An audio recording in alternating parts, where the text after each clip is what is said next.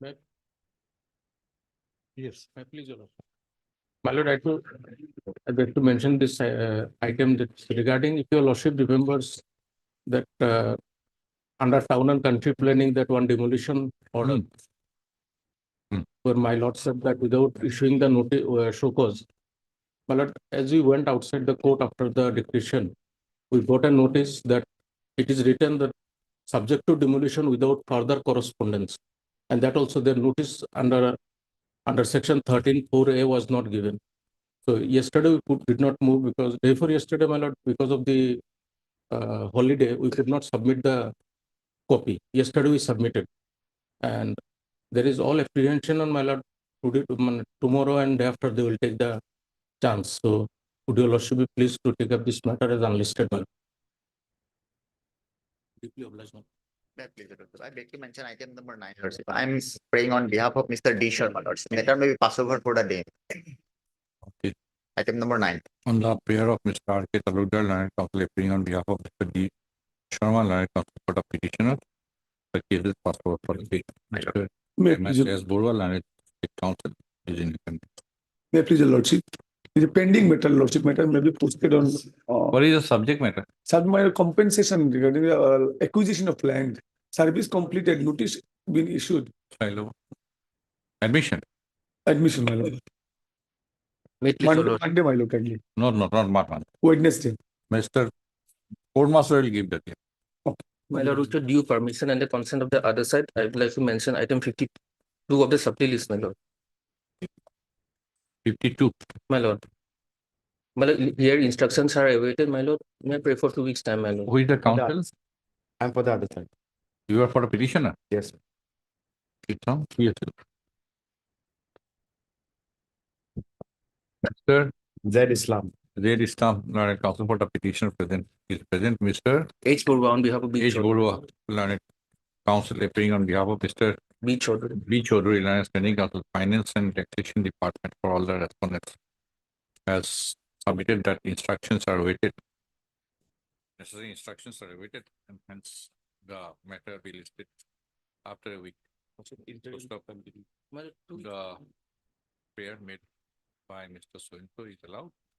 Place the case after a week in the motion column. The interim order passed earlier shall continue till Please, Your Lordship. First of all, I beg to mention item number 30, Your Lordship. I have informed to the other side, Your Lordship. My senior suddenly tell. 30. Lordship.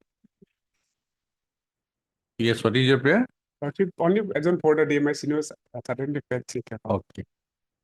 Mr. L. Mohan, Learned Counsel for the petitioner, has paid for listing of the case after a week.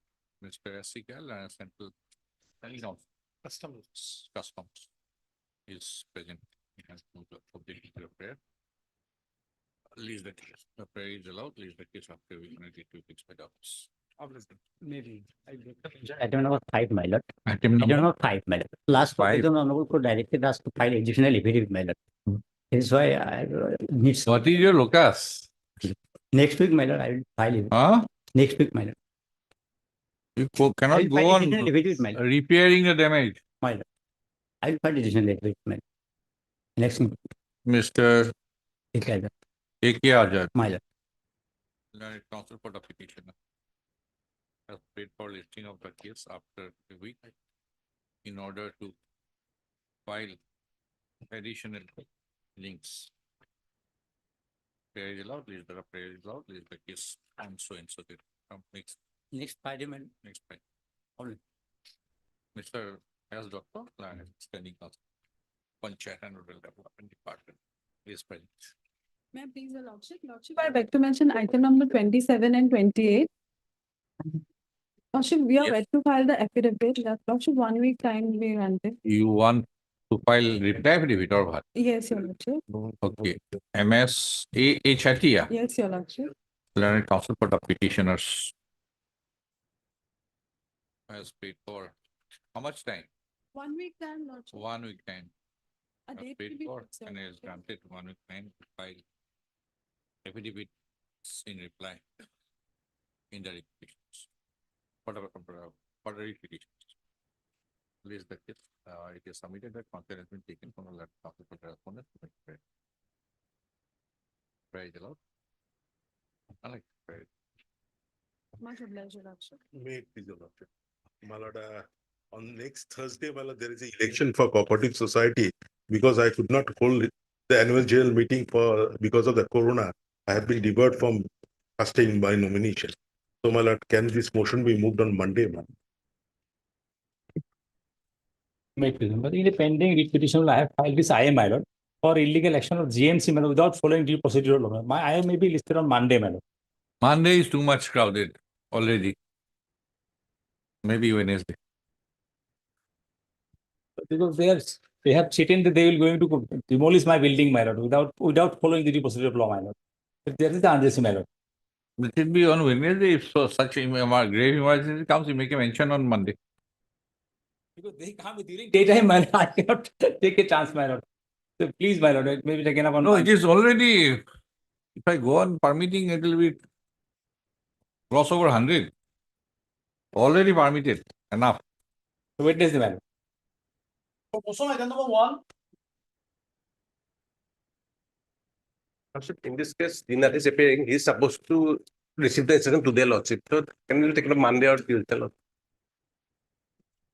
Mr. MH Soikia, Lordship. MH Soikia. Soikia, Learned Counsel for the Petitioners is present. Mr. N. Goswami, Learned Junior Government Advocate, Assam, has submitted that the instructions or necessary instructions will be received during the course of the day. He has thus paid for listing of the kids on Wednesday. Release the case accordingly on Wednesday. Day to day. 7.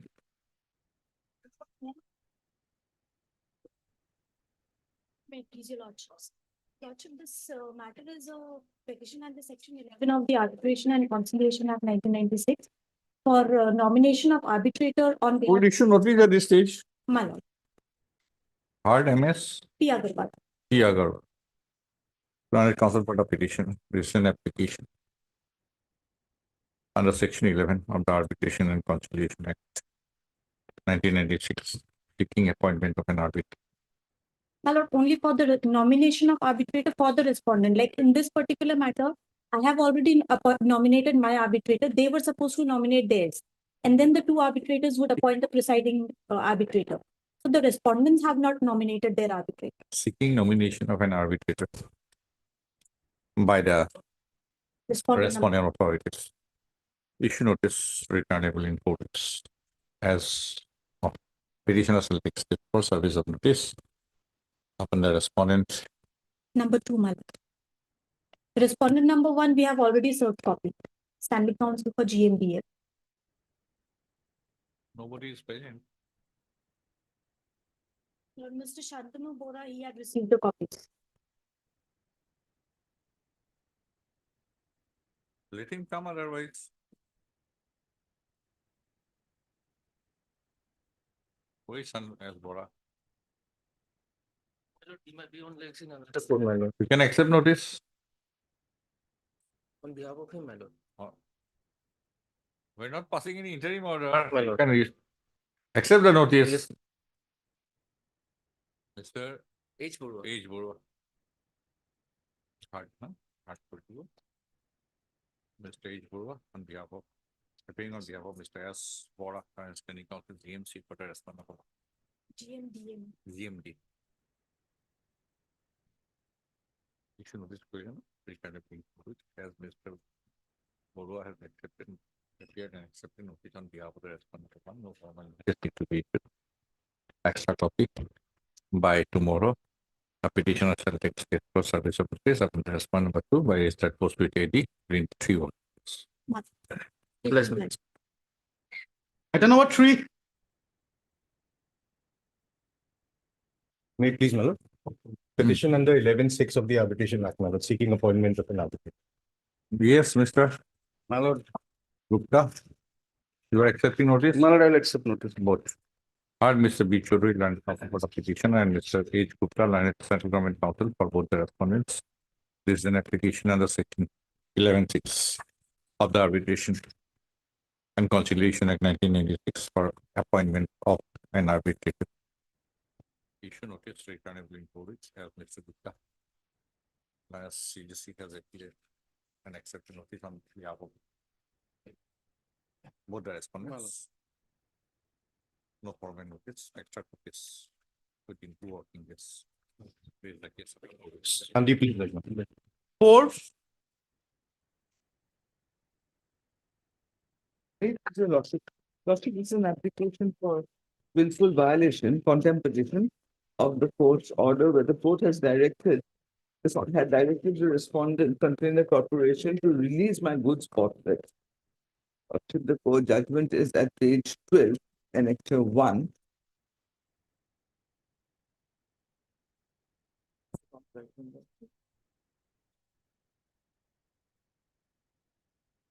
Okay, release the goods. Release the goods forthwith. Part MS M Hazarika, and senior counsel, registered by MS S Nawar, learned counsel for the petition. This is an application under section 12 of the Content of Courts Act 1971, read with article 215 of the Constitution of India.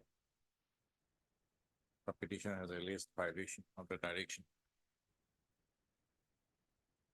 made in the order dated, made in the judgment and order dated 14/11/2023, passed in the petition, WPC number 1974/2020. Wherein, as per the judgment, by the judgment and order dated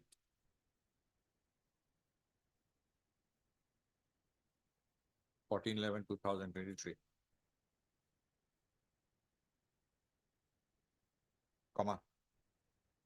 the respondent authorities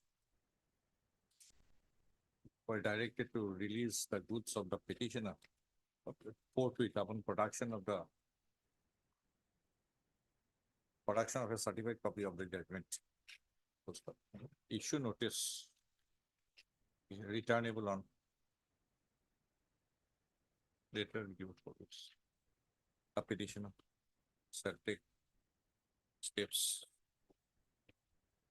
for service of notice upon the respondent by registered post with AD within 2 working days. Returnable.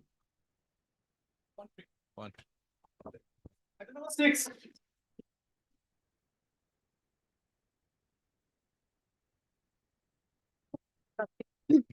Matter is eviction matter, Lordship, already evicted from the plot.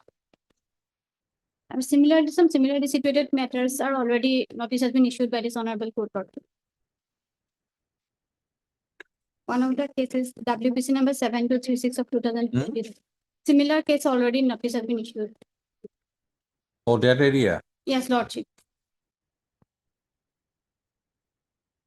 Yeah, 5%, sir. Whether these petitioners earlier approached this court? No, Lordship. The first time they approached and without serving notice, they are evicted. Yes. Respondents. Petitioners are already evicted, Lordship. Yes, Lordship. And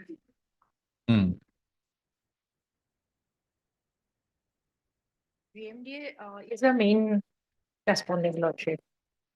The eviction done by GMDA, Lordship.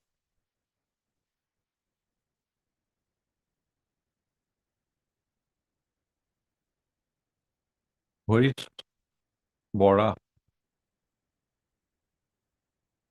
Hard. MS. B. B. Talukder. Learned counsel for the petition. MS G. Hazarika. Learned standing counsel for the revenue department. For the respondent number 1. One, Lordship. MS S. Bolwa. Learned junior government of Assam for the respondent number 2, 4. And anybody? GMDA is there, Lordship.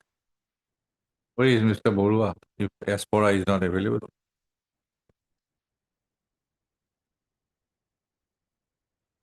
Aspora is in court too. Let him come then. Otherwise, process will be delayed again. Lordship. Item 7.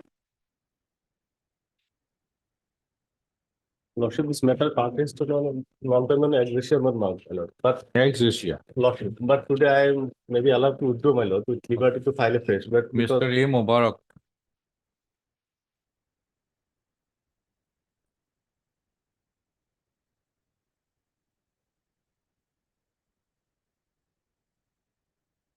there is a typographical error, my lord.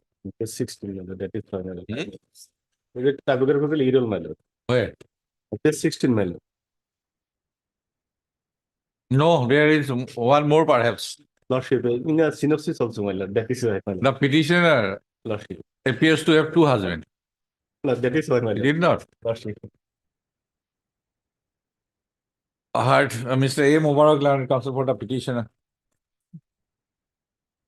has submitted that the petitioner wants to withdraw the writ petition with the liberty to file a fresh post of MS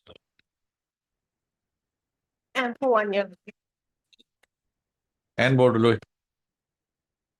Learned Standing Council, Revenue and Disaster Management Department for respondent number 1, H. Borua, Learned Council, representing Mr. B. Gogoi, Learned Standing Council, Finance Department for respondent number 2, S. Borua, Learned Junior Government Book and Assam for respondent number 3 to 7 are present.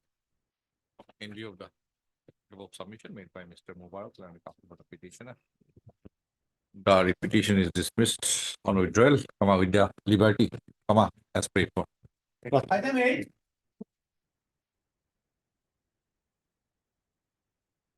Please, your lordship, this repetition Yes, madam. for non-consideration of the petition. This repetition is filed for non-consideration of the petition and representation seeking compensation. Can you be in a respect bit louder?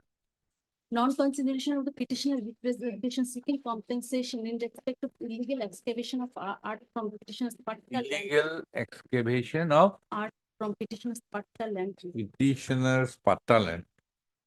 What is your land? My land measuring 1 bigger covered. Patta land. Patta Yes. land. 1 bigha. Yes. What is your grievance? Because I have. Any representation? Yes. Let us see. Page number You 47. have approached earlier or what? Yes, I have approached because without giving any notice to me. Let us see what was the result in your earlier approach. Page number 45, my lord.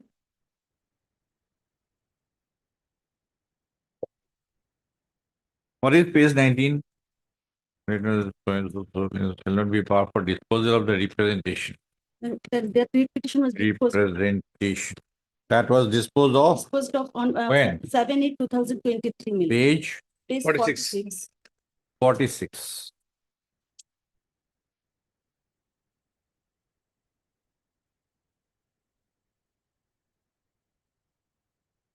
Come to page 43. What is this? Joint verification. What it? To request the subsequent fact to request to contact a joint survey along with town Patan and Madrid local people of the Lukura Kunia town. From when verified a land of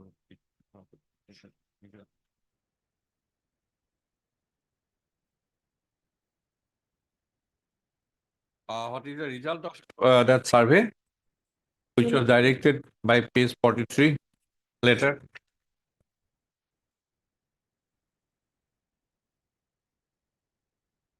There was nothing was written, my lord. Nothing was. Nothing. Constant repetition.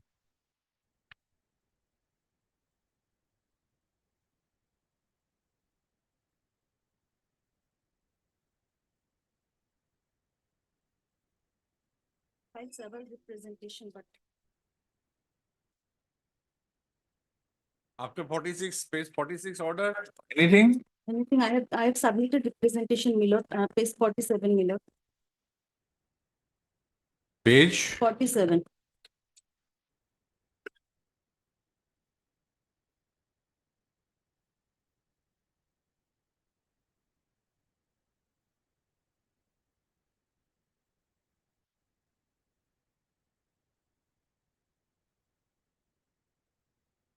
Base 47 representation. Thereafter also I filed another 2-3 representation, 52 page 52. Reason given, but during the penitentiary or in the month of January. Permission is given illegally under the government. Okay, they have installed GeoVex No, in your Pataland.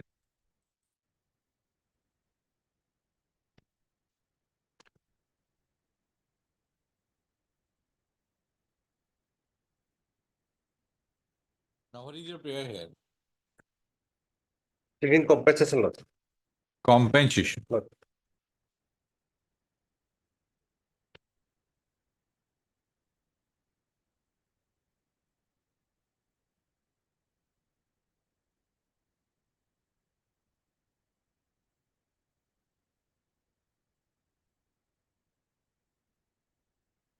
The petition. Hart MS. Roy. S. Roy, Planning Council for the petition.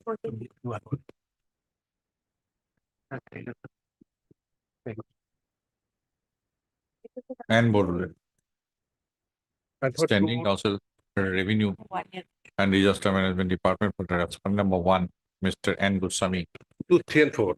Planning Government for Assam for the respondent number 2, 3, and 4, and MSR. RD. Number 5, Your Lordship. Planning Council appearing for your Standing Council No, Your Lordship, you have appearing for whom? I am done. Agriculture. Oh, Appearing for. Water Resource. Okay. RM Das, Planning Standing Council Water Resource Department for the respondent number 5. Yeah. Anybody agriculture? Yes, Mr. Burua, agriculture. Agriculture, Mr. B. Chaudhary. Hello. H. Burua, Land Council representing Mr. B. Chaudhary, Land Standing Council Agriculture Department for the respondent number 6. So the petition has claimed that he is the owner of a plot of land measuring 1 bigha, covered by Dag number 69 and periodic pattern number 10, situated village Boroti Chutgaon, Molja Romoria, Sabor Revenue Cycle District.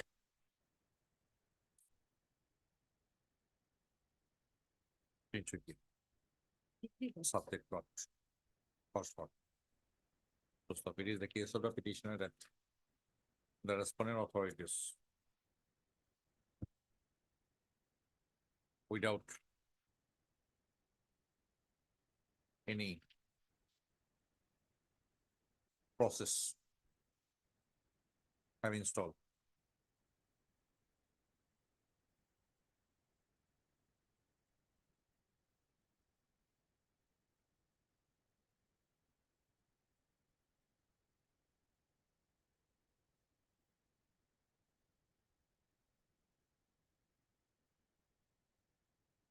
GeoVex, more particularly, the respondent of 5, including the respondent of 5, have installed GeoVex in the subject plot without due notice and any initiating any process.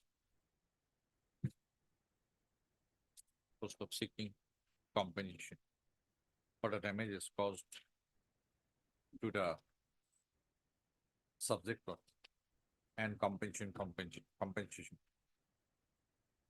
for acquisition, illegal acquisition. The petition has prepared the understanding acquisition as so and so appeared accepted. Issue notice, returnable for weeks as so and so has appeared accepted. No formal notice, extra copies within 2 working days.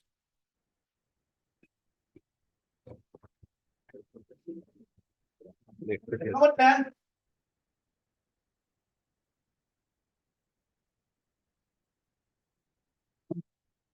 Maybe lost, my lord. Here the case, my lord, respondent number 6 with the absolute owner of the land, my lord.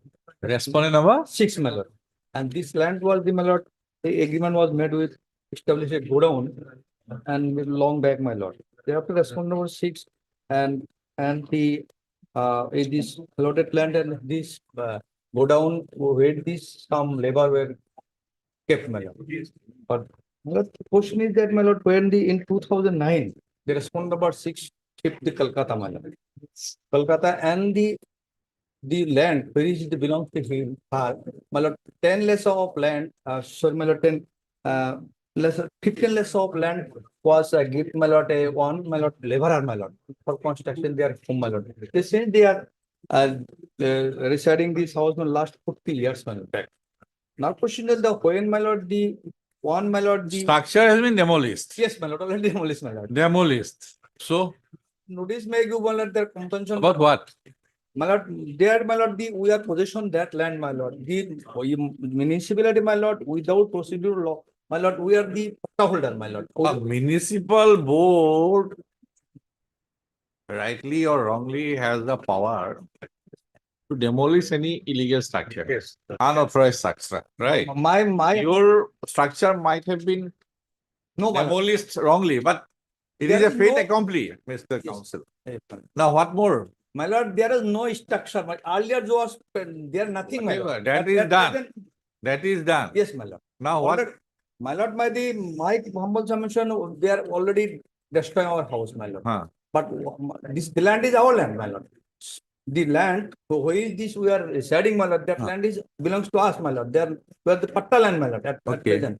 Huh. Now, my lord, question that, my lord, already demolished, my lord, their compensation, that they are still may be living, my lord. So at this stage, my lord, notice may be go and the report, my lord, place. For what? My lord, regarding their land, my lord, who is the land? Regarding the land, Yes, my lord. we are not here to decide land dispute, Mr. Council. My lord, We are not here to decide the land My lord- dispute in a lead proceeding. my lord, their demolition, my lord, part, my lord, compensation part, my lord. Why not seek compensation? We'll calculate your building compensation. My lord, they are only the, my lord. Mr. notice- Council, Yes, if ma'am. already demolished. Really, building or structure Yes, my lord. existing on that land has already been demolished. If you are seeking compensation, Compensation has that is also- different thing, but we can only examine whether they have violated the law or not. Yes, my lord, That's that all. notice. But so far land is concerned, Then all the we'll strictly observe that this is not a case of land dispute. We are not deciding the land dispute. Because you claim ownership of a plot of land. Yes, my lord. And At that the is- same time, the private respondent is claiming ownership. Right? My lord, And nobody, circle officer or deputy commissioner, has issued any notice to you. municipality issue my notice, my lord. Municipality is entitled to decide about the structure, authorized or not authorized. Am I clear? My lord, the land who is my belongs, my lord, the kindly see, my lord. We are not here, Mr. Ali, to decide land dispute between two private individuals. My lord, Let us see your pair. my lord, kindly see, my lord. Page Yes, 17. 17, page 19, my lord. 18, my lord. Restore possession.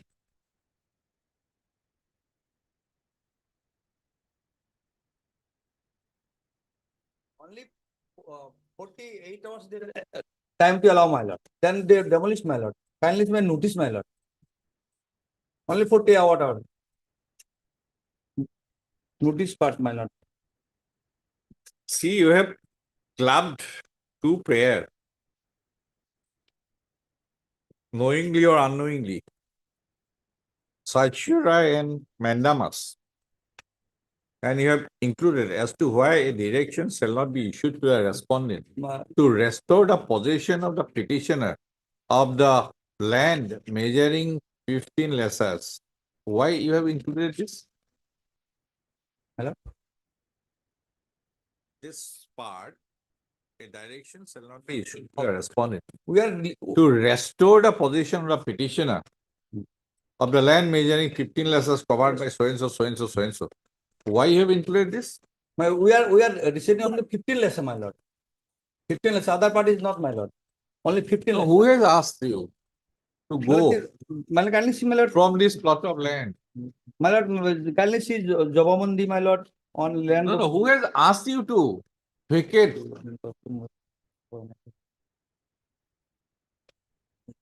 Municipal. Who has asked you to vacate from the land? Municipality, Lordship. Who? Let us see. Yes, Lordship. Number 30. 31 continue. No, Lordship, page number first, page 31. 31.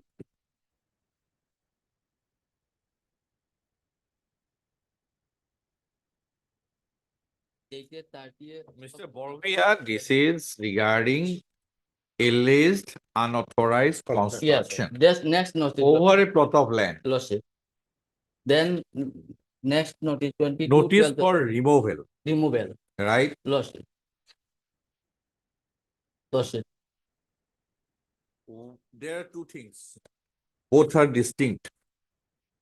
One is removal of alleged unauthorized Yes. construction, There. which is within the jurisdiction, might be within the jurisdiction of the municipal board, Lost. right? Yes. And so far as if you claim it is a patta land, Lordship. Yes.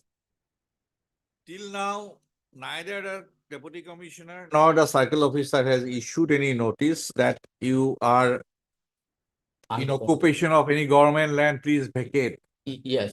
under Rule 18. Yes. No cause of action has arisen. But there. Please, Lordship. removal of unauthorized construction is one thing. Direction to vacate from the plot of land is other thing. Unauthorized construction is maybe within the jurisdiction of the municipal board. If you are staying in a government plot of land, No. it might be within the jurisdiction of the deputy commissioner or circle officer to vacate. No. Here you are claiming that you are occupying patta land Yes. Yes. and it is your own Yes. and it is the private respondent Yes. who is trying to dispossess you. Lordship. For that purpose, you have to go to the civil court. Don't Already clap all these I prayers. filed. No, no, no. This is a clever case of clever draft. Lordship. I will not No, permit. I filed an. I am not appeal. going to permit you. Lordship, please. Your Lordship, Mixing please two to bear- prayers, Lordship. one hidden under the another, no. Absolutely Lordship, not. please bear me. I filed appeal. Even within. That is regarding, Mr. Borbhuian, that is regarding unauthorized construction. Am I clear? Lordship. Demolition. In spite Okay. of that. Illegal demolition, seeking compensation. Okay. Lordship. Okay. That can be examined. Lordship. But with the said prayer, come to your page 18.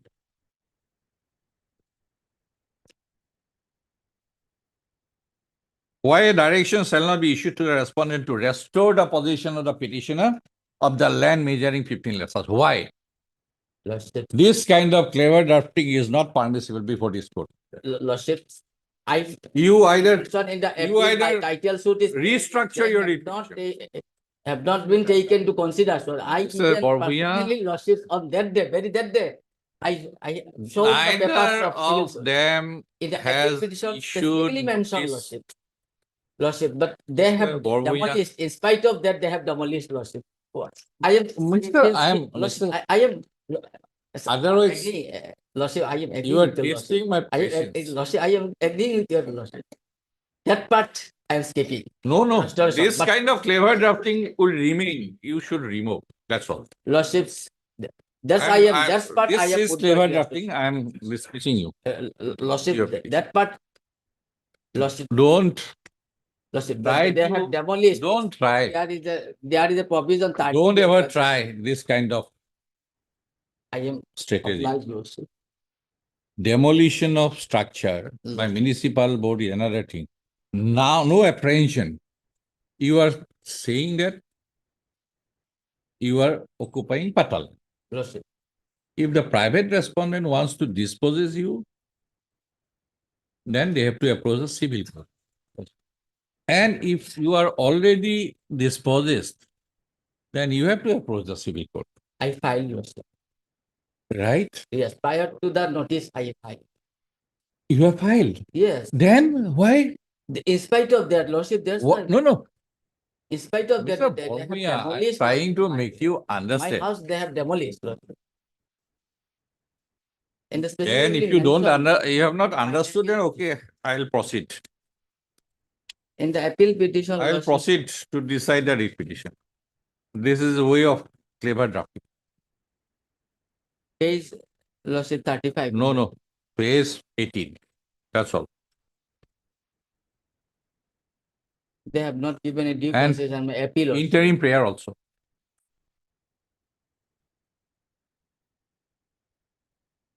We are not here, Mr. Bhargava, regarding Patta land and dispute between two private parties. Am I clear? We are in public law remedy, not in private.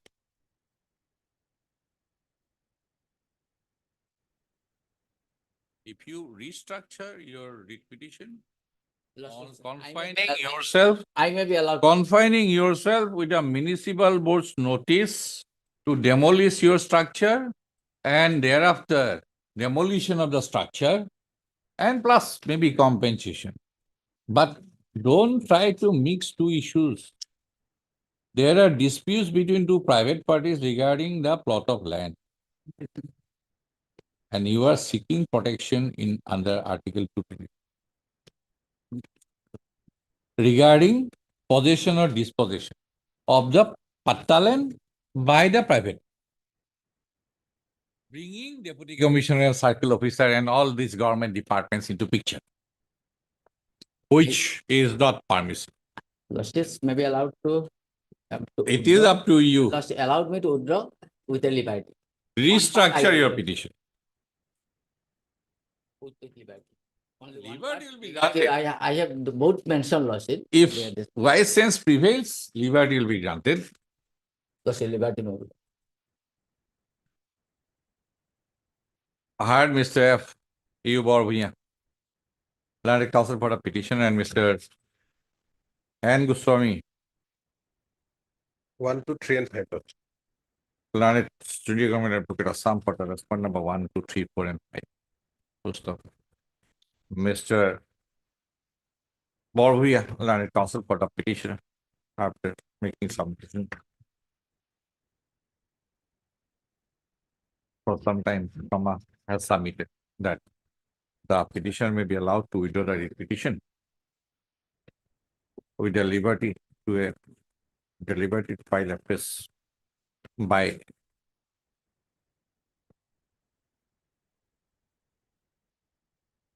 confining the prayer to the matter of demolition, alleged illegal demolition of the structure by the municipal board authorities.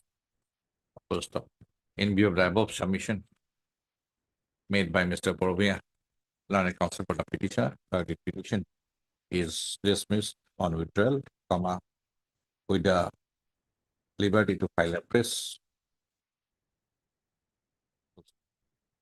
as indicated.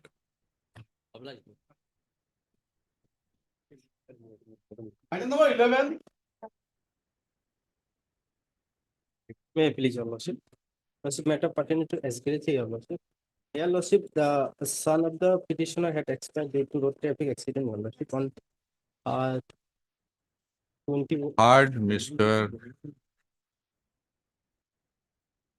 SI.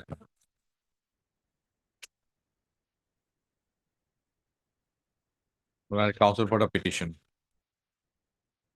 And board of it.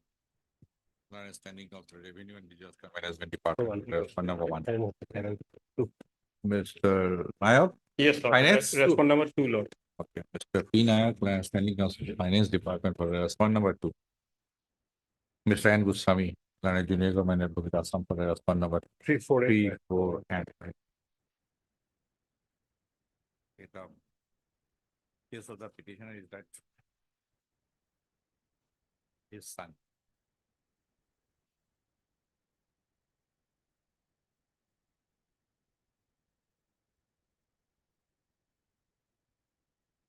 What is the name? Jamal Khan. Met with a road traffic accident on 21/7/2021. at a public place. And thereafter, succumb to the injuries on 23/7/2021.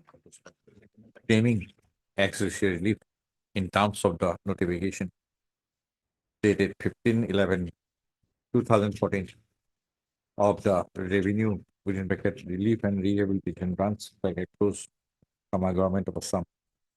The petitioner has prepared the necessary petition issue notice returnable in 4 weeks as so and so has appeared and accepted notice on behalf of so and so.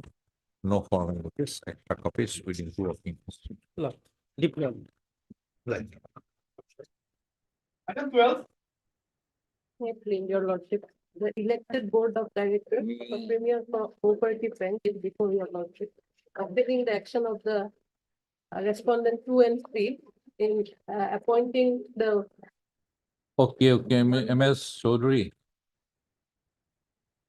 That's Silpuri, yes, lordship. not by me. Not by me. Please, case before any other events without me. I may pray for a date of that. I cannot now. Item number 13.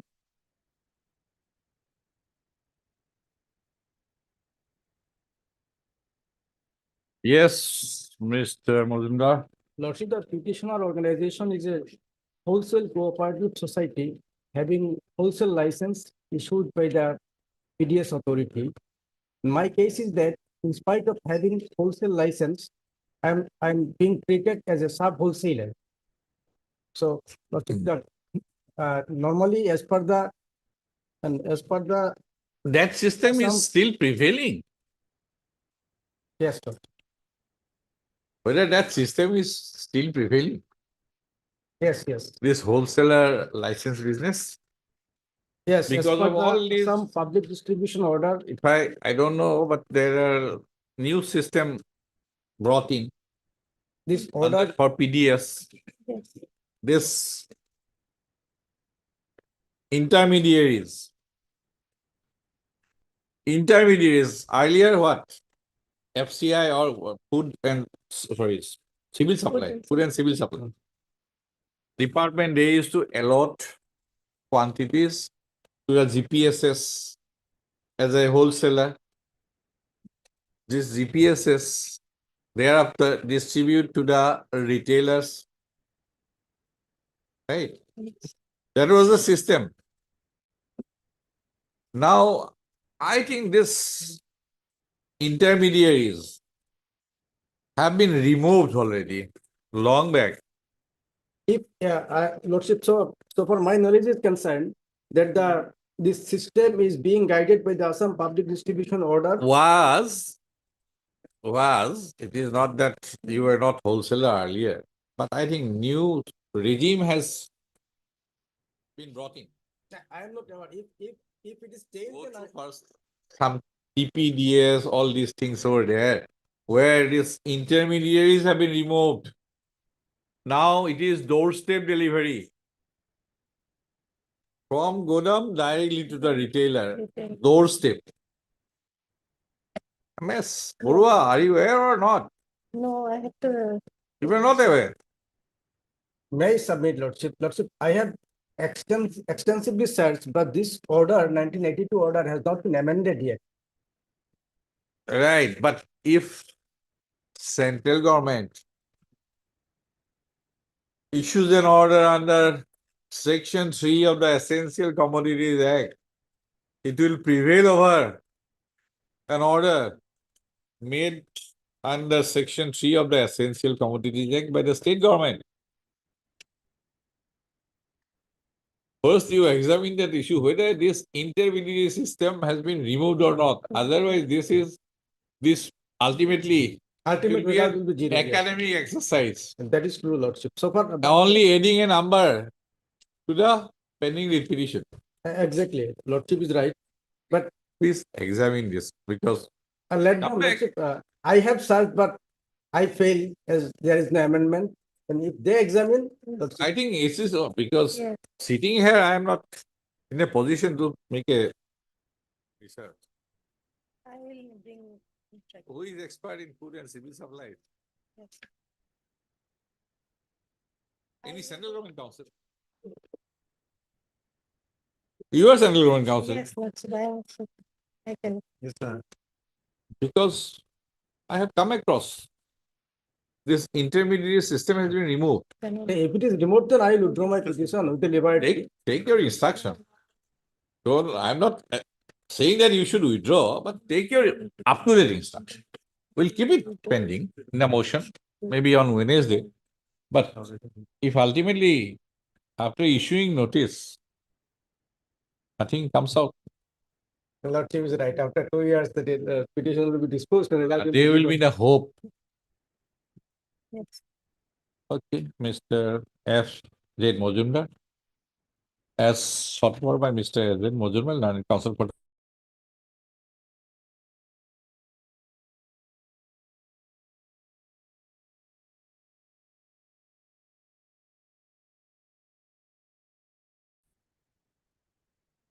in the public distribution system, intermediaries are like the petitioner, are still in existence. The system of intermediaries, like the petitioner society caring, are still in vogue. Wednesday question. Lordship, they will be in a better position to get the notification. Both have been asked. Yes, Lordship, I will. Both have been asked I by have this tried order. My level best, but I could not. do Find this. out. There is some system, TPDS or something like that, whereby this intermediary system has been withdrawn, maybe. Because earlier the system was that from Food and Civil Supplies Department makes an allotment order. This kind of Mr. Talukdar, your societies. I'm not getting my, in fact, I could not follow. No, Food and Civil Supplies Department makes allotment of this PDS License. commodities. Commodity. And the earlier this cooperative societies, GPSS, Yeah. used to leave the quantities from the FCI godowns, Yeah. right? After and thereafter they keep it in their godowns. Right. And thereafter there are many Yes. retailer license. Yes, PDS shops. Licenses, Yes. PDS shops. Yes. These societies used to distribute. Ah. They used to collect transportation charge Ah. and per quintal charge. Correct. Right?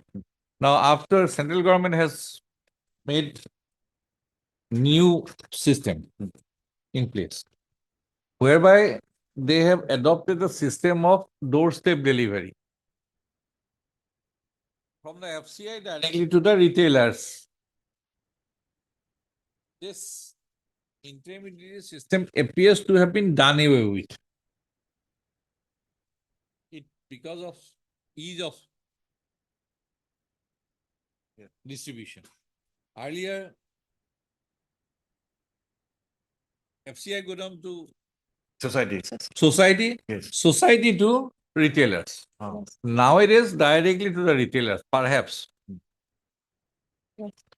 That information I don't have, but so far as I know, that is still continuing, but that's. I have dealt with many cases also, that is why. Correct, correct. In the meantime, doorstep delivery, intermediaries out by the central government. Food Security Act.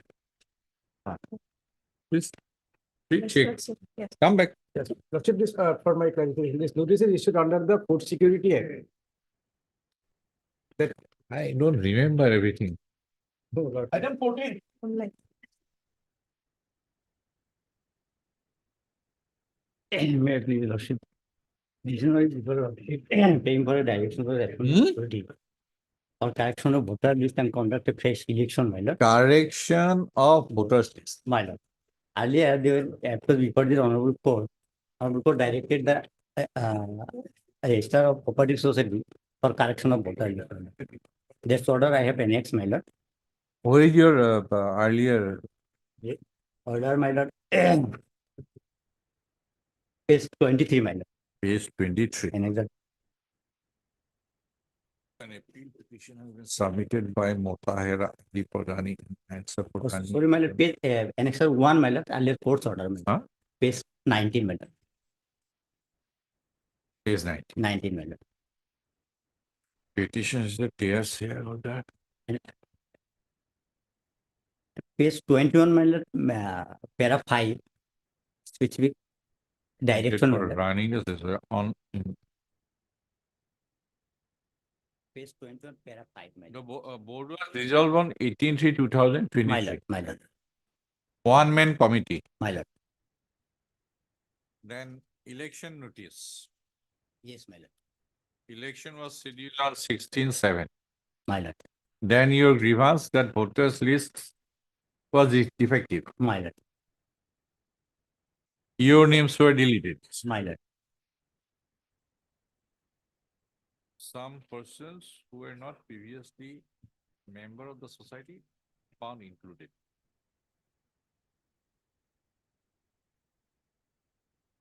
Reporter is, okay, an appeal was preferred. My lord. So That should be registrar filed was directed to dispose of the appeal. My lord, Okay. Come to page 24. 24, my lord. This is the direction of the registrar to ARCS, correct the voter list. Attended by so.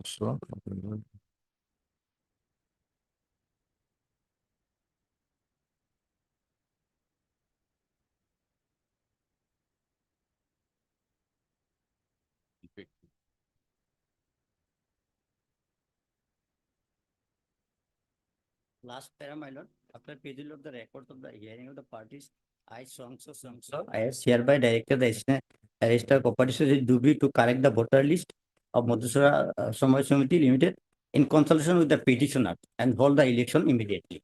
Thereafter, my lord, they form a committee, my lord, that is page 26, my lord. Annexure 3, my lord. Zoning officers. Then ARCS form a committee, my lord, page 26, my lord. 5 member. My lord. Okay. Next page, my lord, page 27. That One man 7/12/2023. one man committee and secretary, they prepared a draft voter list, my lord. This is the notice. Okay, my lord. draft voter list and The it was published on 7/12/2023. My lord. Against draft voter list, we have And filed objection. applications were invited My lord, for correction. my lord. Then we have filed objection, my lord, that is page 29, my lord. Page 29. Against draft voter list, my lord. 31, original, my lord. This translated copy.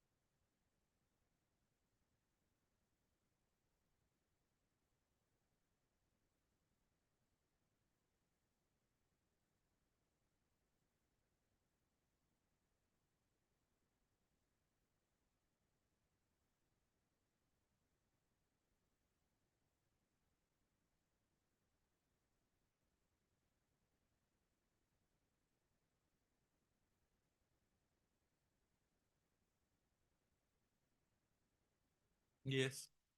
Then, my lord, page 36, my lord, annexure 6. The one man committee and secretary, my lord, published a notice saying that the draft voter list have been accepted as final voter list. Thereafter, I have filed appeal before registrar of property society, my lord, that is page 38, my lord. Annexure 7, my lord. Page 31 is repeated here. My lord, Ditto. Same. Page 31 and 40 is almost same. my lord. Is it not? Almost. These are executive. Allegations are same. Yes, my lord.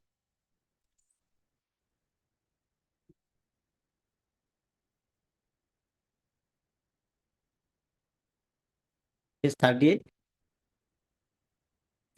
Appeal before registrar, my lord. Yes. During the pendency of this appeal, my lord, they accepted the draft voter list, final voter list, and ARCS as appropriate. That is page, I think, Page 37 or 36. 36. 36? 36? 36, my lord. Yes. Final. Final. I have prepared appeal before registrar. Then my lord, lordship will file page 44. Defective voter list. Now, first come to page 31. Right. Which was before the society or the one-man executive committee or whatever. My lord. And also compare it with 40. I am looking into the particular. Page 40. Yes, my lord. Whether in page 31 or page 40. You have made any specific allegation? Page 40, my lord. Page 40 or 31, both almost same. Same, my lord. First complaint is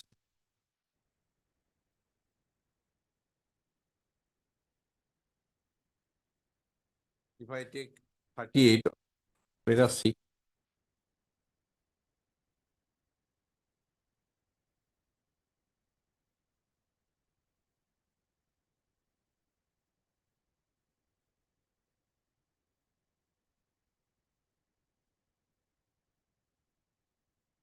Before preparing a voter list, if some person raise objection. Some person raise objection. They are the shareholder, my lord. Right. Page 38. My lord. Before preparing the sixth line from bottom. Before preparing the voter list by the authorized officer, some person raised objection My lord. with proof. Right. It appears that you raised objection by page 29. Is it not?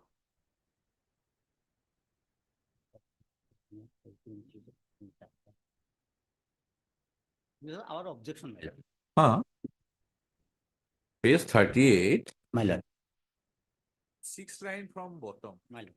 Please read. Before preparing the voter The list. voter list by authorized officer, with some person raise objection with proof against some person whose name have been included against the others registration number.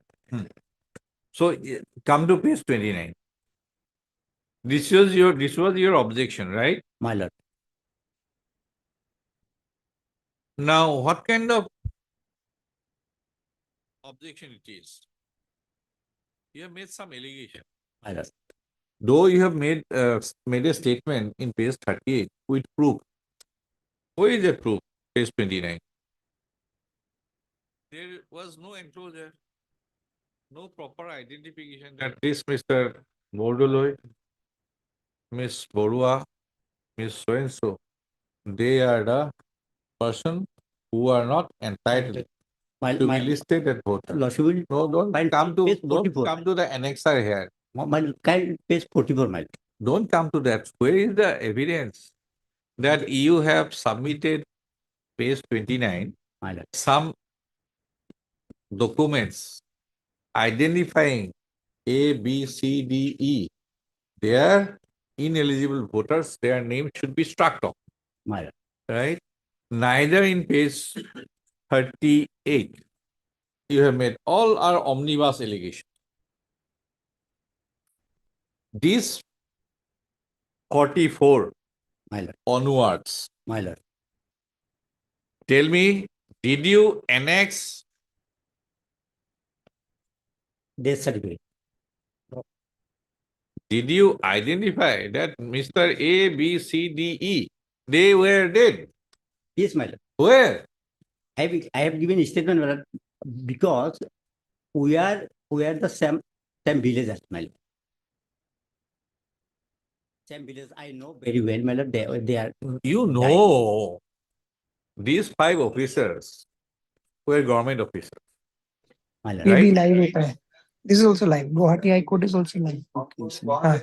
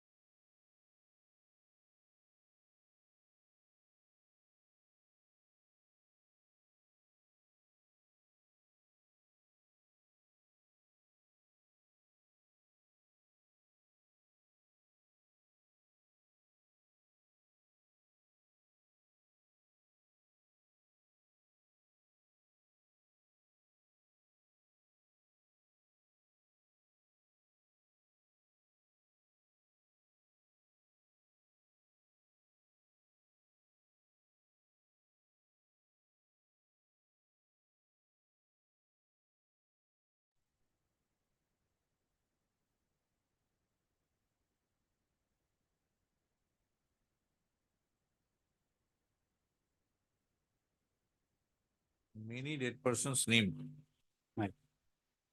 have been included in the voters list. Issue notice, returnable also. As Mr. Bordolo has appeared and accepted notice on behalf of respondent number 126, no formal notice, extra copies. By tomorrow, the petitioner shall take place for service of notice upon the respondent number 7 by registered post with KD.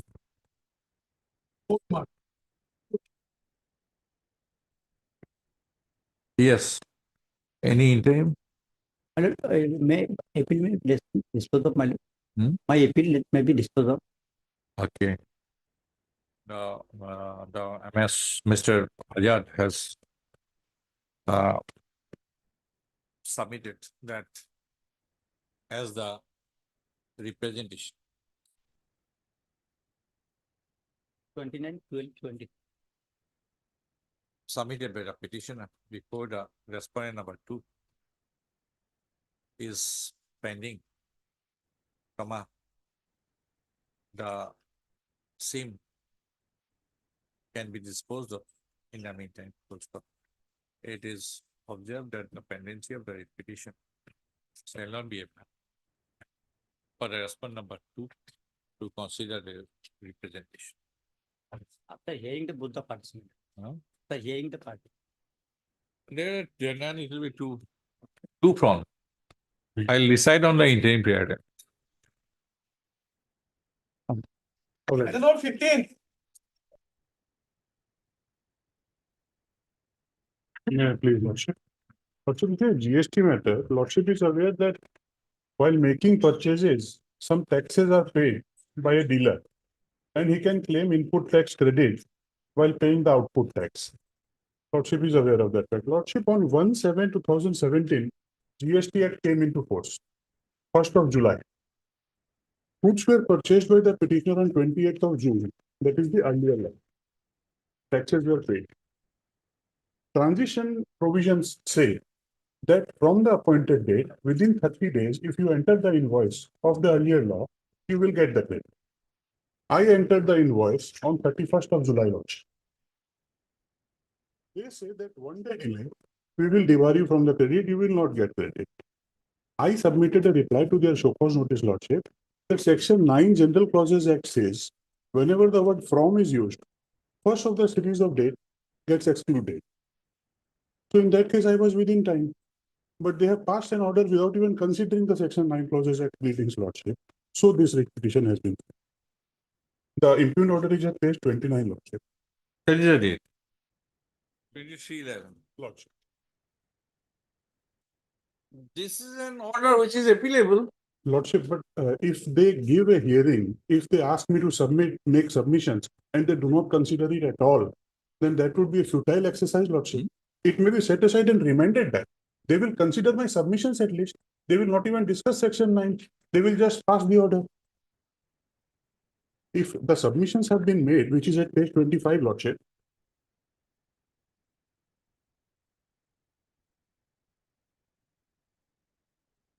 They give a hearing, but they do not consider anything in the order. That is not the order. The written reply to show cause notice is at page 24, Lordship, and the relevant part is at page 27. B.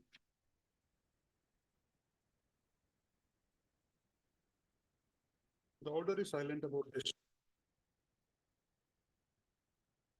They keep on creating demands, Lordship.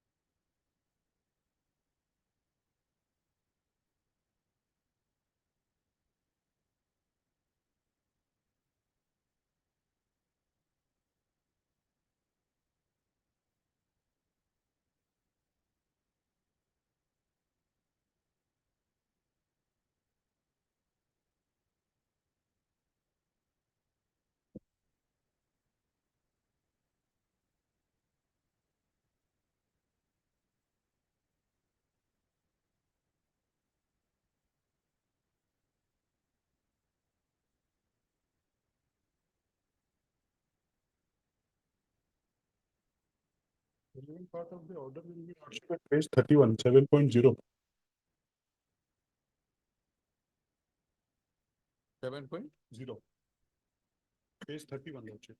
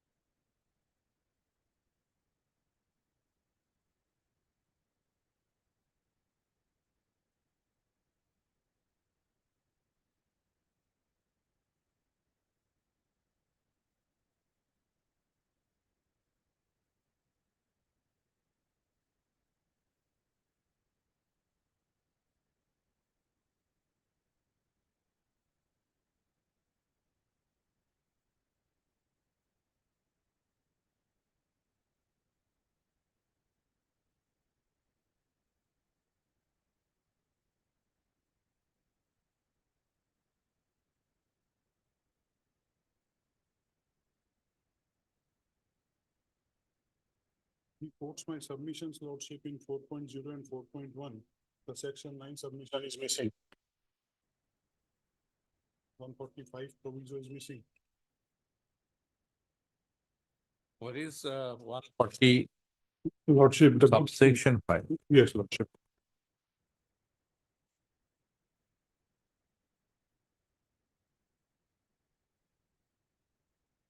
If I may please read, lordship.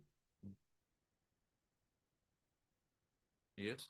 A registered person shall be entitled to take in his electronic credit ledger credit of eligible duties and taxes in respect of inputs or input services received on or after the appointed date, but the duty or tax in respect of which has been paid by the supplier under the existing law within such time and in such manner as may be prescribed, subject to the condition that the invoice or any other duty or tax paying document of the same was recorded in the books of account of such person within a period of 30 days from the appointed date.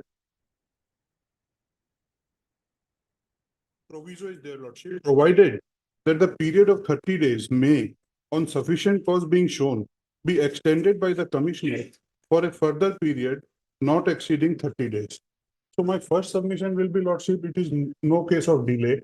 I am within time. Second will be that proviso still entitles me, and I have made my submission that my reply may be considered as prayer for extension. Yes, Mr. Kyle. Lordship, has seen the impugn order. Lordship. First submission regarding appeal lies against the. Appeal lies. And then Lordship, But suppose misconstrued a legal provision, maybe. here, Lordship, please to see paragraph 7. Page 30, page 31.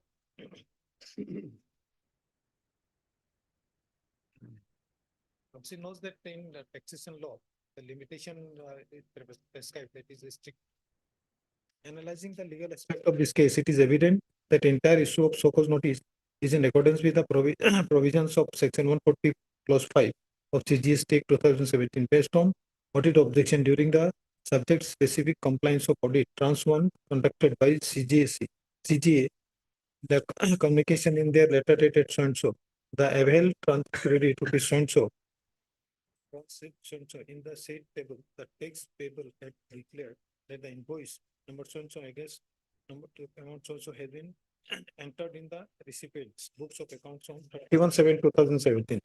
This is in contravention of section 145 of the Act, which emphasizes on recording the said invoice in the books of account a period of 30 days from the date of the appointed date. The notice did not accept the mistake and claimed that the credit availed in table 7B is that unavailed credit, the delay in receipt of the goods dispatched by the supplier on 28/8/2017 and was due to breakdown of vehicle in transit, due to which the transshipment of the goods had been done on done on the way. That was there was no fault of the recipient in this regard. The question is regarding first appointed day. It is 28/8/2017. One is appointed day. Supplier the delay, the received goods dispatched by the supplier on 28/8/2017.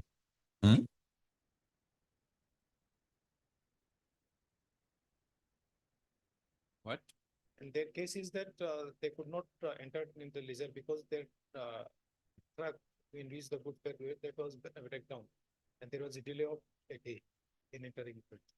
Understand, Lordship of Viso, probably they have not applied for extension. Their case is that there is no delay. They're stick on the Question is appointed day and 30 days. Appointed day is 1/7. yes, Lord. Statutory provision is 30 days. Yes. From the appointed day, within. They have to Within enter or from? Within from the appointed day. within Within, Within 30 days from the appointed day. from the appointed day, from the appointed, from. there is a delay of 1 day. Now, what is section 9? That is a central legislation. Unless there is a special provision in the GST Act. Yeah. How to count. Lordship, probably in case of taxation law, I think it will not be. Show me. We are making a submission, will not do. No, that Dilip Kumar and company Lordship. Huh? We have to go by the What is Dilip Kumar? that says that in taxation law, if an exemption is claimed, that is to be strictly as per the section, the wording of the sections. As per the wording of the section, we cannot import any word Yes. to dilute that. You need not have to import any word, but what is the interpretation for 30 days? No, regarding Lordship, proviso is there. They could have claimed. When we do not consider the proviso for timing, it is strictly confined to 30 days from the appointed. Lordship, then Lordship, strict language of the section will be coming to. So strict language says what? State that from the appointed day within 30 days from the appointed day. So what is Admittedly, the relevance of the word from, quote unquote, from? Lordship, it goes by From the appointed. 30 days from the appointed. then 30. 30 days from the appointed day means what? 1 day, as far as the general clauses act, it says that it will be excluded. Excluded. Then you count 30 days from 2. Then it will be 31st. Then they cannot Then- question of any delay. 10. No, if we applies this, Show me any other law. That taxation law is different. It will not go by General Clauses Act. they may take on Monday. That is all. Yes, Otherwise, if he has misconstrued a provision of law, no, then then a writ petition is maintainable. yes, Lord. There is no doubt. If that is that, then there is no. Okay, you come out. On Monday, Lord. Lord, permission, may I assist the court, Lord? Date was extended to 31st December, and then Supreme Court extended to 31st October 2022. That's the position. So my learned friend may check this point. It's called Philco judgment of the Supreme Court. Philco. Okay. And also it was extended to 31st December. That is, I think, is that a different provision of law. That is regarding filing of Tran 1 forms. This matter will be different. Lordship. Otherwise, by section 9 also, the On Monday, meaning of the word in statute has been interpreted by the three judge benches of the Supreme Court. From, within, of, in general, if there is not. the words from, within, of, all Yes. these are same. One day is, first day is to be excluded, Last day is to be counted. included. Recently, Lord. Even if there is different words, from, within, of, same thing. Lordship, recently in criminal law under section 167, earlier the law was that the day on which they will produce that will not be included. Now law has been Supreme Court held that on the day when they will arrested, that will be included. That will be related to the liberty That is of an individual. 167. Yes, Lord. No, Lordship, regarding exclusion and Lordship, liberty has protection, Article 21. Liberty of Take the your individual. call. no, even then, Lord. Come. And Monday, Lordship. Lordship, my intent period will also be considered on Monday. No, if it is to be decided on a You can point of close it law, off. why should we keep it Yes, pending? yes, Lordship, it can be disposed of on Monday. Hard, Mr. T. Saraf, Learned Counsel for the petition. And Mr. S.C. Kyle, Standing Counsel GST for the response number 225. 2 to 5. As Burwal Central Government Council for the response number 100. As sought for by the Learned Counsel for the parties. Monday will be difficult. Wednesday. Otherwise, you are within time for appeal. Yes. Even lordship, power lordship can give liberty to them. Lordship, this is a statutory interest. No. I have just asked for. Yes, Lord. In other case, lordship has given extension of. Item number 16. Obliged, Lordship.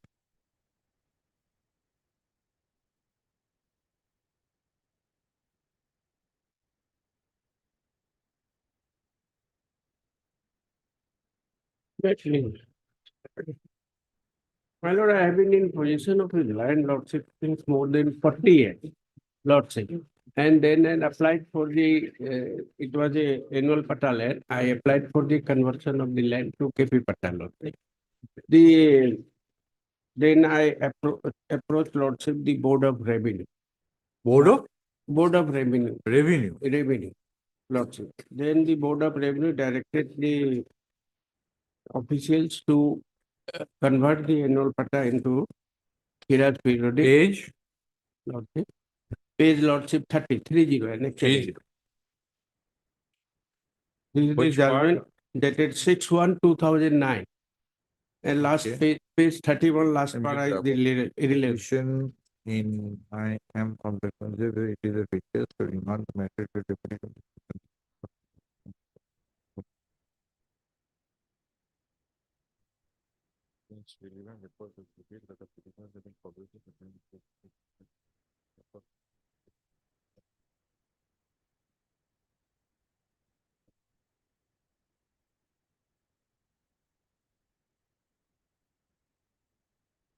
From page 31. Yes, Lord. It appears that the case is of settlement of the land.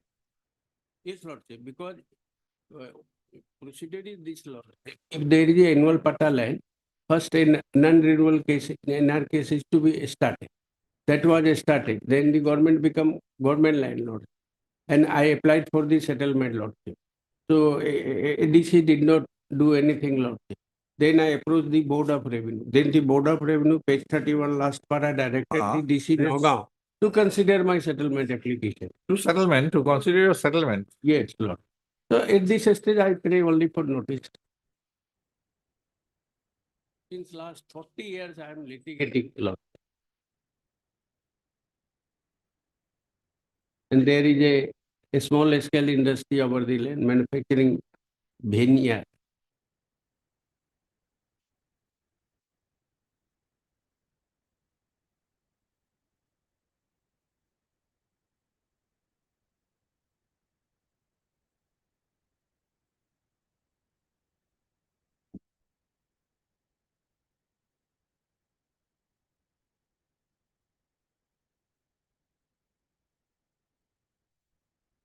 What is the process otherwise?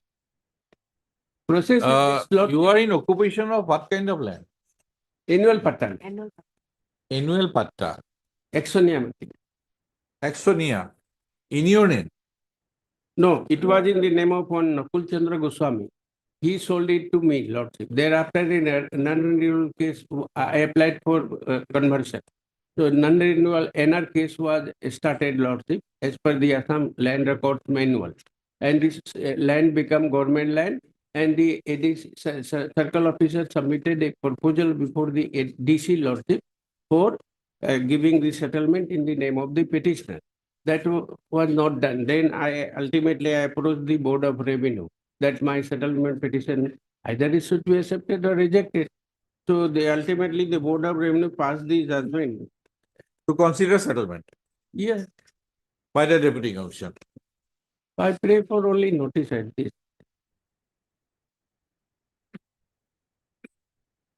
Then what did you do? Since 2009. Lordship, What was your next step? What was your next step? next, Next. I was That order was passed in 2009. 2000 Lordship, there So what did you do in between last 14 years? Yes, yes, Lordship. Your Lordship may come to page 32. This is the no objection certificate which I obtained. You have got a certificate yourself. Yes, yes, Lordship. Now, what about Then your interaction with the authorities? Getting a certificate for your behalf, for no, your benefit is one thing. I was pursuing the matter with the What? government How? diligently, Lordship. How? Lordship, may you please to come, the Approaching the minister. Minister, then Minister. DC, ADC, circle of. Where? Minister, Minister 2019, Your Lordship. that is 2019. 2000. Then Then Lordship, lastly, the matter was referred to Basundhara 2. Basundhara 2, Yes, Lordship, Land Advisory Committee, and the Land Advisory Committee referred it to Basundhara 2. But where is that? But yes, Annexure 13, Lordship, page 41. Submitted. Annexure 13, which one? Which Page number? 1, Lordship, in the Seal number? serial number 16.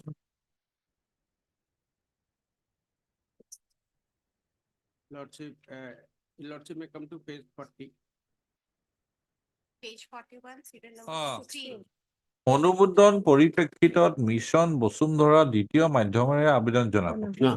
Lordship, in case of the government land, because the land was converted to government land due to NR case, non-renewable case. So Basundhara 2 Lordship scheme does not deal with the government land. This mistake was committed. What is the Basundhara 2 then? Show me. Basundhara 1 phase 1.0, 2.0. What is Basundhara 2.0? it is phase 2 Lordship. Phase 2. What is the phase 2? Phase Show me the scheme. Lordship, if any record, land correction, settlement, everything. What is the scheme? Lordship, no, but not in case of government land.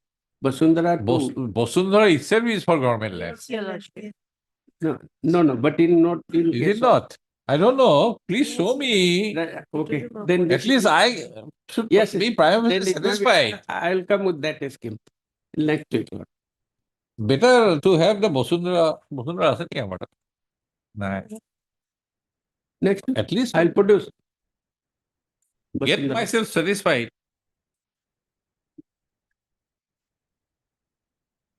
Nobody is disturbing you as on date.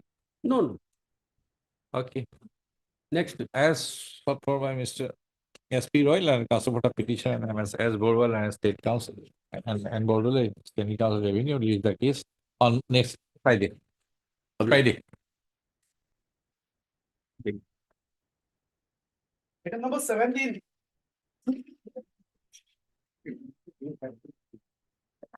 Yes, Lordship, I'm telling the audit page 22, my lord. 22. It has become inoperative by way of law, my lord. Section 83(2), I'm relying upon the CGST Act, my lord. 1 year. 1 year. Yes, my lordship may take up on Wednesday. Probably in the meantime, I'll instruct the department. May have Yes, lordship. Because he, heard Mr. R.S. Mishra, learning counsel for the petitioner, and Mr. S.C. Kyle, learning standing counsel, GST, lordship, CGST, CGST, for the respondent number. lordship 2 to 4. Mr. Das, you appear. Mr. DJ Das, the central government council for the respondent number 1. As sought for by the learned counsel for the party, more particularly Mr. Kyle, the standing counsel GST, to obtain instructions in the matter, release the case on Wednesday.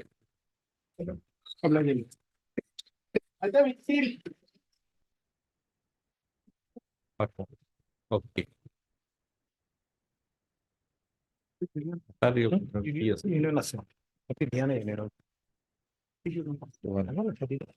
Wait, please, Lordship. Lord, I'm Sujit Ghosh, Senior Counsel appearing for my 11 friends for the petitioner. Lord, in this matter, we How are much challenging. you will take time? I generally rise at 12, so I will rise now, then I'll hear. Seeing the bulkiness of the brief. I shall wait.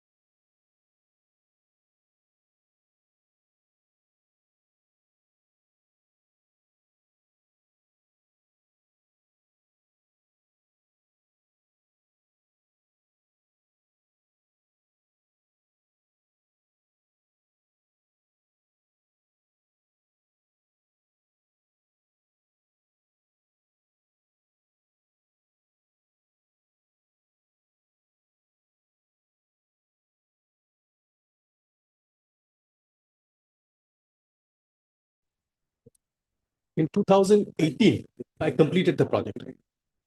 In 2017, GST comes into force, 1st of July. Now, in the 101st Constitutional Amendment, a new body called the GST Council was created, Article 279A.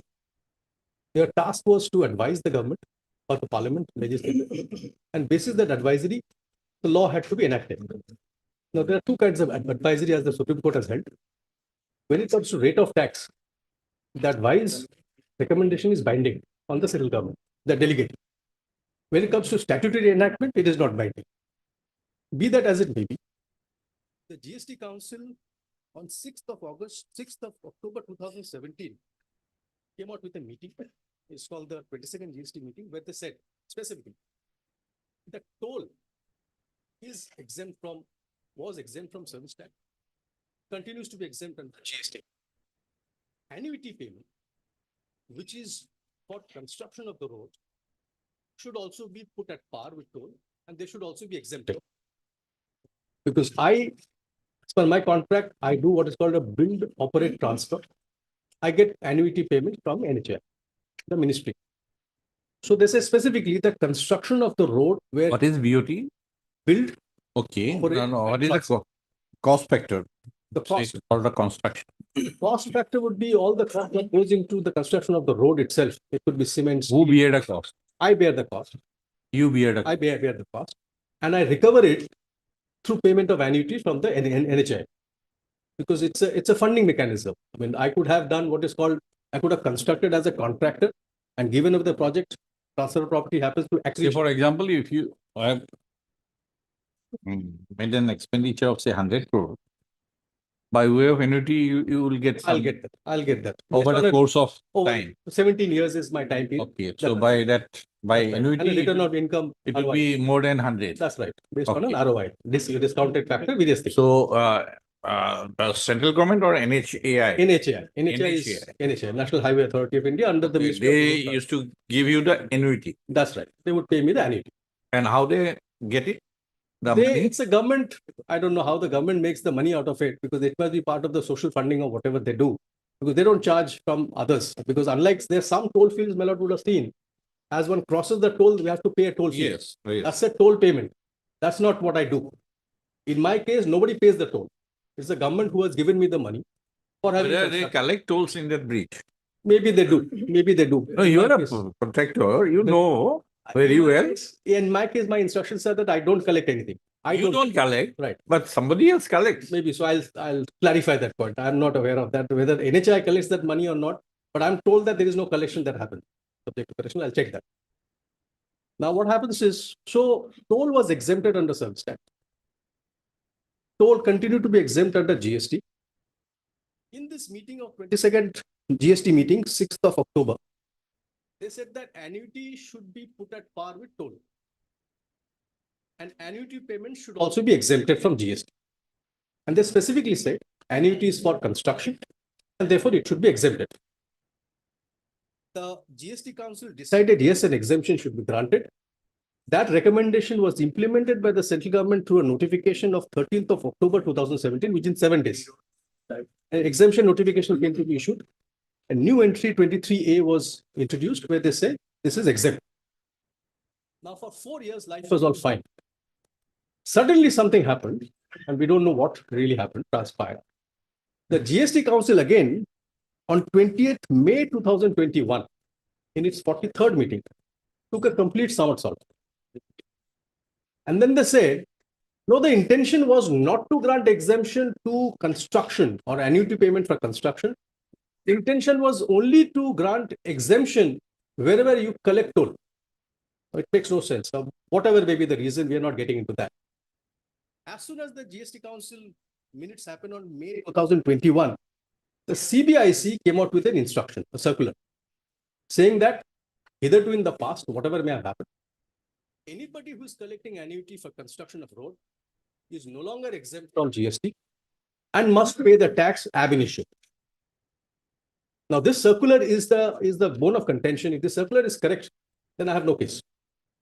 But if the circular is erroneous, then everything falls through. Now, this is erroneous for 2-3 reasons. A lot knows on tax, there's a doctrine of consistency.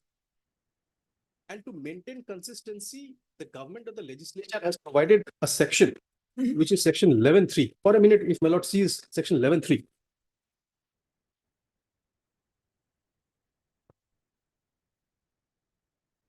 Of the CGST Act will be taken. May I first read 11.1 to put it in context.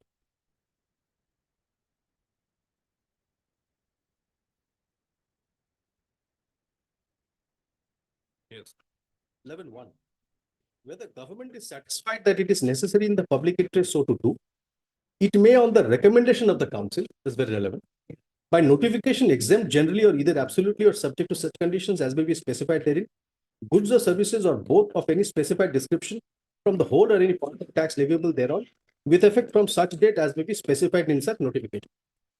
Clause 3 says, the government may, which would be central government may, if it considers necessary or expedient so to do, for the purpose of clarifying the scope or applicability of any notification issued under subclause 1 or order issued under subclause 2, insert an explanation in such notification or order as the case may be by notification at any time within 1 year of issue of the notification under subsection 1 or under subsection 2, and every such explanation shall have effect as if it had always been part of the first such notification or order as the case may be.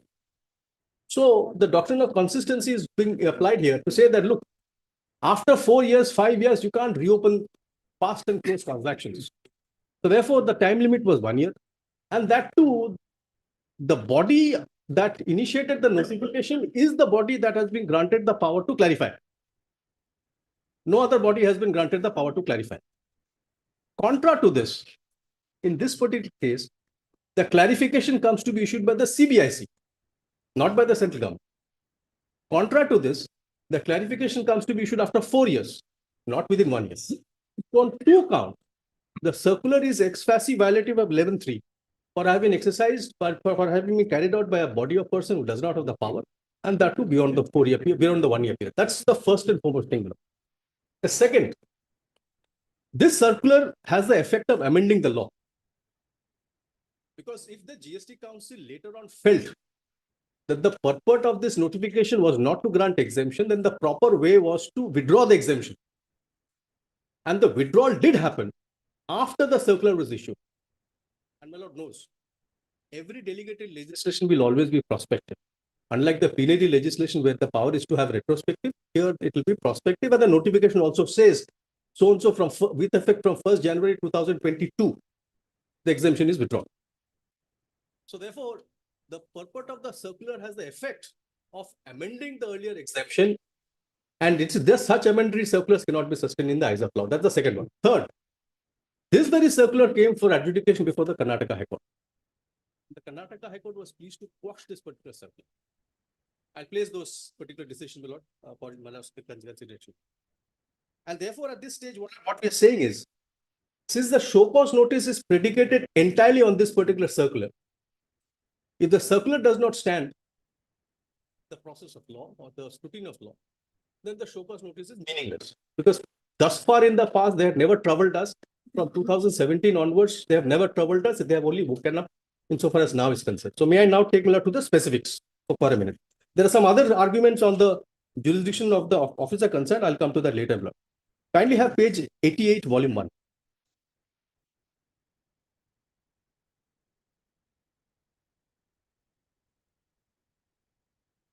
Sorry, 288 volume. No.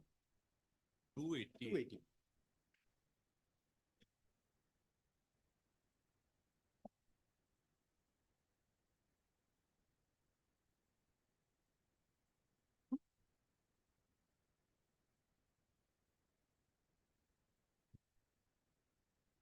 Volume 1 to 288.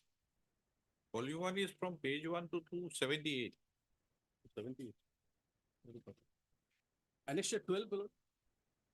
Annexure 12 starts at which page? Annexure 12 starts at 279. That is volume 2. I'm so sorry.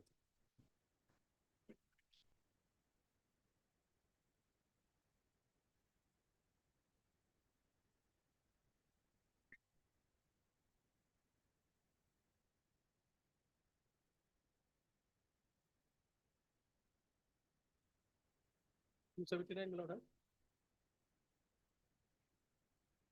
279 is Additional agenda. That's right. Lord. So this is the agenda. The date is significant, 6th of October 2017. At about the same time when GST came into force, 1st of July 2017. My lord, turns to page 288.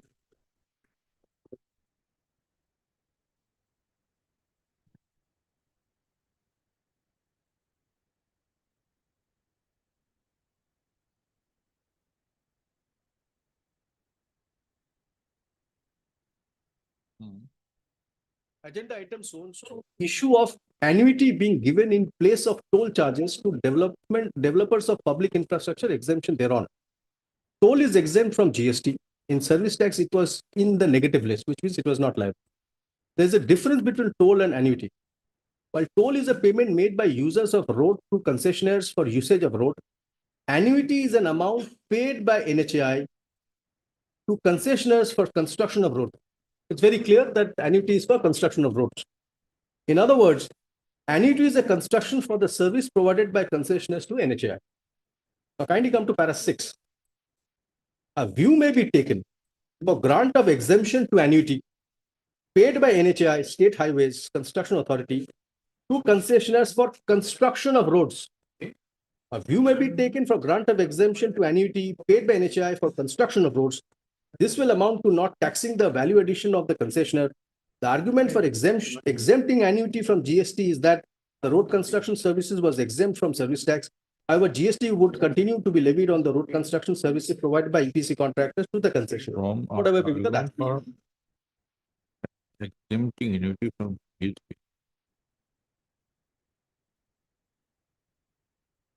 This was the suggestion in the agenda that annuity for construction of roads be exempted and they be put at par with toll. Read 6 once again. A view may be taken for grant of exemption to annuity paid by NHAI to concessionaires for construction of roads, which is precisely my fact. This will amount to not taxing the value addition of the concessionaire. The argument for exempting annuity from GST is that the road construction services were exempt from service tax. However, GST would continue to be levied on the road construction service provided by the EPC contractor to the concession. What is this argument for exempting annuity from GST? Is that the road construction services was exempt from service tax? So they're trying to put it at par with what was the erstwhile law. In the erstwhile law, service tax was not levied on construction of a road. They say that we'll continue to maintain the same balance under the new law. And they say that, look, because what happens is, as a concessionaire, I will appoint contractors who will construct the road. Those are called the EPC contractors, engineering, procurement, construction contractors. Those fellows will continue to pay the tax. There's no difficulty there. Concessionaire, to the extent he is earning the annuity from the NHAI, that leg of the transaction, they propose to exempt it. May I read para 6 again, below? A view may be taken for grant of exemption to annuity paid by NHAI to concessionaires for construction of roads. Now, what is paragraph 4 then? Paragraph 4. Construction of roads is now subject to 12% GST. EPC contractors pay 12% GST on the service of road construction to the concessionaire. Like I said, as a concessionaire, I could be appointing L&T or a local contractor who will bring in the man, material, labor, etc., bitumen, all of those things. They will do the construction and transfer property by way of accretion as it happens in a regular works contract.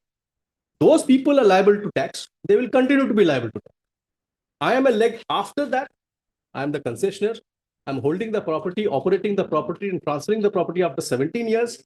And NHAI is making payment to me for doing this thing for them under the NHAI's regulation, contract, etc., etc. So I am the concessionaire. I bear the concession permission from NHAI to have built, operated and transferred this particular road project after the end of 17 years. I engage contractors who are the EPC contractors. So far as those people are concerned, they continue to be charged to GST, no difficulty there.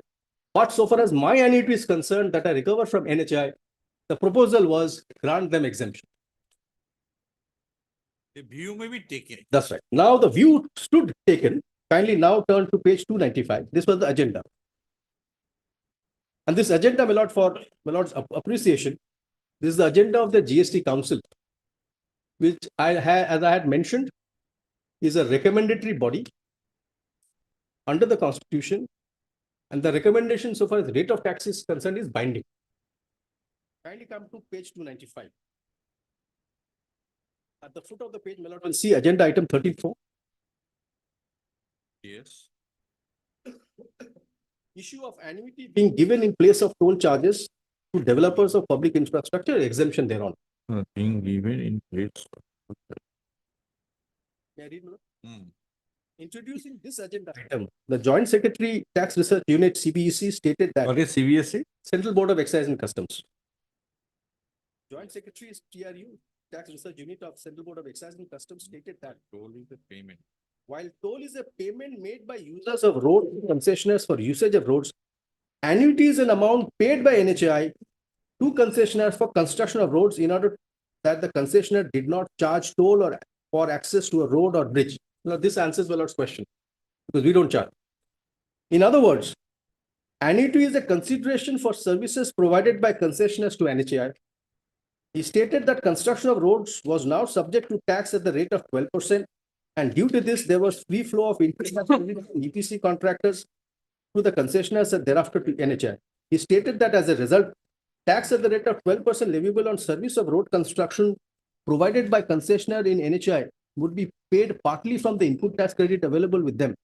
He stated that the council may take a view for grant of exemption to annuity paid by NHAI to concessionaires during construction of roads. He added that access to road or bridge on payment of toll was already exempt from tax. The Honorable Minister for Haryana suggested to also cover under this provision annuity paid by state-owned corporation. After discussion, the council decided to treat annuity at par with toll and to exempt from tax services by way of access to a road or bridge on payment of annuity. So this is a decision that they said that after discussion, the council decided to treat annuity, which is construction price for construction in that sense, at par with toll and to exempt from tax services by way of access to road or bridge on payment of annuity. This was the view, unambiguous view that was held by the GST Council. And for a moment, my lord, may I trouble my lord to have a look at section 11(1) one second.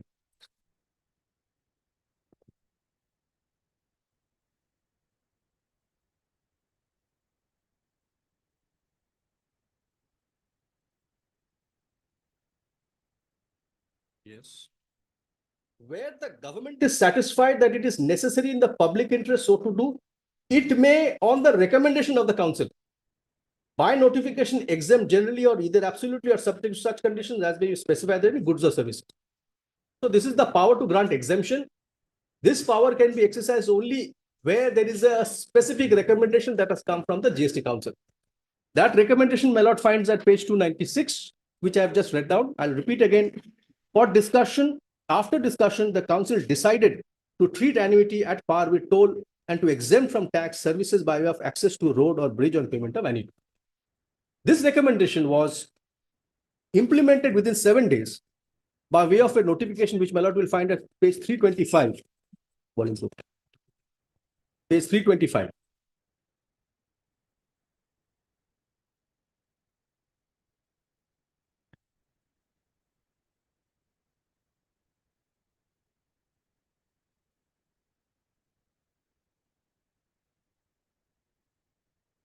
Lord has that? No, the date of the notification is 13th October 2017. And the recommendation was, as I read out, was 6th of October 2017. So within almost 7 days, the notification came to be issued. May I read? In exercise of powers conferred by subsection 1 of section 11 of the CGST Act, the central government, on being satisfied that it is necessary in public interest so to do, on the recommendation of the council, hereby makes the following further amendments in the notification, etc., etc. We are not concerned with that. Kindly turn to the next page. Clause D, after the first paragraph, first table. after serial number 23, and the entry is related thereto, the following serial number and entries shall be inserted, namely services by way of access to a road or a bridge on payment of annuity. Now, for a minute, my lord, matches this exact line with the recommendation at page 296.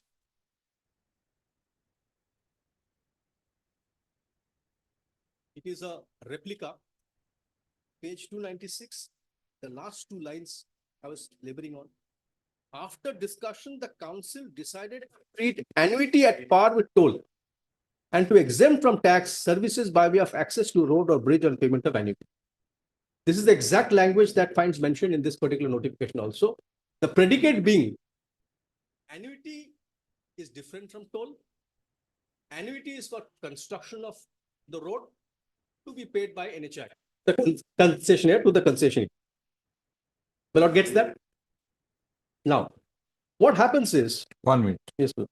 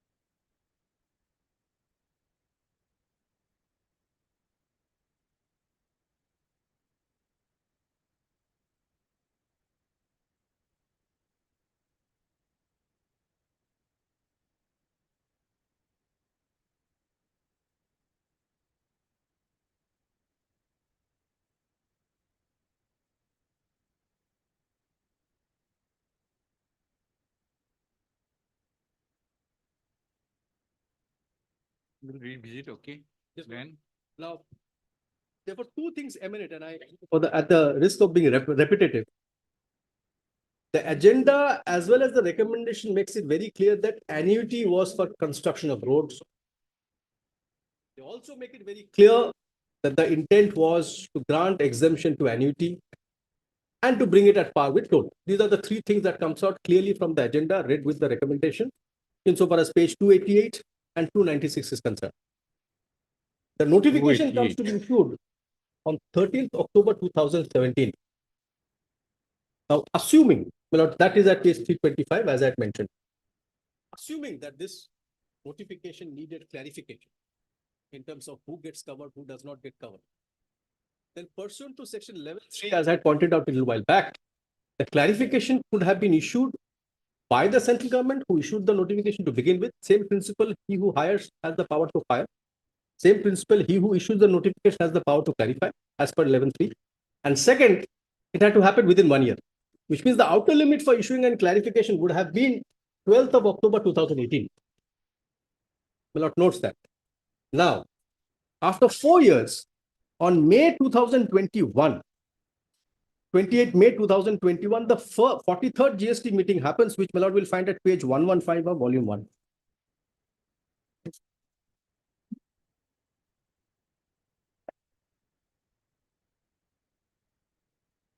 In fact, Milord may start at page 111 to get the date.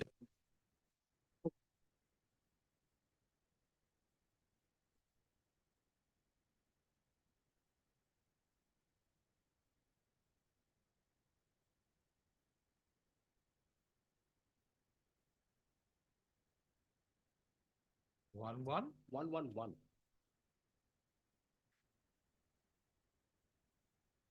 This is the agenda for 43rd meeting of GST Council on 28 May 2021, which is 4 years after the original notification came to be issued in 2017 itself. Kindly turn to page 115.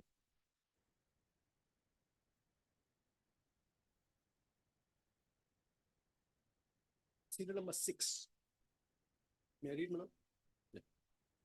Exemption to the hybrid annuity model project SPV from GST output liability. So they were dealing with HAM. Now, just to explain the difference between HAM and BOT. HAM is where there is a funding by NHAI, 40%, 60% upfront. And the balance is paid by way of an annuity. So there's an upfront payment to the concessionaire. Rest ROI, return on investment, discounting factor after 16 years, 17 years, 30 years, whatever the thing. Whereas BOT is different, where nothing comes upfront. It is all rolled up through an annuity payment or yearly payment. That's the distinction between HAM and BOT. So this serial number was pertaining to HAM, exemption to the hybrid annuity model HAM project SPV from GST output liability. I'll come to the second column. In HAM projects, NHAI contributes 40% of the bid project cost during construction phase. And balance construction costs invested by private operators is paid back to the concessionaire in 30 defined installments along with interest as may be applicable. Now kindly see this part. The payment made towards balance construction are paid as annuities. Annuity payment is exempted from GST as per entry 23A, which I read out, which is now also confirmed by the appellate bench by order number so-and-so, dated so-and-so, dated 12/2/2019. So there is an admission in this GST Council meeting that annuity was exempt under 23A, affirmed by some regulation order of a quasi-judicial authority dated 12/2/2019. Then they say, however, the following decision in the said order is being contested by the HAM developer. So the HAM developers have some trouble. I'm skipping all of that. Their problem is not my problem. I don't need to worry about it. Kindly come to serial number 3. HAM projects are at disadvantageous position vis-a-vis EPC and BOT projects. I am the BOT project. So they're saying that GST Council says those people are at a disadvantage compared to BOT projects. In the input tax credit provision are clear in both EPC as well as BOT projects. In EPC projects, 100% ITC is available to the contractors during construction. In BOT projects, whole of project is developed and managed by a private contractor, a partner referred as concessionaire. So this is what they say. Now the recommendation. Kindly have page 115, the third column. This is the root of all problem and therefore this has also been challenged by us. Recommendation. Clarification may be issued by way of circular. That 23A of notification number so-and-so does not exempt annuity paid for construction of roads. Complete somersault. That too through a clarification, my lord. Where do they get that power? It only exempts services provided by way of access to a road or bridge on payment of annuity for it. It makes no sense. And then ultimately they go on to say whatever they go on to say, we are not concerned with that. I will not trouble my lord with the details. And this recommendation, this clarification gets implemented by CBIC at page 109. What is this? Page 16, the entry. 11C, sorry, my lord. 116. Yes. On the recommendations, yes, I'll read the later part. The entry 23 of notification number so-and-so provides the exemption to any service provided for access of road on payment of annuity. This entry reads as below. However, the service being provided by concessionaire to NHE in NHI's construction services for which the contract is entered into covered under service code so and so, general construction service of highway, streetway, roads, railways, airfield, runways, bridges and tunnels. The said 23A, entry 23A of the notification number so and so exempt services by way of access to road or bridge on payment of annuity. Entry 23 exempt service of access provided in lieu of toll. However, in cases where charges are paid in lump sum or in the form of annuity by the government department. What is this two entries? Said entry 23A. 23A, 23 capital A. That, my lord, I had shown. Service by way of access to a road. Yes, my lord. What is this entry 23? Page, kindly have page 325. The notification is there. You have the original 23. It Yes, is the I am access to road. having it. Yes. What is entry 23? 23 is the toll. 23 is toll. We have 23. I'll just point out, my lord, entry 23 we have. Page 304 may be taken, my lord.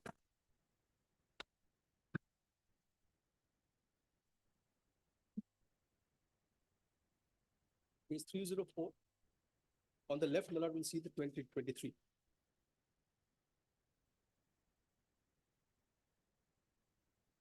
Services by way of access to a road or a bridge on payment of toll charges. And after this 23, they added a new entry, 23A, which is at page 326.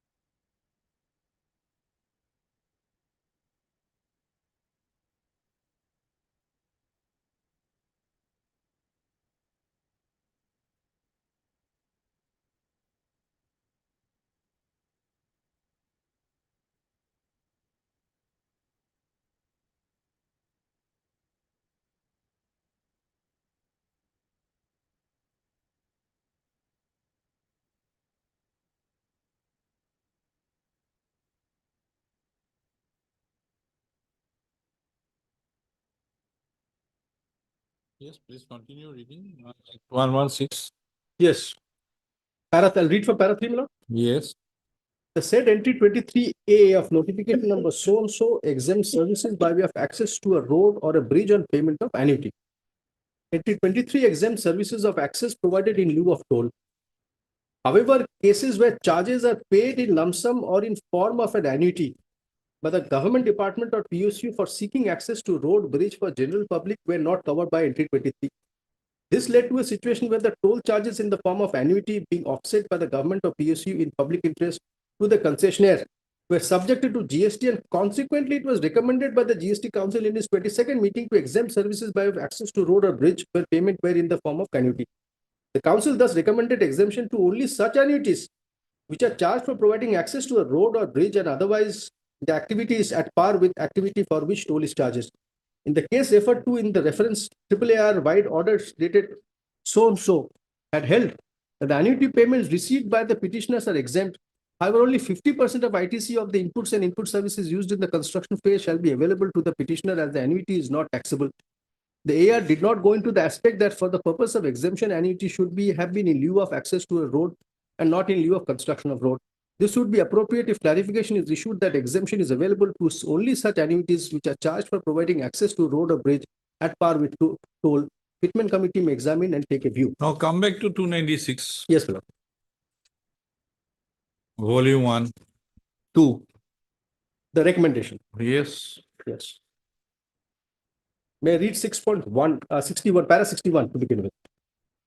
Once again. Yes.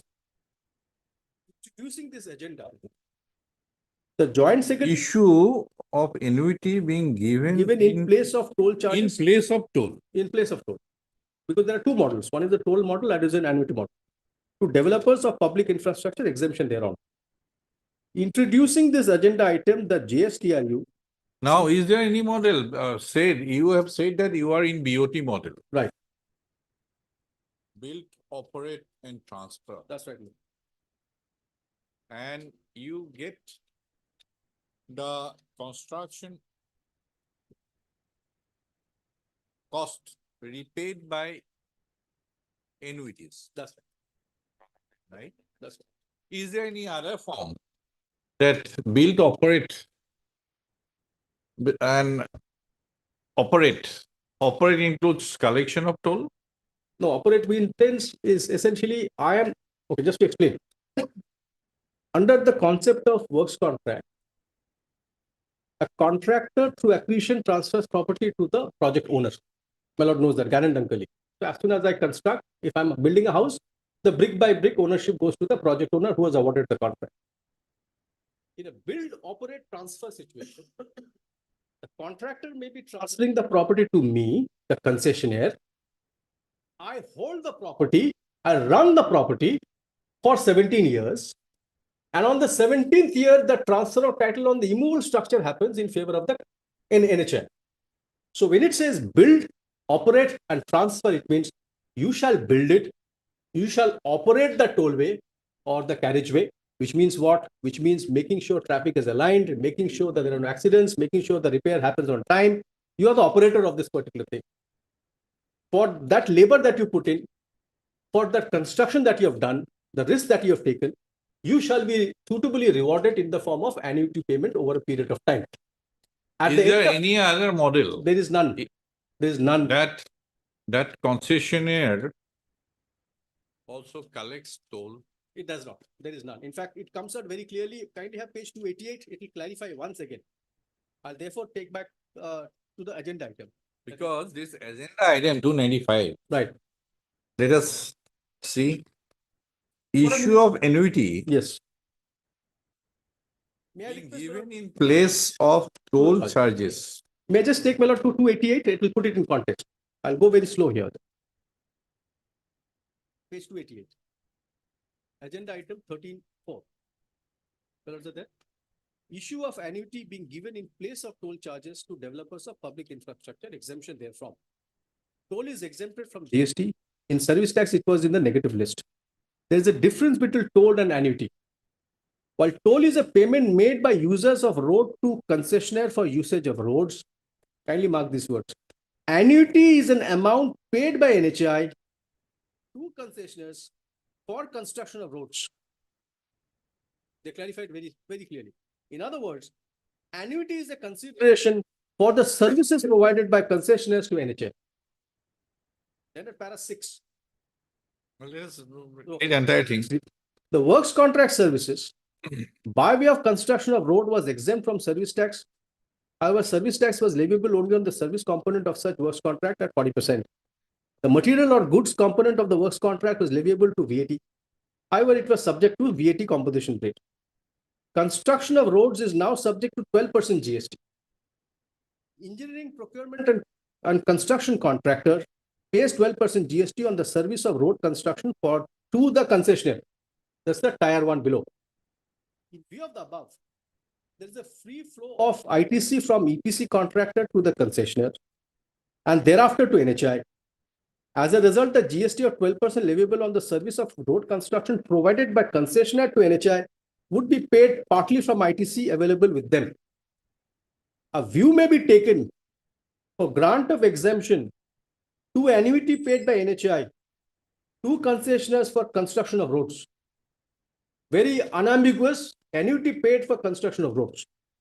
This will amount to not taxing the value addition of the concessionaire.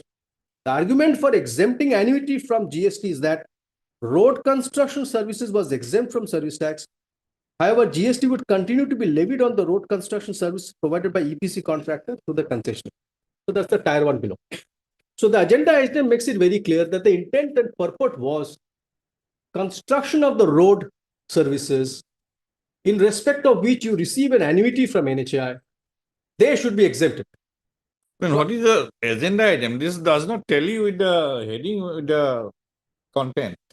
So this is the agenda item. Issue of annuity being given. Right. In place Being of given. being given. In place of toll charges to Right. developers. This does not match. No, what they are saying. Prima facie, to my limited understanding, I'll explain that. this discussion on the agenda item Right. does not match with the content. I'll explain that. Because just to clarify. They are discussing annuity being given in place of toll charges. So I'll explain.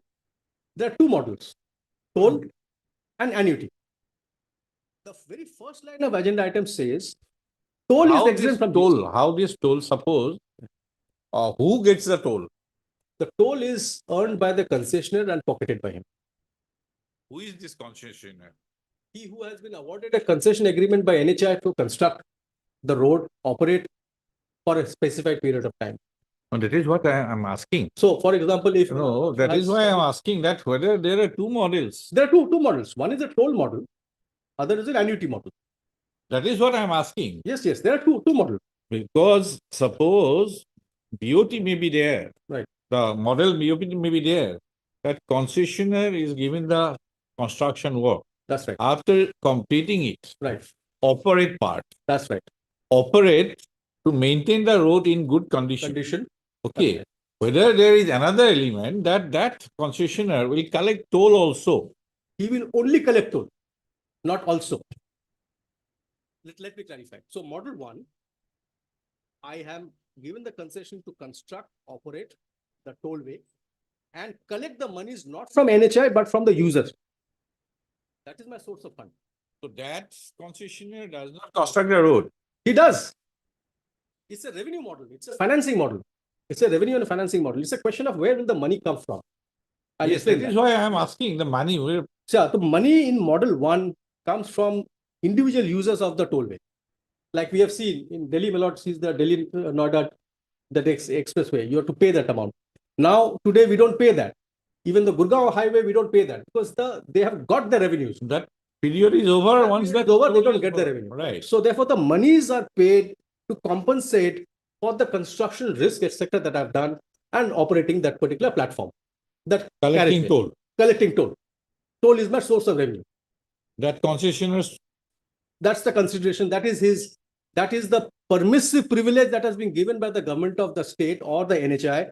That hereon I could have done that because exclusive right of construction of road is with the NHI.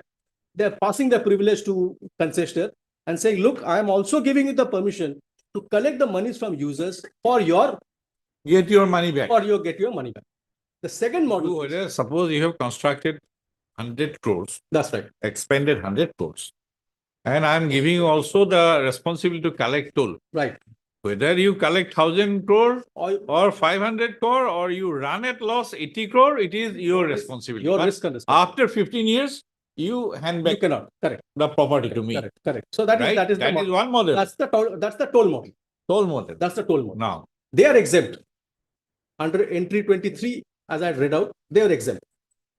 There are two other models. The second model is you don't collect this money from the users. Every time a bus or a car passes by, they don't collect the money. The money comes from NHAI by way of annuity payments. How is the annuity payment computed? That is based on a bid that I would have submitted. The lowest one wins it. So it's a bidding that happens. I put a bid of L1 based on my risk factors, cost factors, profit on margin, return on investment, discounting rate, various other factors. As any commercial bid would have happened, I would have come to a number which is at a rock bottom number compared to other bidders. The government would have said, okay, fine, I shall pay you an annuity to be paid over, let's say 55 crore per year, 100 crore per year, whatever it is for the period of the concession. I don't collect any monies from the users because then that would mean double dip. That is not what is permissible. The third model is, which is the HAM model, which is hybrid. In that case, at the construction stage itself, so like the construction, if the concession is for, let's say 20 years, construction phase could be for 4 years, 5 years. At the construction stage itself, the NHAI gives upfront payment, or let's say X%, 30%, 40%. And then thereafter, annuity starts kicking in as and when the project is up and running for that period of the concession. So the HAM project is this side, which is the hybrid model, hybrid annuity model. BOT is in between, which is build, operate, transfer annuity model. Toll model is on the left-hand side. Under the GST construct, entry 23, toll was exempted from GST. They wanted to put toll at par with annuity. They say that annuity is nothing but consideration paid for construction of the road for the concession period. And they recommended that this should be exempted or the agenda item. In the recommendation, when it came to the council said, yes, we are exempting it. We are directing that it be exempted. Central government implements that by way of a notification entry 23A. That's the chain of event. I therefore may I request my lord to have a perusal of para 6 again at page 288. It will put into context therefore. Actually, first line of page 288 is very relevant. Toll is exempt from GST. My lord sees that. For service tax, it was in negative list. There is a difference between toll and annuity. While toll is a payment made by users of road to concessionaires for usage of roads, annuity is an amount paid by NHAI to concessionaires for construction of the roads. Very clear what annuity is for. It comes out clearly annuity is for construction of the roads under the concession agreement. Now it comes straight to para 6. A view may be taken for grant of exemption to annuity paid by NHAI state authorities to concessionaires for construction of roads. This amount will not, this will amount to not taxing the value addition of the concessionaire. The argument for exempting annuity from GST is that for road construction service was exempt from service tax. However, GST would continue to be levied on the road construction service provided EPC. We are not concerned with that. Now kindly turn to page 295, where the meeting of the GST Council happens. Well, knows GST Council is a high-powered body comprising of Finance Minister of the Union of India and the state finance ministers, everybody. 295, para 61. Introducing this agenda, the Joint Secretary Tax Research Unit, CBEC, stated that while toll is a payment made for users. Page 290. 295. May I read? Okay. Para 61. Introducing this agenda item, the Joint Secretary TRU CBEC stated that while toll is a payment made for users by the users of road for concessionaire for usage of roads, annuity is an amount paid by NHAI to concessionaire for construction of roads in order that the concessionaire did not charge toll for access to a road or bridge. My lord sees this. I can't charge both. In other words, annuity is a consideration for the service provided by concessionaire to NHAI. He stated that construction of roads was now subject to tax at the rate of 12%, and due to this, there was free flow of credit from EPC contractors to the concessionaire, thereafter to NHAI. He stated that as a result, tax at the rate of 12% is leviable on the service of road construction provided by concessionaires to NHAI, would be paid partly from the input tax credit available with them. He stated that the council may take a view for grant of exemption to annuity paid by NHAI, state construction authorities to concessionaires during construction of roads. He added that access to a road or bridge on payment of toll was already exempted from tax. The Honorable Minister of Haryana suggested to also cover this provision annuity paid by state corporation. After discussion, the council decided to treat annuity at par with toll and to exempt from tax services by way of access to a road or bridge on payment of annuity. So the intent and purpose of this GST agenda and the meeting makes it very clear that annuity is for construction of the road. Annuity has to be exempted. Annuity has to be put at par with toll. Toll was already exempted. This is the summary that comes out of the synthesis of these two documents. It gets implemented by the central government in the form of a notification within 7 days of this recommendation. Right, but Mr. Council, Yes, I'm just wanted to know the economics between the two models. Because so far toll is concerned, that the concessionaire collects it. That's right. And maybe NHAI gets it. Sorry, concessionaire collects it. And So pockets it. it is almost in the case, Right. like a case of reimbursement, That's right. right? And it is up to, if he chooses that model, it is up to him.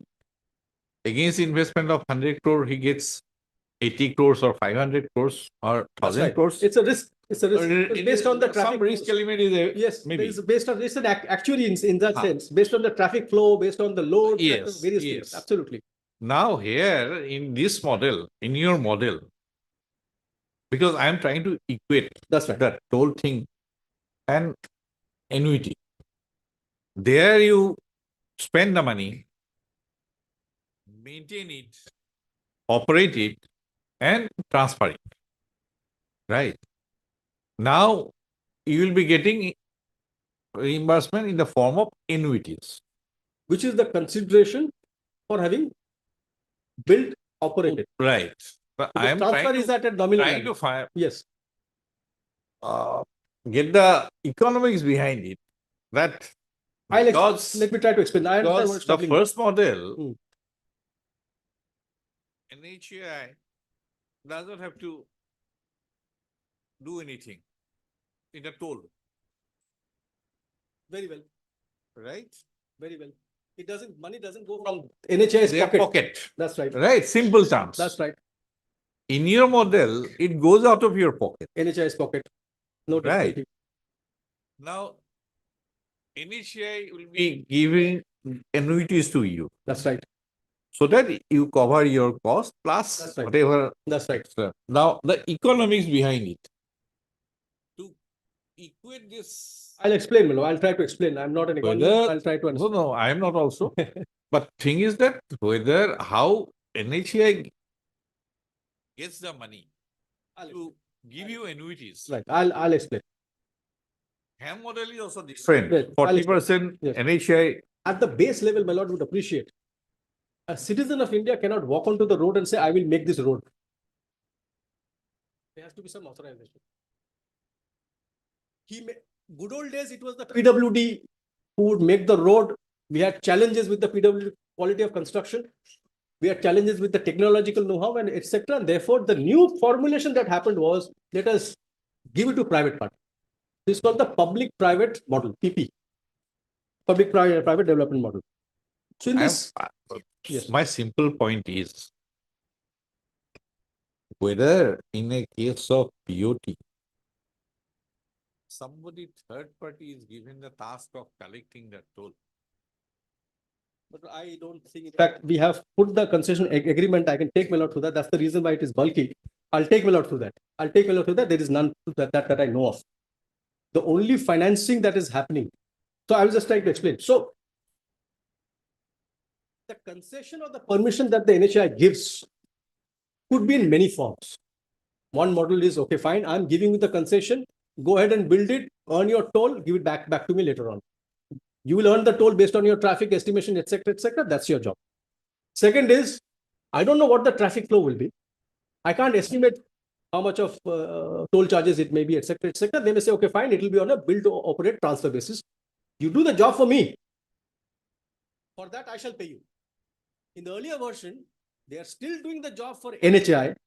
Consideration comes from third party. It doesn't matter under law of contract, consideration need not necessarily come from me, it could come from others also. That would be the formulation. So here they say, I shall pay you in the form of annuity. You do the job for me and you transfer at a token amount on the 17th year, 1 rupee, 2 rupee, whatever it is.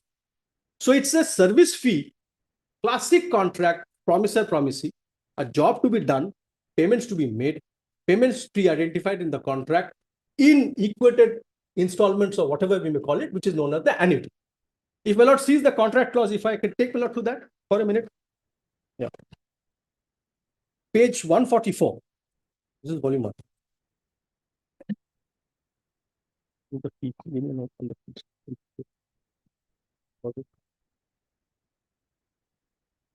Page 140. Yeah. My lord has that? Para 3.1, the concession.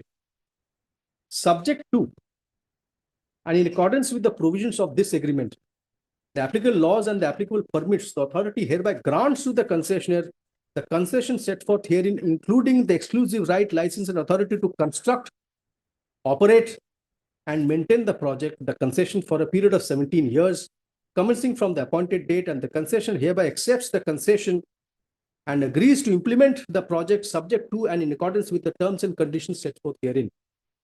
Subject to and in accordance with the provisions of this agreement, the concession hereby granted shall oblige or entitled, as the case may be, the concessionaire to right of way, access, and license to the site for the purposes of and to the extent conferred by the provisions of this agreement, finance and construct the project highway, manage, operate, and maintain the project highway and regulate the use thereof by third parties, perform and fulfill all the concessions obligation under and in accordance with this agreement, bear and pay all costs, expenses, and charges in connection with or incidental to the performance of the obligation of the concession under this agreement, neither assign, transfer, or sublet, or create any lien or encumbrance on this agreement or the concession hereby granted, or on the whole or any part of the project highway, not transfer, lease, or part possession thereof, save to the extent, etc., etc.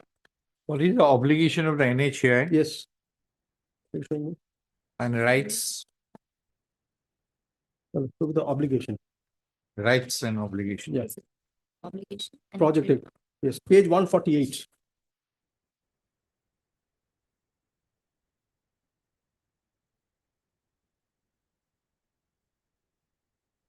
These are the concession. huh? Yes. On page 48.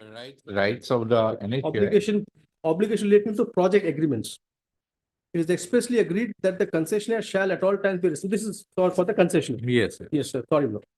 I'll quickly say, yes, my lord, page 152. Obligation of the authority. Lord, there? May I read? Yeah. The authority shall in its own cost and expense undertake, comply with, and perform all its obligations set out in this agreement and arising thereunder. The authority agrees to provide support to the concessionaire and undertakes to observe, comply with, and perform subject to and in accordance with the provisions of this agreement and the applicable laws the following. Upon written request from the concessionaire and subject to concessionaire complying with applicable laws, provide reasonable support and assistance to the concessionaire in procuring applicable permits required from the government instrumentally, etc., etc. Upon written request from concessionaire, provide reasonable assistance to the concessionaire in obtaining access to all necessary infrastructure facilities and utilities, including water and electricity, at rates and on terms less favorable to the concessionaire than those generally available to the commercial customers. Procure that no barrier are erected or placed at or about the project highway, etc., etc. Make best endeavors to procure land, that no local tax, toll, or charge is levied or imposed on the use of whole or any part of the project highway. Make best endeavors to procure that no local tax, toll, or charge is levied or imposed on the use of whole or any part of the project highway. Subject to and in accordance with the applicable laws, grant to the concession the authority to regulate traffic on the project highway. Assist the concession in procuring police assistance. Not do or omit to do any act, deed, or thing. What is the Yes. show cause? Yes, my lord. The show cause notice. Just give me. For a minute, my lord, has page 88. Page 80 is where the show cause notice starts. And page 87 is where they make a reference to this. Lord has page 80.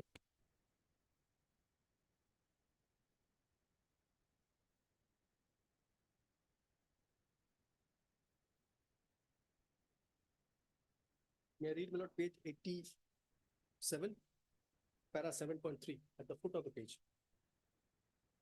Yes. As per serial number 23 of notification so and so dated 2017, as amended, exemption is provided to services by way of access to a road or bridge on payment of annuity under 9967. In the 43rd GST Council meeting held on so and so, it was clarified that GST is applicable on annuity payment received as deferred payment for construction of road, service accounting code so and so. As per the clarification issued by CBIC circular number so and so, which you have impugned, it was categorically stated that the benefit of exemption as per 23 of notification settled so and so, dated so and so, is for annuity payments under SSC so and so and not under SSC so and so. As the agreement is for construction and maintenance of road, the taxpayer is not entitled for availing exemption under 23A of the notification number so and so, which pertains only to services by way of access to a road or bridge on payment of an annuity. So therefore, my submission is, my lord, as long as this circular is there on the statute book, I have no recourse at all. It's a fait accompli. And therefore, the validity of the circular goes to the root of the matter. And therefore, if the circular has been found to have been issued by a persona non grata CBIC as opposed to central government under section 11.3, well, also section 11.3, power to issue clarification is with the central government. That too within 1 year. The circular comes to be issued by the CBIC completely persona non grata, no power whatsoever. That too after 4 years. It's in the teeth of 11.3. And therefore, this circular stock should not even be there on the statute book for a minute. And that is why the Karnataka High Court has actually quashed it. May I be permitted to show the Karnataka High Court decision, my lord? Yes, my lord. Give it. The Karnataka High Court decision, my lord, is, yeah, page 1095, volume 4. Yeah.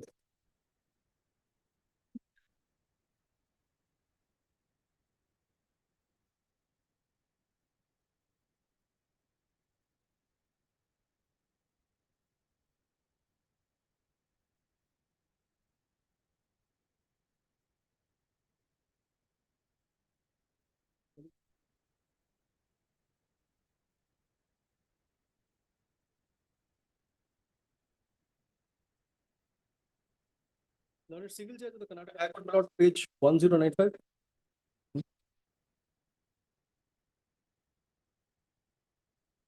What has 1095? This is DBJ Bidar Mutually Annuity Road Projects Private Limited. Somebody who does exactly the same thing as I do. Kindly turn to the next page. Order. May I read just a few paragraphs? Petitioners in both the writ petitioners are concessioners who have been entrusted with construction of road by respondent number 7, Karnataka Road Development Corporation. As a consideration for construction and maintenance of the roads for the contract period, the petitioners are paid certain amounts termed as annuity by respondent number 7. In certain contracts where construction and maintenance of the roads has been outsourced to private persons, consideration is paid by permitting the concessioners contractors to collect tolls from their vehicles plying on the road. 100% exemption under goods and service tax was granted towards collection of toll charges by way of notification number so issued by respondent number 1. The toll charges, as already stated above, consisted of the entire consideration towards the construction, operation, and maintenance of the road. In other words, it consisted of the charges towards construction as well as the services provided by the concessionaire. Subsequently, it was proposed that annuity which was being paid by the highway authorities as a consideration to the concessionaires, instead of permitting them to collect toll charges, be also exempted from GST. In this regard, the minutes of 22nd GST Council meeting held on Seance reads as under. I'm skipping this, my lords have read it. Subsequently. Yes. May I read the word subsequently?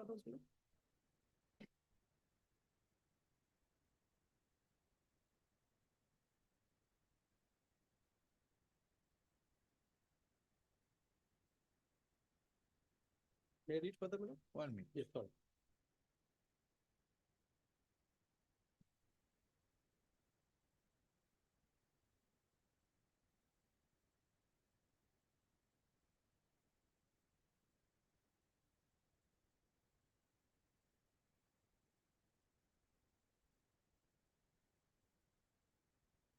Okay, yes.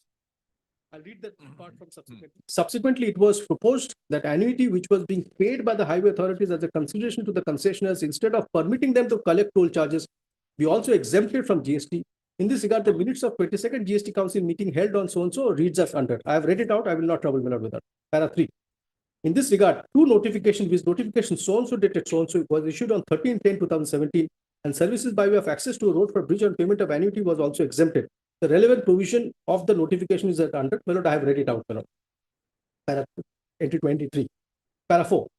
Pursuant to the said notification, the annuity being paid by the highway authorities to the concessionaire, like the petitioners in the instant case towards construction as well as maintenance of the road, was exempted from GST.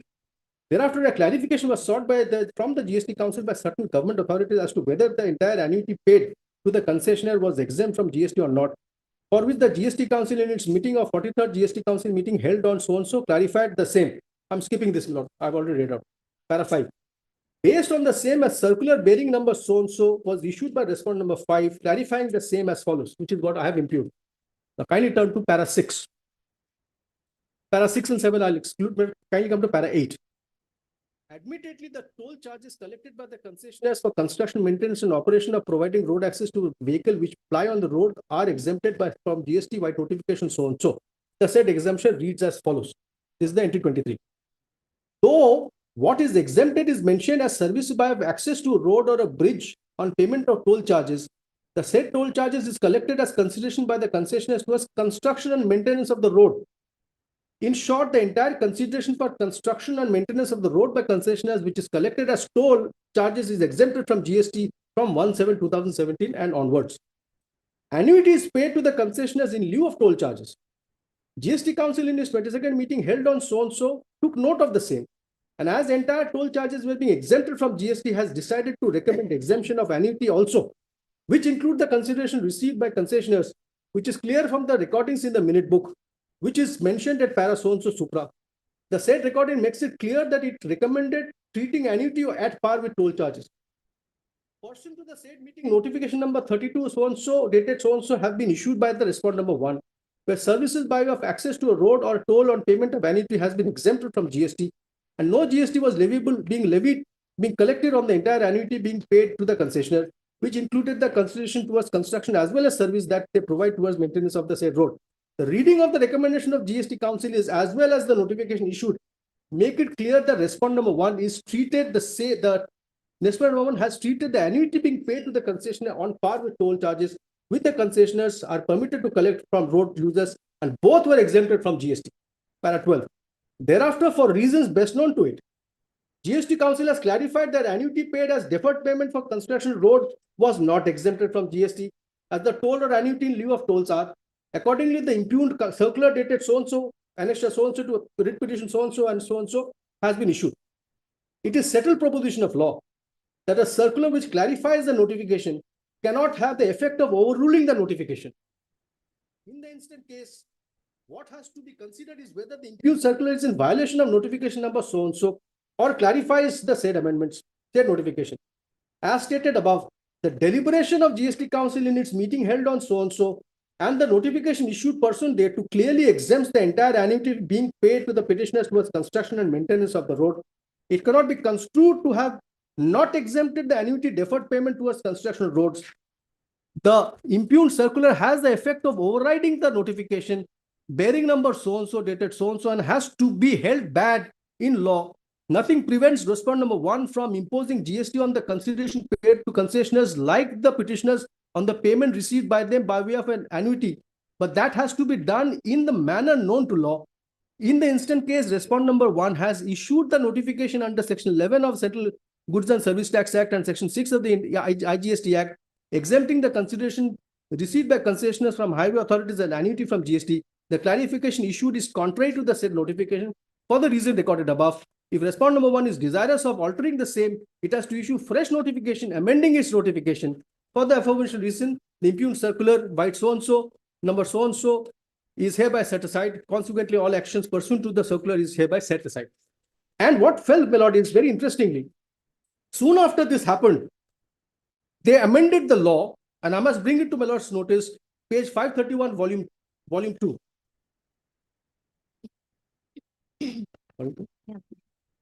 530. 531.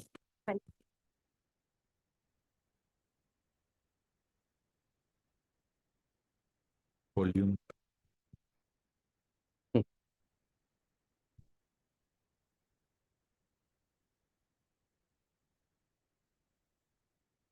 Yes. Lord has that? Yes. Notification is 30th December 2022. Yes. Yes. Kindly see, just before the end of the notifications, there is a sub item 2 written. Serial number 23A. Hmm. Serial number 23A and the entries relating thereto shall be omitted. And this notification shall come into effect with effect from first day of January 2023. The notification is 30th December 22, specifically saying that the deletion is with effect from 1st January 2023. Deletion is of entry 23A, which is the pivot on which my right to exemption accrued at an earlier point in time. So now they've exercised the appropriate power under law with effect from 1st of January 2023. I'm paying tax under that. No difficulty there. Government has the power to levy tax, pick and choose people whom they want to exempt. I have no quarrels with that. I'm not bringing in Article 14. I'm complying with that. The issue is for the period prior to that. And the question that my lord will require consideration is, can a circular bring out such an amendment? That too, when the power is available under 11.3 with the central government, that too within 1 year, doctrine of consistency. After 4 years, you change the whole pattern. Transaction passed and closed. And recently, another matter, Karnataka High Court has granted stay to a show cause notice that was, I'll just place before my lord. What happened to that Karnataka High Court judgment rendered by the single bench? That's right. I have, that's in the petition itself, my lord. I'll give the page number. Just move it. Page 199, it is in appeal. 1099. There is no stay on that order. In fact, the recent stay order of the single bench also makes it clear.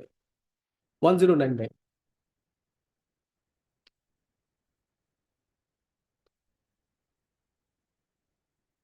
At 1100, all the Karnataka records every day's daily order in a common sheet. And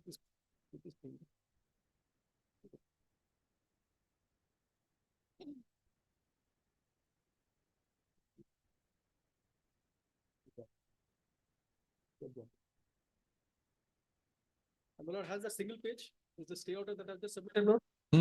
Yes, my lord. This is an order dated 12/1/2023, January, as fresh as it gets. Honorable Justice B.M. Shyama Prasad. Kindly see the 4th paragraph. Be that as it may. I'm praying for that relief, my lord. Yes, Mr. Kyle, you resume it too?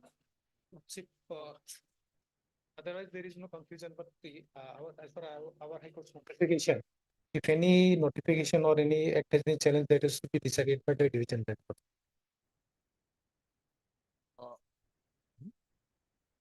Because here in the prayer, please to see the prayers. They want to declare the exemption notification to be set aside, declared null and void.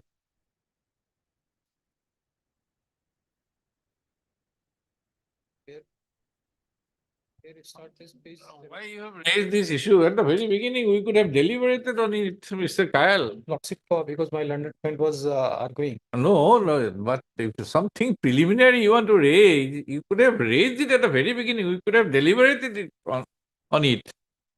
Yes, what is the prayer? No, but prayer is at page 74. First is passing of the supposed notification.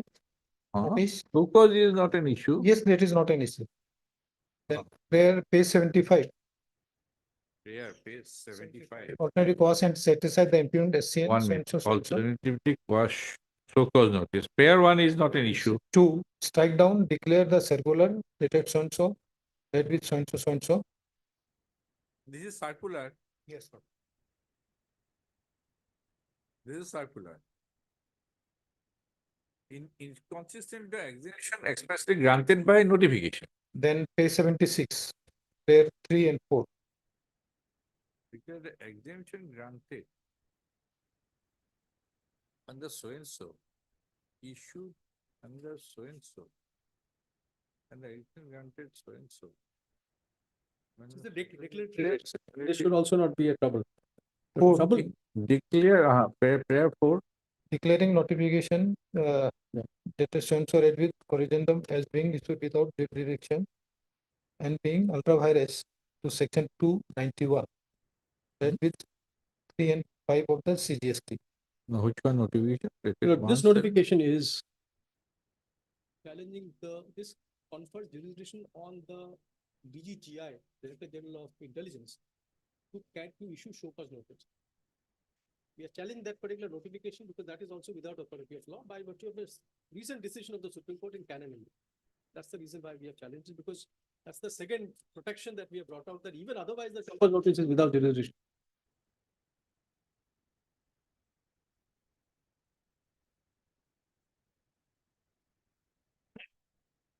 And my lord, I may say, in the interest of saving judicial time, since my lords have heard it, I have no difficulty if clause 4, prayer 4 is a problem. I can withdraw it, my lord will pass appropriate orders, because it's a notification. The right to challenge I have anyway, at any stage. Secondly, Suppose if this prayer 4 is done away with, then what is left? Lordship, then, Will come back at 2 already. then Lordship is to see the content of the so called notice. Obliged.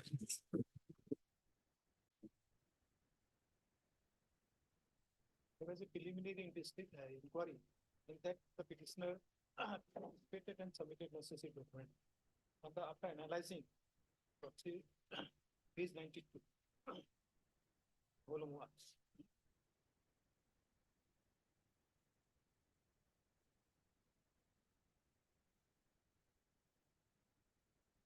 And subject to correction, Lordship, the argument made by my learned relevant, that there will not place before the inquiry officer at that effect. Lordship, the summary of investigation, page 92. As per the record produced by the taxpayer and the statement furnished by them, the following fact seems to emerge. The taxpayer is not awarded, has been awarded the work for construction of 12.9 meter width bridge between Hola and Sadia, got along with 2 lane connecting road Sancho. Then B, the concession agreement executed by the taxpayer with MORTH for the execution of the construction fees. And C, taxpayer not paying GST on the annuity amount received from the construction of the said bridge and the road under the exemption, that the annuity payment are exempted. Then DE, the Lordship, ultimately there was the analysis of the so-and-so. Then the page 101, paragraph 13.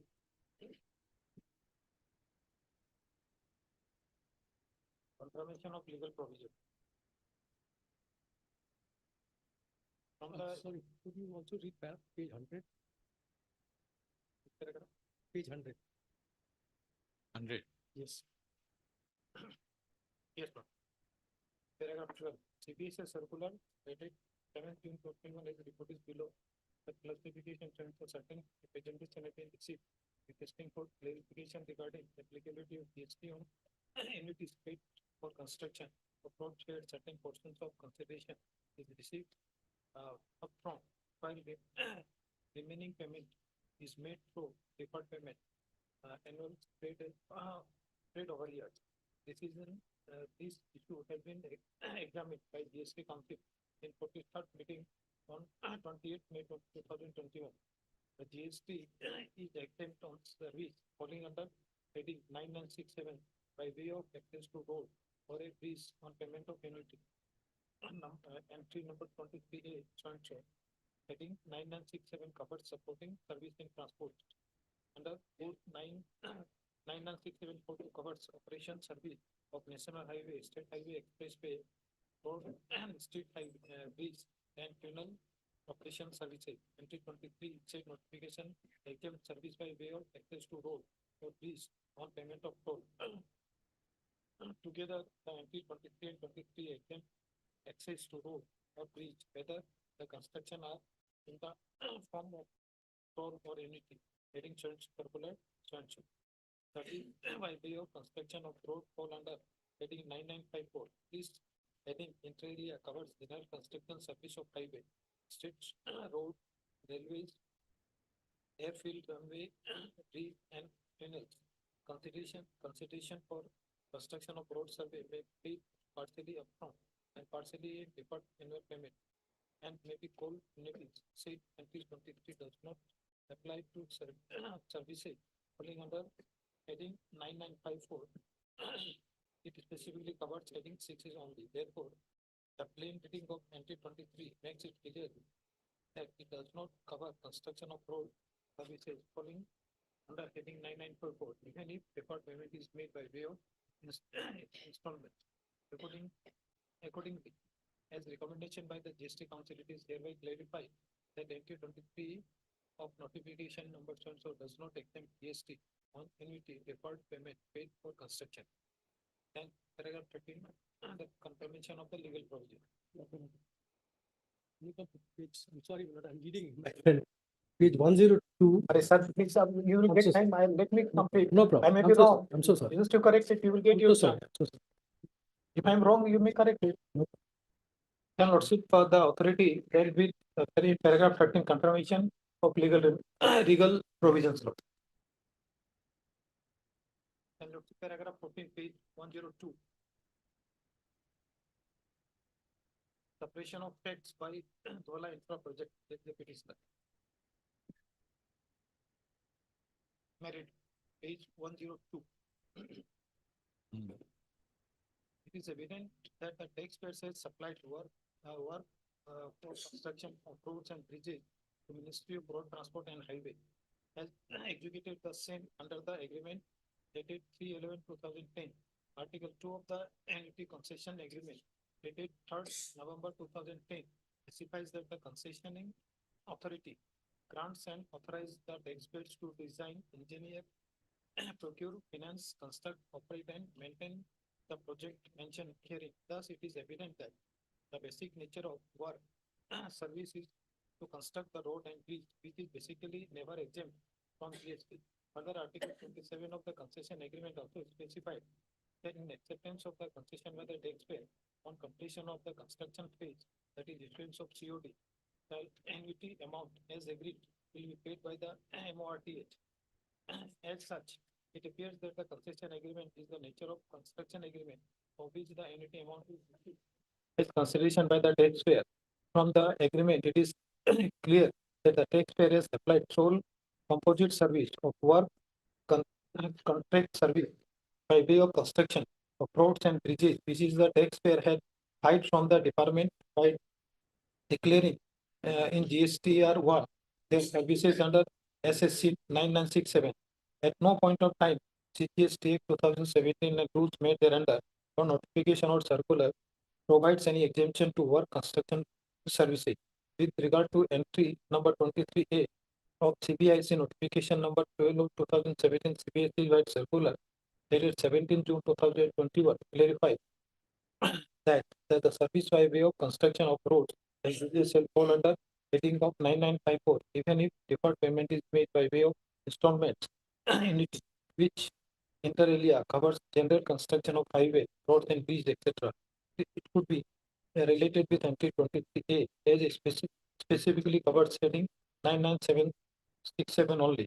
The taxpayer, even after such clear circular from CBIC, resorted not to What is the full form of CBIC? Central Board of Indirect Taxes. Indirect taxes. Now, this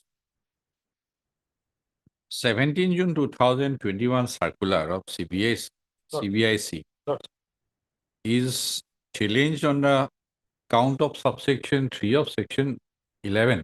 Yes, sir. Right. That first notification of 2017 was passed by the ministry. Central government. Right. So any clarification, if required, is to be by the central government only, not by any other authority. That is one limb of submission, right? That too within. And that too within 1 year. So here the circular and subsequent two have been challenged, right? That's right, ma'am. One is minutes, That's right. 43rd GST Council meeting. And second one is this one, circular dated 17 June. 17 June 21. 2021. These two. Not- One is GST council meeting. That may be there, but so far this clarification by way of a circular by the CBIC is not meeting the norms under subsection 3 of section Yes, sir. 11. And so far this, that is why I asked the query that whether this construction agreement as a concessionaire and this deferred payment as annuity can be equated with the toll. So as per first meeting or for 23rd or whatever, meeting of the GST council, there it is clarified. Yes, it was Otherwise- subsequently it was That was first meeting was page 288. 2017. 288. Then page 325. This is by the central government. 325, yes. 325, yes. This is by the central government. Central government. And 43rd meeting also. Otherwise, 288. Second paragraph.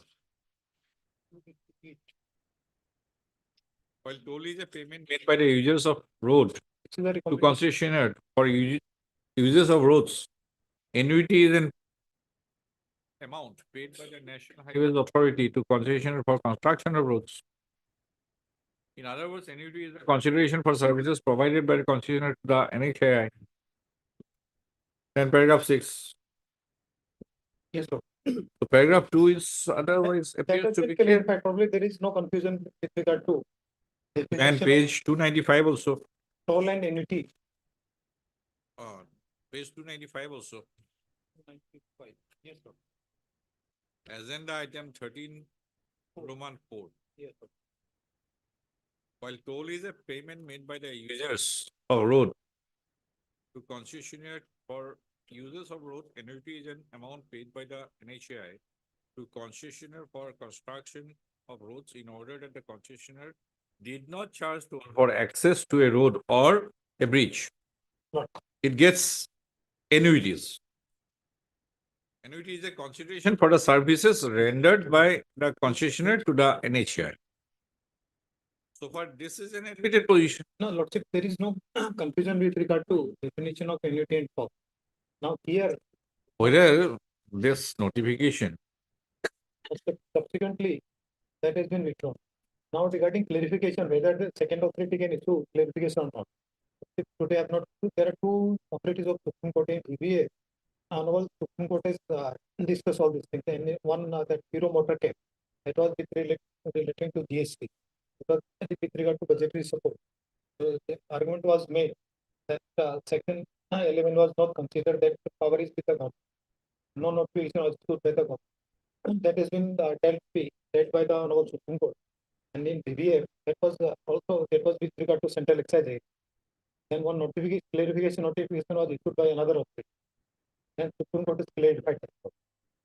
now, whatever new notification, 30th December Yes, 2022.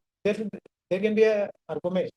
Probably this is the argument. So far, subsequent to this notification, they are paying. Act has been changed and that will be applicable from first of. That is why Ministry of Finance, Yes, sir. Central Government. Yes. And CBSE is also under the Ministry of. Right. But issuing a circular by the CBIC That may be different from issuance of a notification by the central government. No, Lordship, today I'm handicapped because. You submit your reply. Now, Lordship, another thing, I have placed one judgment of Supreme Court. That is with regard to issuance of notice. That is of 16 January 2023. Let me check the Punjab versus Cleveland. It's a small order, Lordship may come to paragraph 5, I'm reading for benefit of my learned friend also. Paragraph 3, we have heard the learned counsel appearing for the respective parties at like. From the notice dated 49/2021, it can be seen that the original expedition was called upon to support within 40 days from the receipt of the said notice as to why the goods in question and conveyance used for transport of the goods shall not be confiscated under provision of section 130 of Punjab GST Act 2017, IGST Act 2017 and CGST Act 2017, and why the tax, penalty and other charges payable in respect of the such goods and complaints shall not be paid.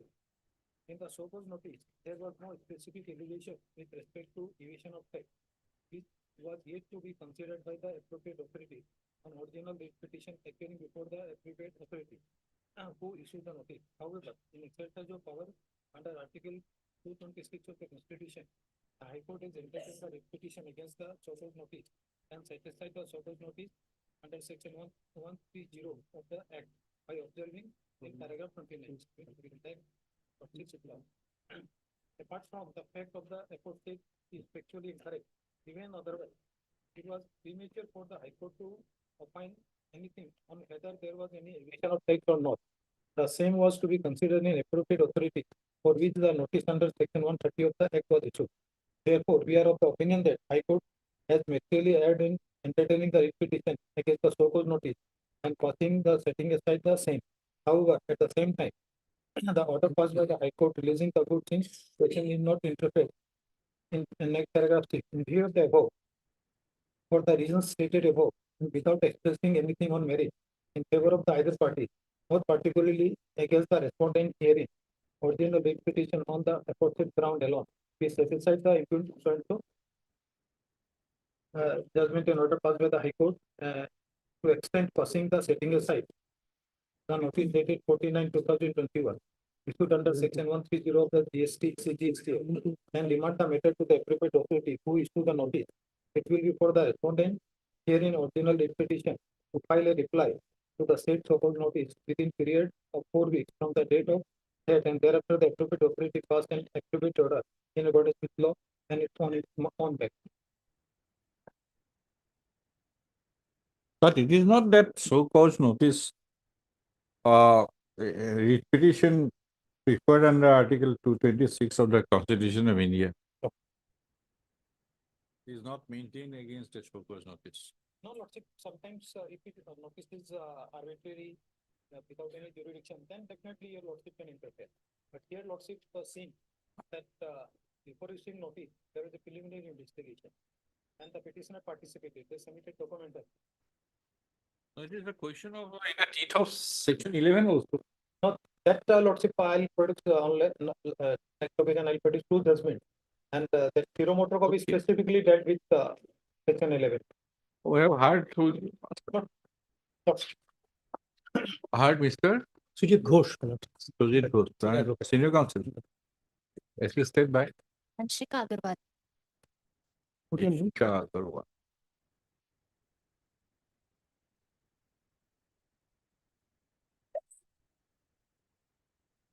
Yes, any state of Assam.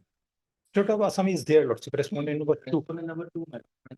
Yes, what do you have to say? Because they said they have not received any copy, Lord.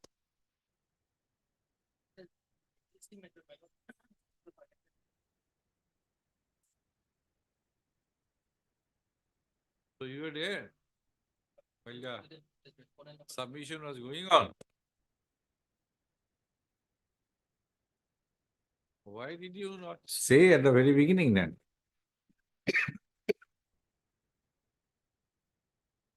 And Mr. S.C. Kyle, Mr. Kyle, you appear for whom? Lordship, 2, 3, Lordship, 3, 4, 5, and Any 6. Union of India? Their names are shown or not? Probably Lordship copy has not been served. Copy has been served on the state of Assam and on me. I can appear on behalf of the Union. Oh. Enough.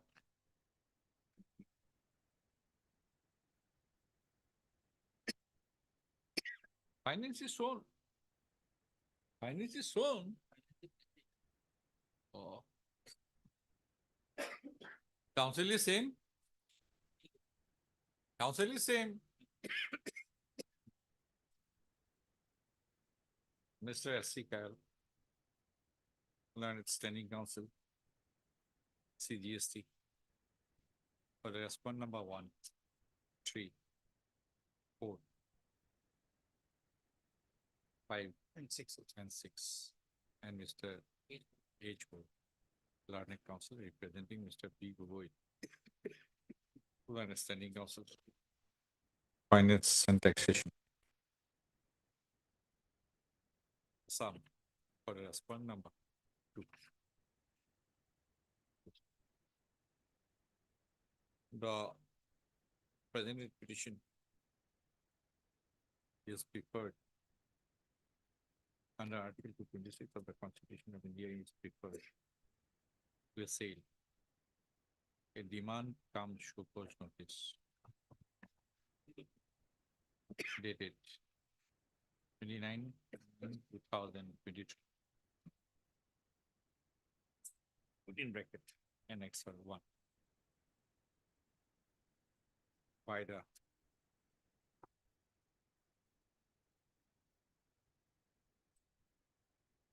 responding number 4.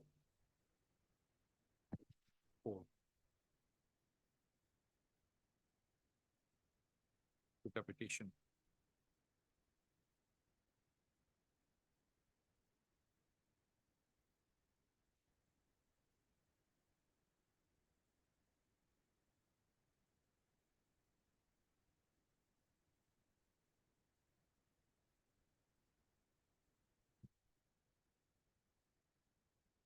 Asking a petitioner.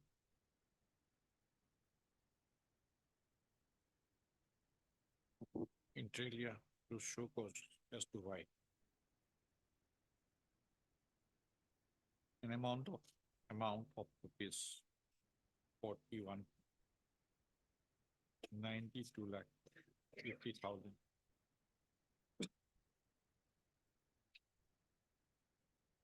towards CGST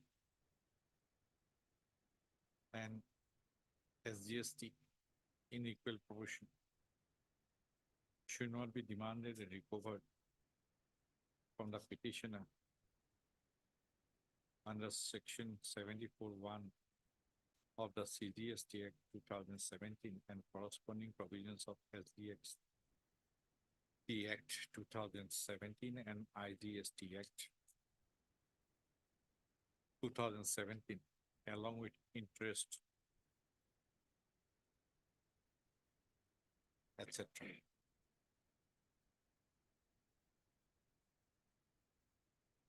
For evasion of DST pertaining to period July 2017 to March 2022. 21. Wrongly typed. 21. Page 103, wrongly typed. One, it's not. correct. Bottom. Page 91 has that. No, the Soko's notice, I'm reading Soko's notice, 103, bottom line, That if 103. July 17 to March 22, Uh-huh. because if my lord comes to page 91 where they have tabulated.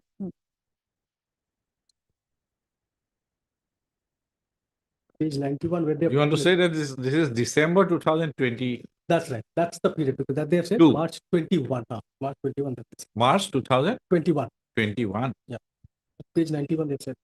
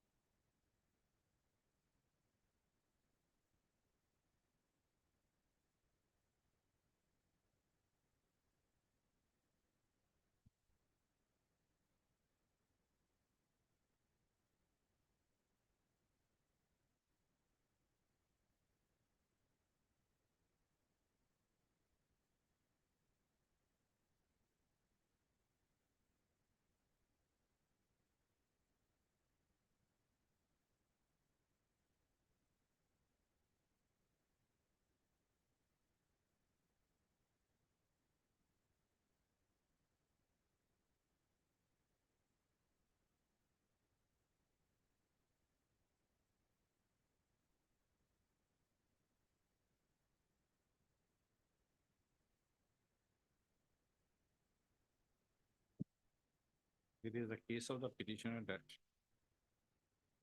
it was awarded the work for construction of 12.9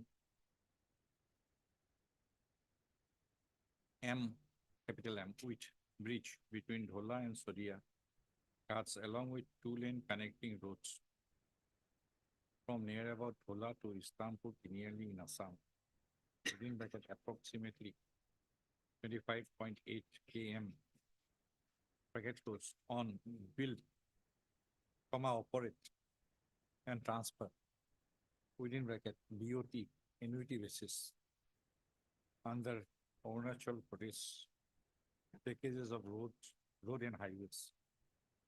Full stop. The concession agreement executed between the petitioner and the Ministry of Road Transport and Highways MORTH for the execution of the work project cover the composite services of construction of bridge and roads, and post completion the operation and maintenance of bridge and roads for the concession period, which is 17 years and 6 months, including 5 years of construction phase and 12 years and 6 months on O&M phase.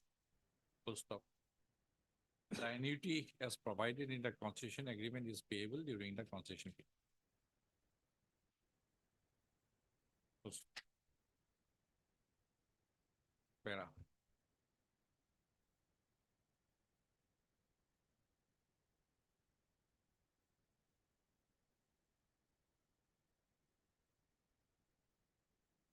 The petitioner has also essayed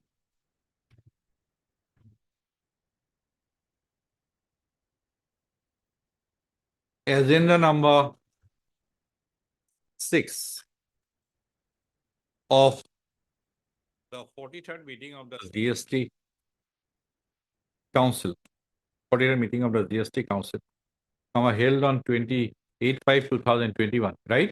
That's right, my lord. And the circular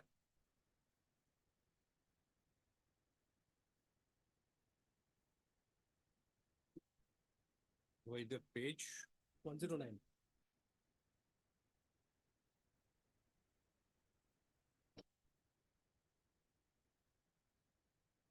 circular issued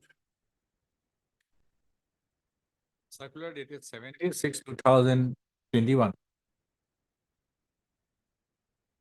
issued by the CBIC, CBS, Central Board of indirect taxes and customs. Indirect Taxes and Customs within bracket CBIC.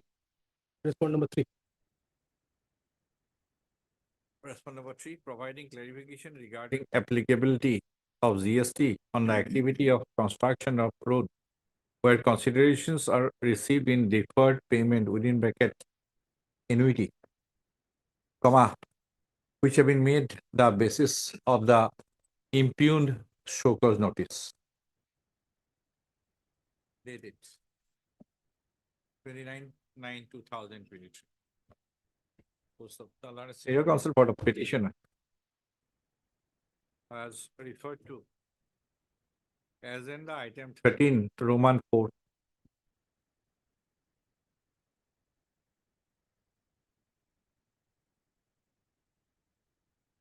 Of the 22nd GST Council meeting, held on 6/10/2017, to submit that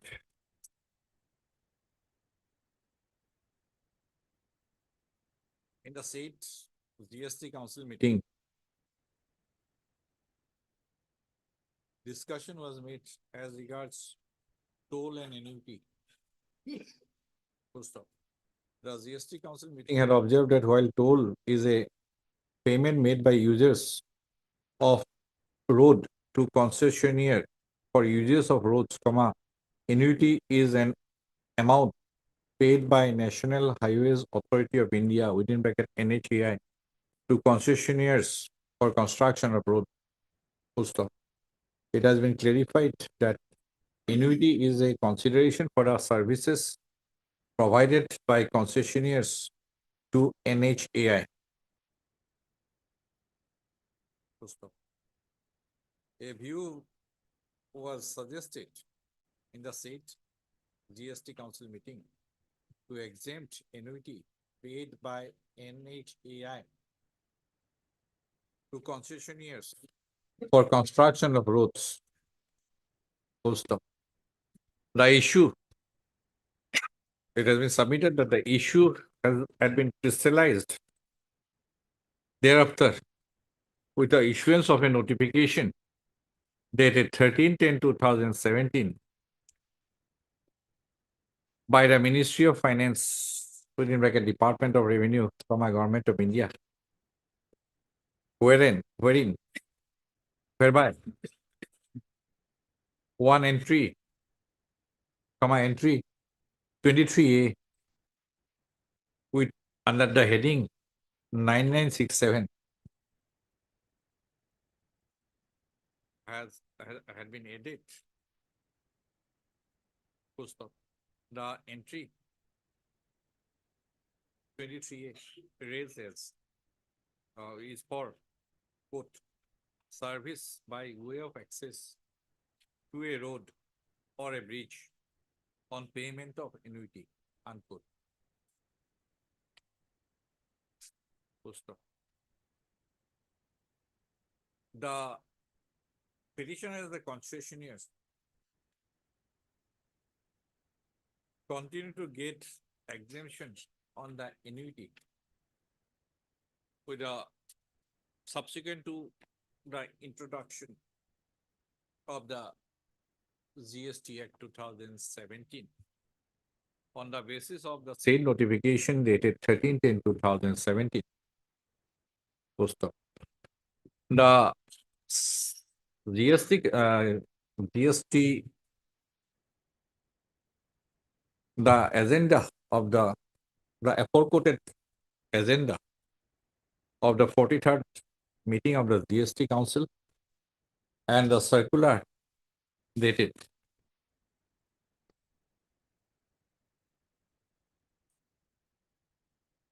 17/6/2021,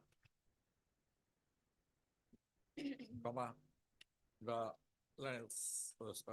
it has been contained. Are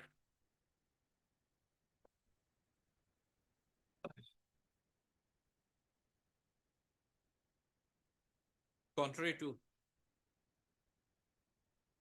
the provisions contained in subsection 3 of section 11 of the CGST Act 2007, in that it is the central government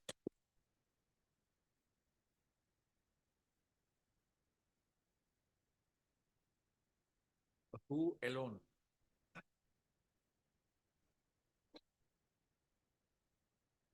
can clarify the scope or applicability of any notification issued under subsection 1 or order issued of subsection 1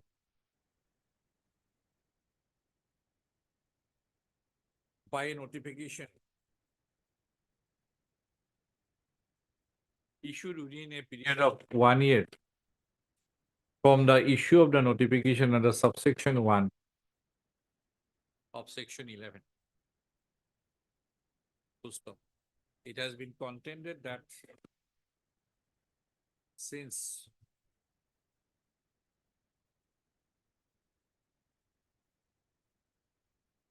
the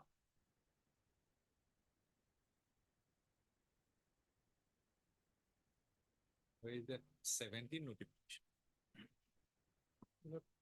17 is page 109.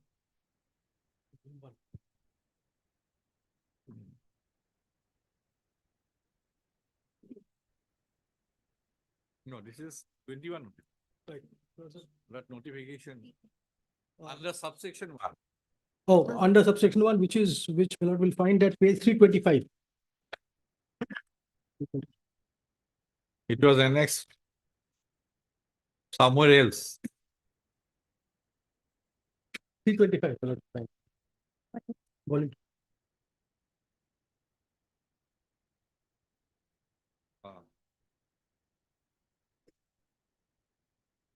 Notification dated 13/10/2017. Issued under subsection 1 of section 11 of the CGST 2007.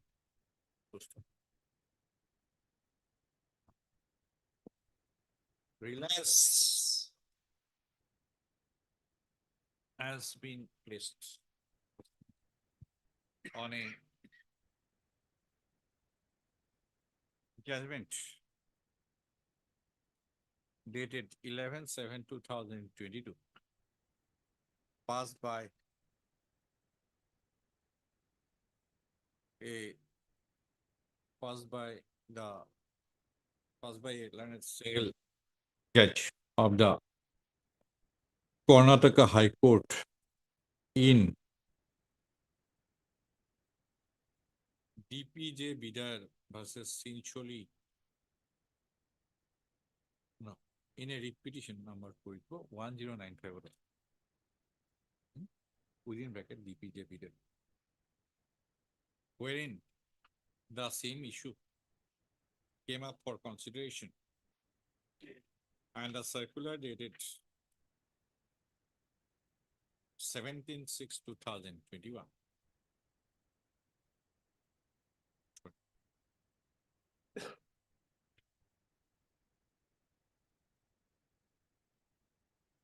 on and that meeting also. No, meeting they have not challenged. Okay. Came to be set aside. Full stop. Holding that the annuity is paid to the concessionaire in lieu of toll charges. Paratin, Yes, sir. first line, Yes, sir. full stop. He has further drawn attention to a notification dated 30/12/2022, within bracket next 19, issued by the Ministry of Finance, Government of India, under subsection 1 and subsection 3 of section 11, whereby entry number 23A and the entries relating thereto have been omitted. WEF 11/2023. Let me just assist one more. Just before that, there is an explanation, my lord, sees that? Explanation for the purpose of the exemption. This is the classic exercise of 11.3 power. This is a classic example of 11.3 power. Because this notification is under subsection 3, 4 of 9 and subsection 1 and 3 of 11. 1 and 3 I have read on. Correct. So this is an example. I just want to point out.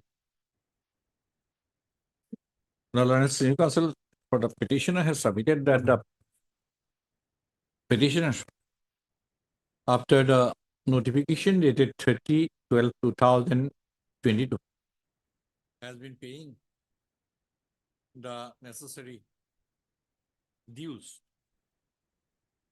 Full stop. It has been contended that in any view of the matter, the circular dated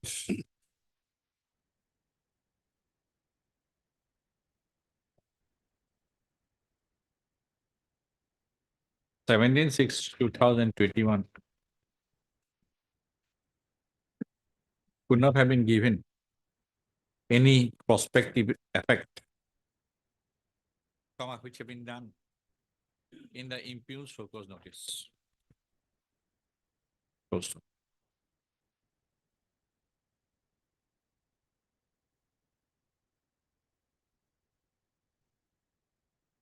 Mr. Cal. Learned standing also GST. Has contended that ordinarily, edit petition under Article 227(6) of the Constitution of India. Assailing is show cause notice is not entertainable, is not to be entertained. Unless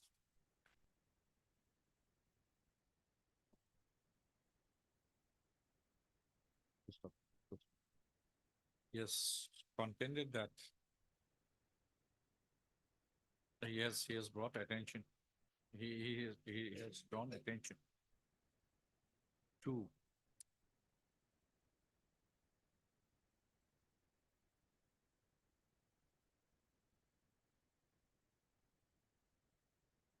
the distinction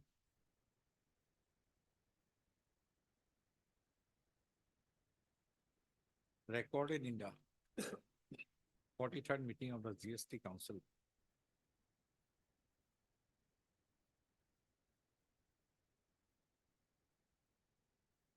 between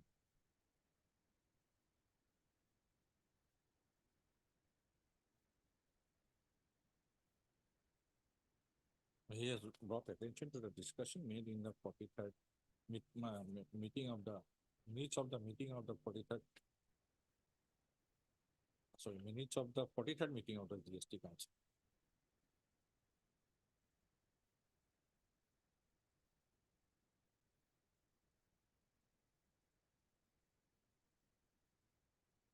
He has contended that only such annuities, which are charged for providing access to a road or bridge and otherwise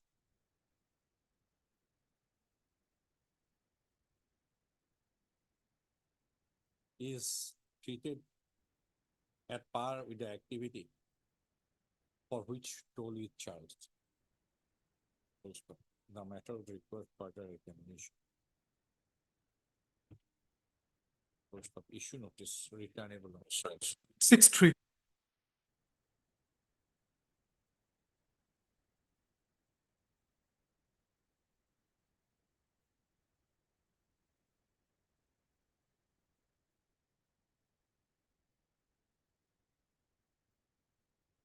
On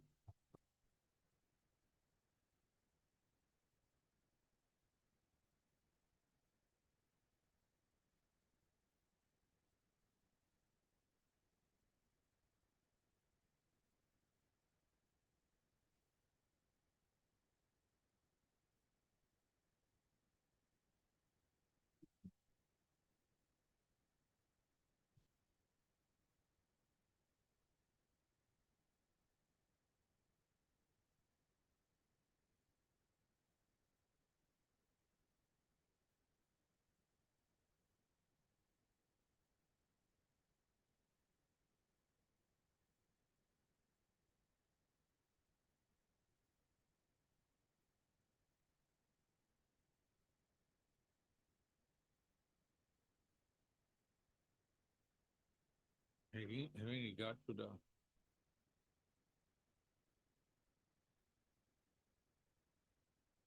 minutes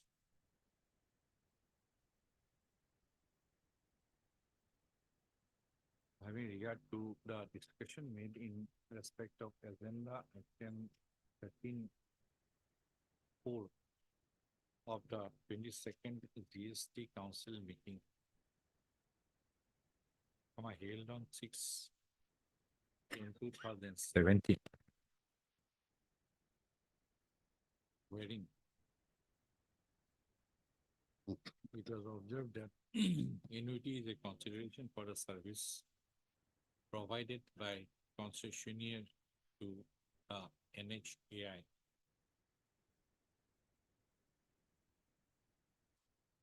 and a notification dated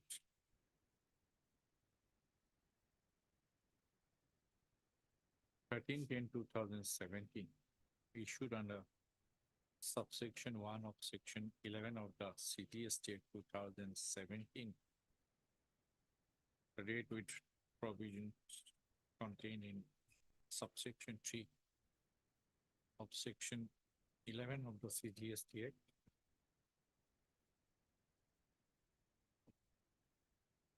Comma, this court is of the considered view that the petitioner has been able to meet out a privacy case for interim relief.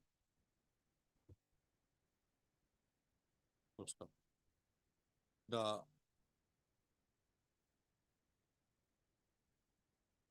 comma, more particular, comma. Full stop. It is also noticed that the Karnataka High Court has already set aside the circular dated 17/6/2021 by the aforementioned judgment. Full stop.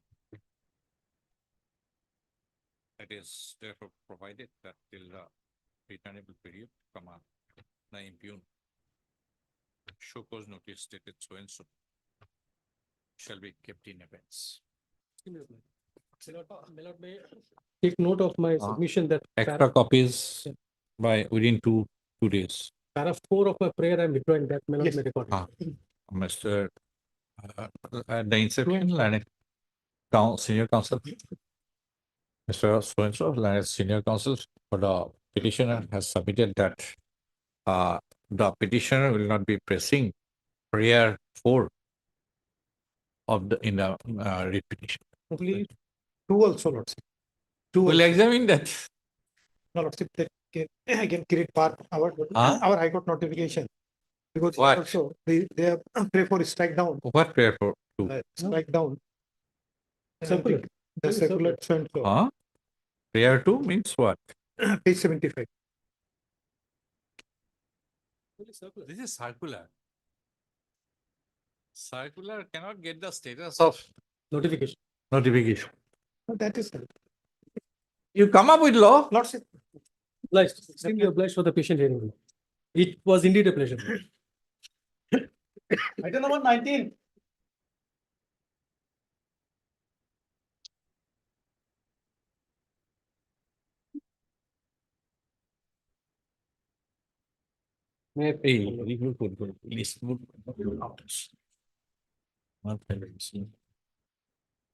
Yes. Here is what has happened, Your Lordship. Land of the petitioner. 19. Way back in 97, 98, Your Lordship. Their land was used for Your Lordship construction of an embankment. Your Lordship. Now, Your Lordship, a land acquisition proceeding was initiated as reflected from the communication issued by the authorities, Your Lordship. But what happened to that, Your Lordship? The petitioners did not get any compensation on that, Your Lordship. You are owner or what? Your Lordship, some of them are owners and some of them are on cast land, Your Lordship. Cast land. Cast land. Some. In cast land, what is entitled? Jirat, Your Lordship. But so far as the it's concerned, Your Lordship, Cast land of what category? government land, Your Lordship, purely government, land, You. purely. Long, Yes.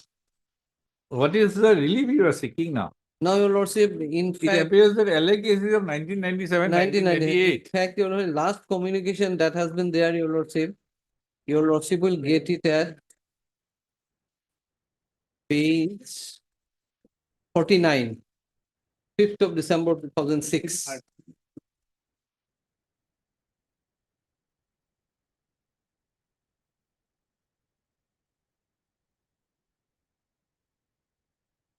Forty? 49, Your Lord, Annex of 4. This is by the additional Deputy Commissioner Hamaji to the END division, Your Lordship. At that point of time, it was called.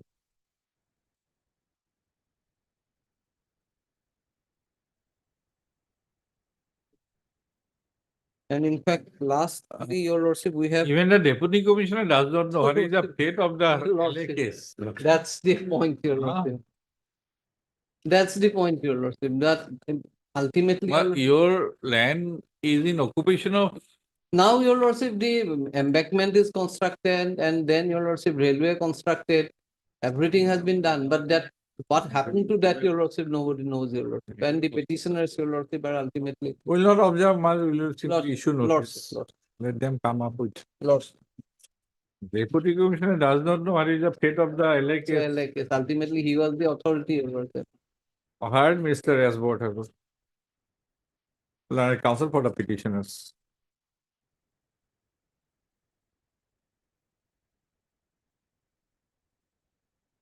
Mr. R. M. Das, Learned Standing Counsel, Water Resource Department for the respondent number 1, 2, 3, 4. PWD? No. Mr. H. Barua, Learned Counsel representing Mr. B. Gugoi, Learned Standing Counsel, Panchi. PW D for the respondent number 5. Revenue, disaster. G. Hajorika, Standing Counsel Revenue for the respondent number 6. S. Borua, Junior Government Advocate Assam for the respondent number 7 and 8. Mr. S. K. For 9. Central Government Council for the respondent number 9. You have brought everyone on board. All of them are Huh? in the process, your lordship, all of them are involved in this. Seeking compensation. There is no statement against us. No, not this, sir, but railway has constructed, your lordship. Railway has nothing. We have thought that more the merrier. More person on board, it will be better for him. In connection with LA case number 2/97-9098, the petitioners have prepared an instant with petition issue notice returnable in 6 weeks as extra copies within 2 weeks. Revenue may be reflected in the. Name of land and standing council revenue be reflected in the respondent side in the cost list. Obliged, your lordship. Also, Learned Central Government Council be reflected in the SKMD. Central Government Council be reflected in the respondent side in the cost list. Your lordship, matter relates to transportation of coal, lordship. The impugn order is at page 22, lordship, and my lord's order is at page 26. Now, Mr. Bora, you don't even bring anything that you deal in coal. Something like that. Yes, lordship. What kind of petition is this? Transportation, lordship, they used to. No, what kind of bring something on record. It's correct. You don't have any business document also. Trade license is there. What? Trade license is there, Huh? lordship, I did not annex. lordship. What? You have annexed 2 orders and the impugn notification. What is your credential? We don't know. Bring some GST certificate, something like that, so that you are some businessman. To get an order, you have to stand on your own leg. Additional affidavit, lord. We'll bring it, lord. Better, come up with better particulars. Merely making a statement will not do. Maybe the impugn notification is wrong, but you have to say something. What you have said? Paragraph 2. Yes, lord. You deal in business. Give something more. Yes. Better you come up with better particulars. Give something. Yes, lord. We will file additional affidavit. We will bring it. File a press. M.K. Bora. Learned Counsel for the petition has submitted that he wants to bring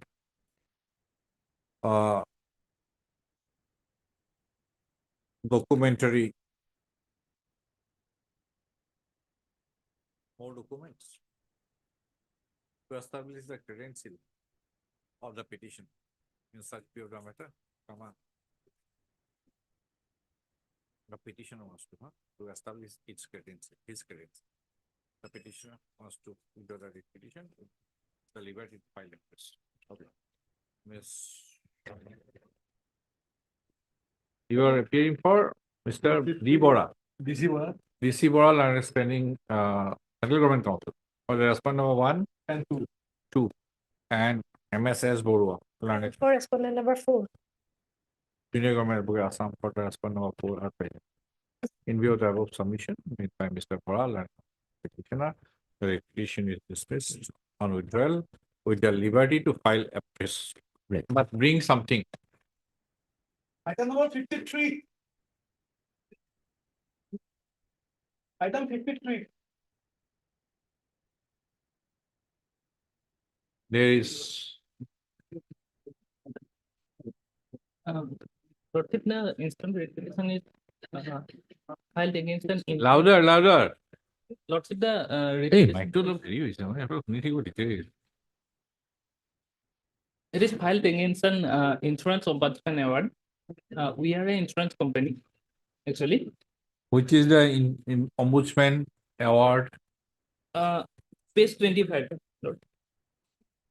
page 25. Page 25. Exhibit A.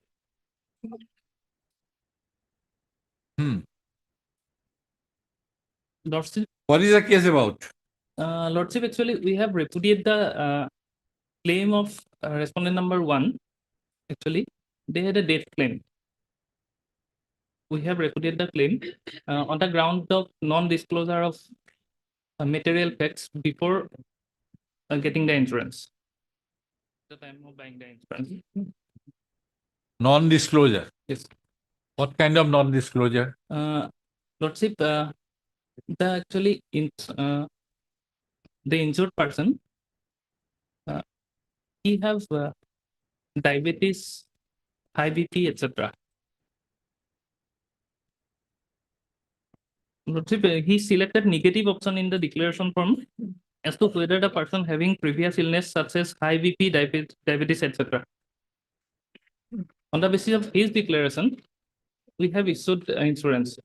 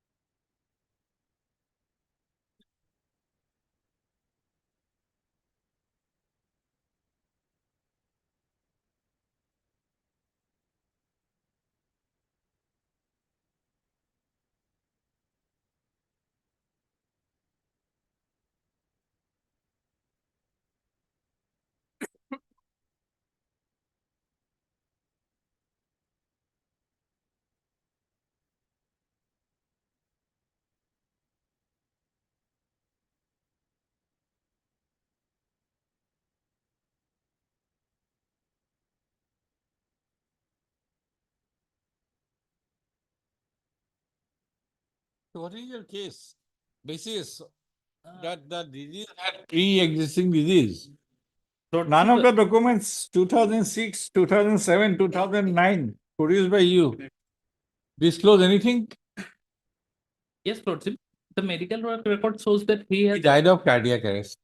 Yes. What kind of pre-existing disease you are alleging? Lordship, the patient, the policy holder has diabetes, type 2 diabetes. So Lordship, that is that was consequence the of. cause of his death. Yes, Lordship, it was. Cause of his death what is what? Is, What is the ground you have urged before the ombudsman?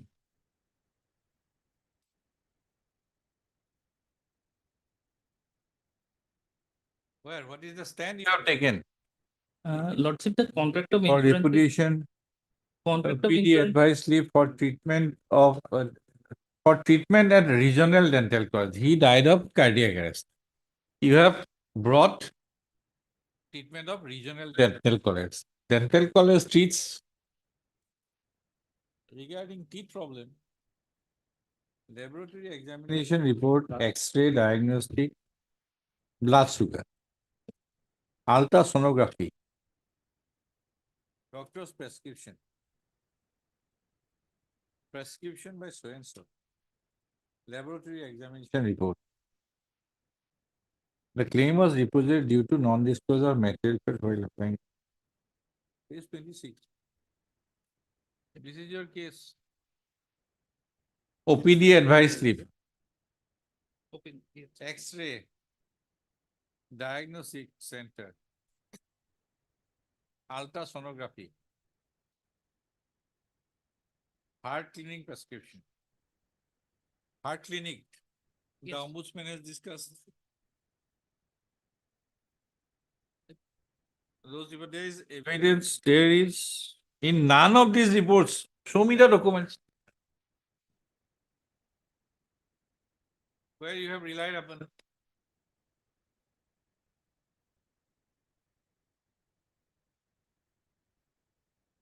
And what is the law regarding pre-existing disease, Mr. Counsel? Lordship, the contract of insurance is governed by the principle of Utmost good faith, I know. Lordship. Show me regarding pre-existing disease. Somebody has a teeth problem. He dies of cancer or he dies of heart attack. Now, whether that teeth problem is the cause of that person's death due to heart attack. Hypothetically, I am asking. If somebody has a teeth problem and that man dies of cardiac arrest,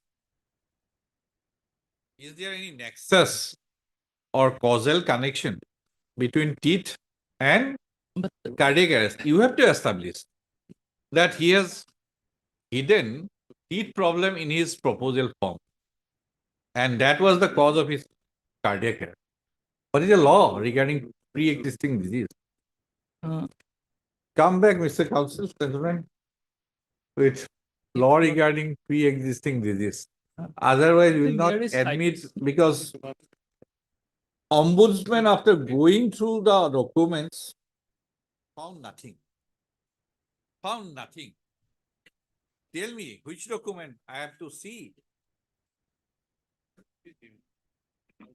If I remember correctly, if something is suppressed, PED is suppressed in the proposal form, and after that, that man died, there has to be some causal connection with what he has suppressed and the region of his death. Lordship, although I don't have the exact citation right now, but there is a Come back with. Even Tell me which document, which document? Even Let us have a primacy look. There is citation, Lordship. Because you have to establish diabetes with cardiac arrest.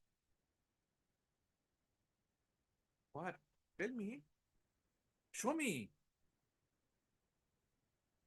Lordship, if I may get a chance. Then, if you have not gone through the brief, then don't. On the prayer of Mr. Yes, Bora. As Bora Learning Council for the petitioner, place the case in the next.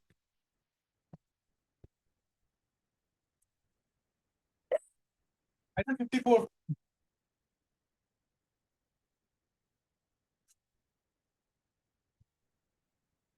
The petitioner herein are admitted, your lordship, occupant of railway land, your lordship. Occupant of railway land. Railway land. Yes. Initially, your lordship, in 2016, there was a notice on them, your lordship. And under the provision of this unauthorized occupant. Public premises. Public premises, eviction of unauthorized occupants act, your lordship. Now, page 59, your lordship, of our petition, your lordship. It was way back in 2016, your lordship. Now, while these processes were going on, your lordship, prior to that, your lordship, if your lordship comes to page 101, Yes, 101. earlier round of litigation, your lordship, when we came before this honorable court, your lordship, we were threatened to evict by the authorities. Proceed in terms of notice. Lordship. Here your lordship will kindly come. Page 103, Bridges Sharma, Learned Standing Council NF Railway has produced a written instruction dated 8/6/2020 furnished by the divisional engineer Tinsukia, according to which the railway authorities have given an undertaking not to evict the petitioners without following the due procedure of law as per the Act of 1971. If that be so, there is apparently consensus between the parties that the petitioner can only be evicted in proceeding duly instituted under provision of the Act of 1971. It is not in dispute that a notice dated 27/1/2016 was issued in accordance with the provisions of the Act of 1971, and therefore there is no legal impediment for authorities to go ahead with the aforesaid proceeding. Then, your lordship, we are given liberty to file our objections, your lordship. Accordingly, we filed our objections, and then, your lordship, what happened, your lordship? In that proceeding, no final order has been passed by the state officer till date, your lordship. And while the matter is pending at such, your lordship, now again, your lordship, we are sought to be evicted, your lordship. Some people have come, your lordship, of the railway authorities, from railway authorities. They need those lands for some developmental activities. And therefore, your lordship, in para 14 of my petition, I have, your lordship, made specific affirmance that on several occasions in the month of January 2024 and verbally asked the petitioners to vacate their respective premises or to face forceful eviction by the railway authorities. Hence, your lordship. No, in the earlier round, Lordship. they have been given an undertaking. Undertaking, your lordship. Yes, Now, Mr. if they Gupta, can go any ahead. order is passed. My order is passed, there is a serious suppression of facts, my lord. Lot of suppression of facts. That my I lord. don't know, your lord. My lord, I have will not been produce, provided. This is the final order, my lord, pursuant to the notice dated 27/1/2016. 2016. My lord, a final order was passed and Copy there. this is in respect of one of the petitioners. And after the passing of the final order, my lord, they have preferred a writ petition. Wherein, my lord, they have been given the, after this final order, my lord, they have preferred this writ petition. This fact also they have suppressed 8522 of 2018, my lord, page 9. Paragraph 6. Page 9 of the judgment, my lord. Paragraph 6. This is 2018, 8522 of 2018. In paragraph 6, it reads, my lord, be that as it may, on due consideration, it is seen that section 9 of the Public Premises Eviction of Unauthorized Act 1971, there is a provision of appeal against an order of eviction passed by the state officer. Such appeal shall lie to the district judge of the concerned district where the public premises are situated and are required to be filed within 12 days from the date of publication of the eviction order, with provisions of for condonation of delay in case of delay in filing the appeal. That being the position, then taking overall view of the matter, liberty is granted to the petitioners to file appeal under section 9 of the 71 Act before the competent appellate authority. Such appeals may be accompanied by application for condonation of delay. If appeals are filed within 12 days from today along with the application as above, same shall be considered by the appellate authority in accordance with law. During this period, the respondent shall not act on the impugned eviction orders dated. Well, Now let us compare the names. 26/9. Now, your Copy. lordship will kindly let him submit. Your lordship. Ah. I'll come to. No, let me find out. Because these are the same orders, were there at page number, my lord, 5, the name of Sopan Majumdar is there. Huh? Page 5. Page 5, upon. Sopan Majumdar, it is there. Mr. Borthakur, Lordship. And after that, my lord, if I may. it needs Complete, my imposition lord. of cost. No, lordship, I will go. And through after it that, my first. lord, they have. Kumar Day, Petitioner number And not, 15. and they have. prepared an Because appeal also. petitioner number 1 in WBC 8522. Is there any statement regarding 8522 Lordship, in the whole writ petition? And they have prepared an appeal also, my lord. That appeal is pending. My lord, next date is 9/2/24. these are facts. There is serious suppression of fact. Is there any whisper in the? No, your lordship, no, nothing, your lordship. Lordship It will kindly. needs imposition of cost. Yes, your lordship, if that be so, only thing, your lordship, I just want to go through that, your lordship, Which one? that order, your lordship. Will I- Judgment. At least I can identify that petition number 15 here. Lordship. He was petition number 1 here. Lordship. The last petitioner here was the first Sapon Muzumdar. petitioner Here, your there, lordship. No, your upside down. lordship, what has happened, your lordship, one. Oh, I love to hear much more, anything more. No, your lordship will. Even that proceeding was initiated in 2018 Lordship, and you preferred an appeal lordship, I- subsequent to the judgment rendered in the writ petition that is pending. Then this writ petition is not to be entirely. with lordship, lordship, that in that view, your lordship, that has. that- How many, Mr. Gupta, how many petitioners are telling? Common?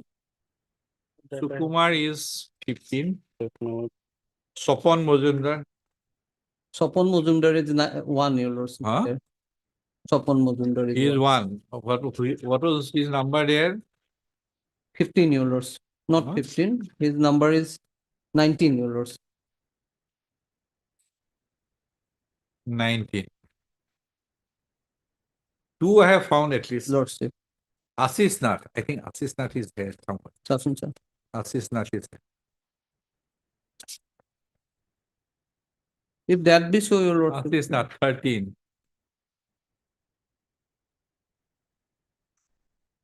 Then it needs imposition of Lordship, lordship. third. Anything more? Lordship, only, I'm just last time I'm comparing it, your lordship. Because your lordship, what has been furnished to me, your lordship, by them, your lordship, one order by the district judge. Cost is not imposed upon you. Cost is imposed upon the petitioner. Lordship, lordship. And they have to comply. Yes, your lordship. Because these were not part, your lordship, and I have not been provided. Heard Mr. S. Botekur. Then a counsel for the Okay, no, instruction. petitioners. And Mr. H. Gupta, learned Central Government Council for the respondent number. Central Government Council for all the respondents. Full stop. The petitioners, comma, 15 in number, comma, Pending. have joined together to prefer the instant writ petition under Article 226 of the Constitution of India. Hmm. 2.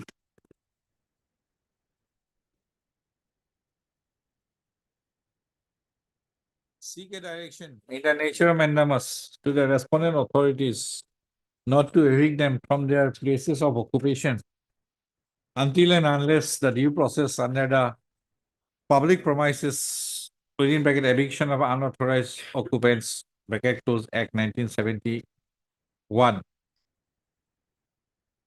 is followed. They do us next. Full stop.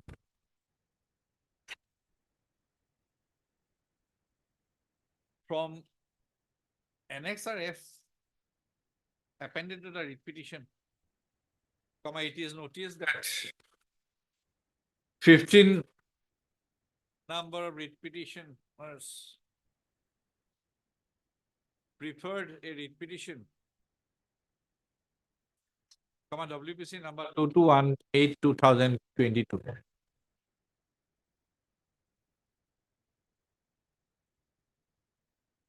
They are same? Which one, your lord? 20 minutes. Sopon Mozumdar was there. Yeah. For Some of them are there. Your lordship. Mintu Ghosh, Ashish Nath, Sukumar. Many of those 15 writ petitions are writ petitioners in the present writ petition. Full stop. The said writ petition was, the said writ petition, WBC number 2218/2022 was preferred.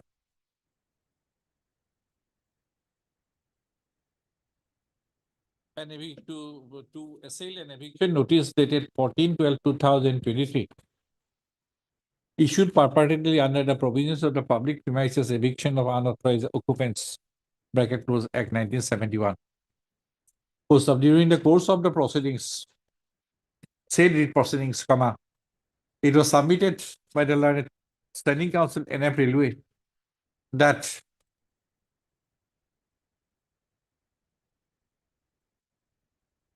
the railway authorities would not evict the petitioners therein without following the due process of law as provided in the 1971 Act. Full stop. There was a subsequent notice issued under issued on 27/1/2016 to the petitioners under the 1971 Act during the pendency of the writ petition WBC number 2218/2020. Full stop. When the writ petition WBC number 2218/2020 came up for consideration on 11/11/2020,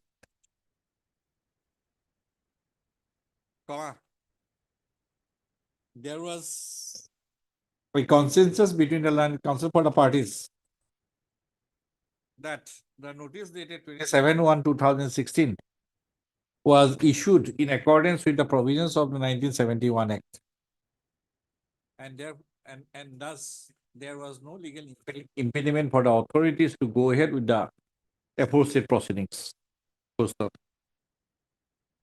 The writ petition was therefore disposed of on 11/11/2020 by granting leave to the respondent authorities to proceed in terms of the notice dated 27/1/2016 and to bring the said proceedings to its logical end. It was further observed that in doing so, the petitioners should be granted proper opportunity to file objection, bringing their stance on record before any decision was to be taken in the matter. The instant petition, in the present petition, the petitioner have averred that in response to the show-cause notice dated 27/1/2016 issued under Section 4 of the 1971 Act, all the petitioners submitted their objection reply to the said show-cause notice in due time.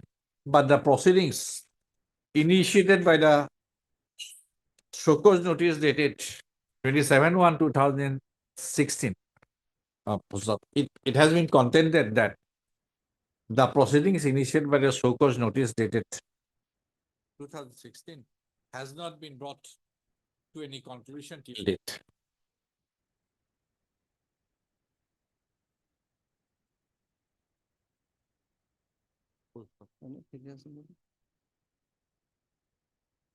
Mr. Gupta, Central Government Council, has submitted that the present petition has been preferred by a number has been preferred by willful suppression of material facts. In that, Mr. Borthakur, you are the counsel. Lordship, I am counsel. But your lordship, the problem is, your lordship, I am appearing, your lordship, in these cases, your lordship, there are large number of cases. But I have these orders unless your lordship provided to me, your lordship. Only now, your lordship, I could gather, your lordship, that this is being done, Your Lord. Because this does not project well. Lords. I know, Your Lord. In I did fact, not Your- notice. I, 2018 case, Your Lord. And in fact, after 2018. Placing a copy of an order dated 12/12/2018 of a writ petition, WPC number 8522/2018. Mr. Gupta has submitted that many of the present petitioners were petitioners in WPC number 8522/2018. Full stop. The writ petition, WPC number 8522/2018 was preferred.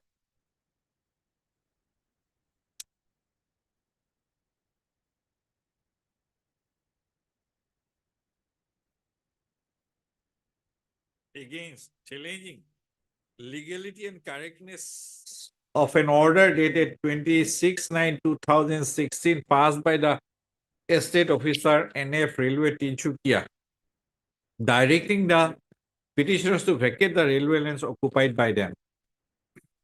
That is separate notice, Your Lord. No, that is order. That is a final order. Final order. Final order. Final order. Full stop.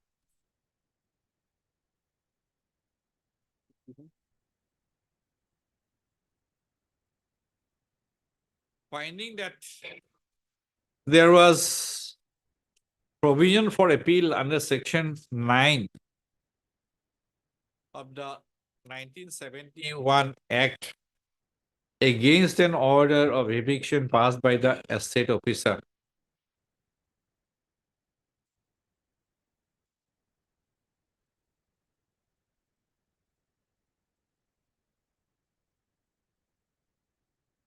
Before the court of learned district judge of, before the court of learned district judge of the concerned district.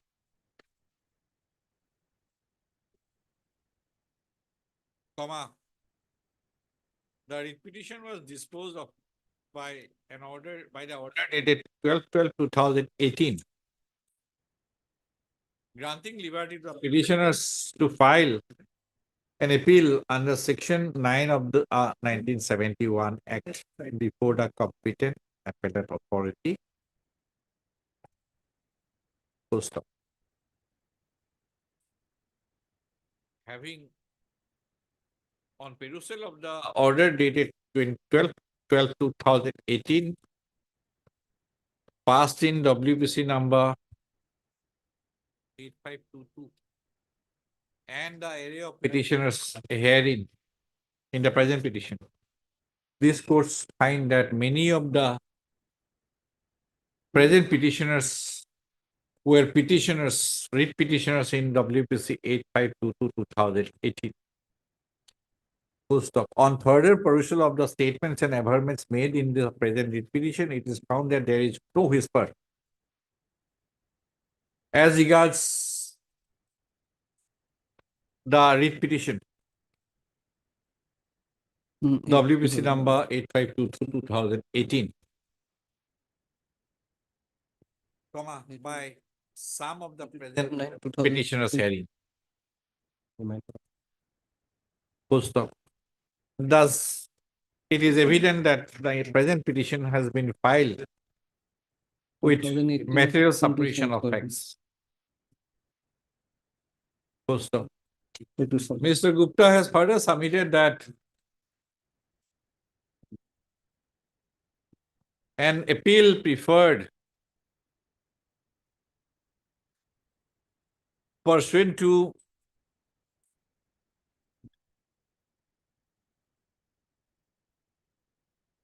the order dated 26/9/2016 by the estate officer NF Railway subsequent to notice dated 27/1/2016 under section 4 of the 1971 Act. An appeal registered and numbered as Miss Appeal stroke 5046 stroke 2018 is pending before the Court of Learned Additional District and Session Judge. District? Jorhat, my lord. Jorhat or Tinsukia? Jorhat. Jorhat. And the next hearing date is scheduled on 9/2/2024. That instruction also, your It is lordship. his. Lords, It is his lords, submission. now your lordship will kindly come to page 95, your lordship, why this has been. Have you mentioned about this? No, or no, not your lordship. Then I will But not hear. this 27/1/2006, your lordship, 16, page 95, your lordship. This was in fact, this is your lordship postponed the Sir, how much attention can this? lordship. That I should do, we should have, your lordship. 27/1/2016 As was your the lordship. petition is filed with willful suppression of fact, the writ petition is dismissed, imposing a cost of rupees 25,000, Lords. which the petitioner shall submit, deposit before the registry within 15 days from today. Obliged, your lordship. On the lower side. Lords, I leave it to your lordship, because your lordship, there are suppression of material facts. Had it been one And in sentence fact, also, your lordship, that 2018 order, although I appealed. maybe, I, that your that lordship, may be a forget- positive, that may be, lordship, I that may forget be about- possible. Lords, I am not There- discounting it. lordship, 4 or 5 or 6 cases together, your lordship came at. That may be possible, I am not discounting it. Lord. But petitioner should also Lordship, they should have be provided. bona fide. And this appeal part, your lordship, the pending and they- Ending, next date is 9/2. that they have not, your lordship. in- Item 55. Obliged.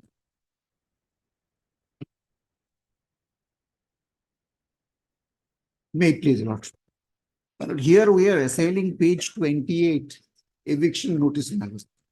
28. Page 28, my lord.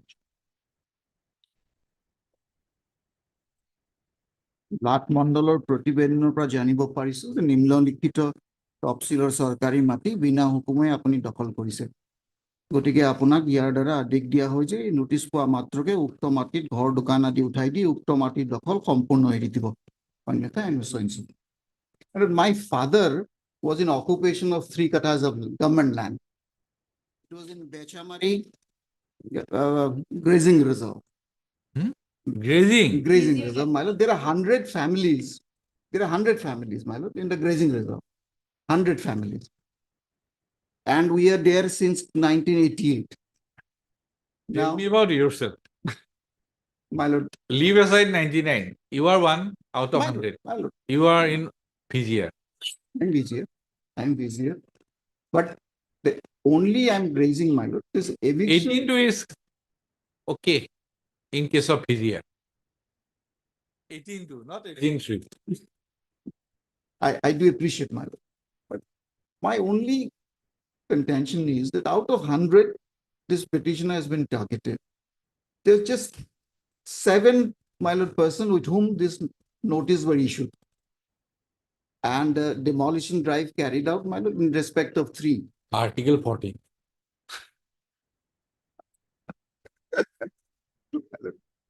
That is my limited. Article 14. Article 14 talks of positive equality. I agree. No dispute. It does not No. speak absolutely. about negative equality. Just because No, I'm not even that on that. But still, if you want some time, this court can consider, but we are not going to interfere. PGR land, negative equality, not possible. No, I do appreciate. I do appreciate. So I do appreciate. think about your option, or otherwise I'll issue notice it. But I'll also positively observe. My- There is no bar on the part of the authorities to proceed ahead with the notice dated 5/1/2020. But if you need some breathing time, that is one thing. You need ventilation? ICU? I'm already in the ICU. Well, Then it is up to you.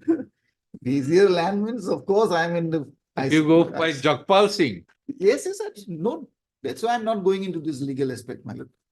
tell me what is, I'll issue notice otherwise. I'll observe. If you want some breathing time, MS Hazarika and MS Borua, what do you say? Jagpal Singh's husband will come, Lordship. Some breathing time if he needs.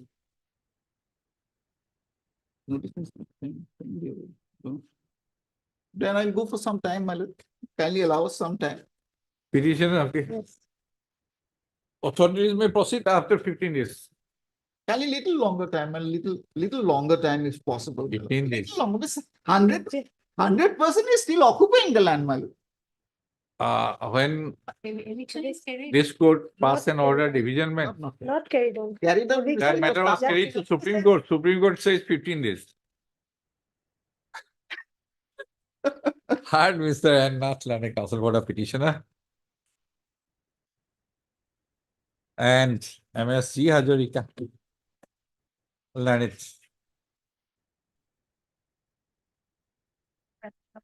Standing Council Revenue Department 1 S. Borua, Junior Government Advocate Assam for the respond number 23. Most of the petitioner has approached this court by this petition, assailing a notice dated 5/1/2014 issued by the respond number 3 under Rule 18(2) of the settlement rules framed under Assam Land and Revenue Regulation 1886, whereby the petitioner has been asked to vacate a plot of land under his occupation. The petitioner has averred that the petitioner's family is in occupation of the plot of land.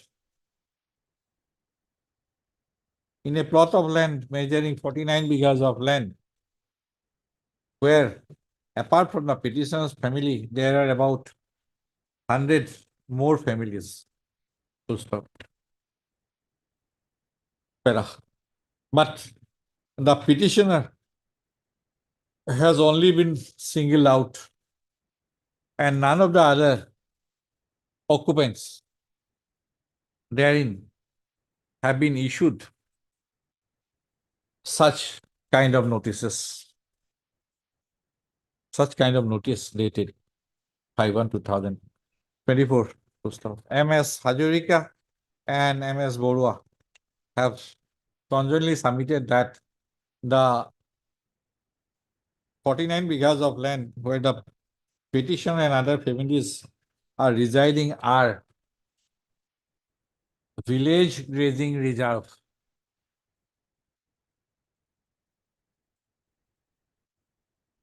And as such, no interference is called for in respect of a notice dated 5/1/2014. Full stop. Issue notice returnable in 4 weeks. As also heard on the interim prayer, full stop. As the petitioner is found occupying, petitioner himself has stated that he is in occupation of VGR land, comma, the court is not persuaded to interfere with the notice dated 5/1/2024. Petitioner court is not persuaded, comma, at this date, comma, to interfere. Post of Mr. Nath, the counsel for the petitioner has however submitted that as the petitioner needs some time to arrange about vacating the plot, if any, the impede notice may not be acted upon for a period of 15 days from today. Full stop. Considering the submission made by Mr. Nath, such submission made by Nath, comma, which appears to be reasonable, comma, it is observed that the respondent authorities shall not act upon the notice dated 5/1/2024 for a period of 15 days from today. Full stop.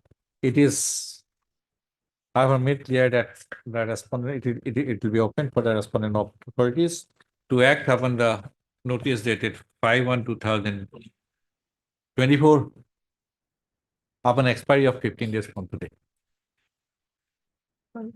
Pending item number 6.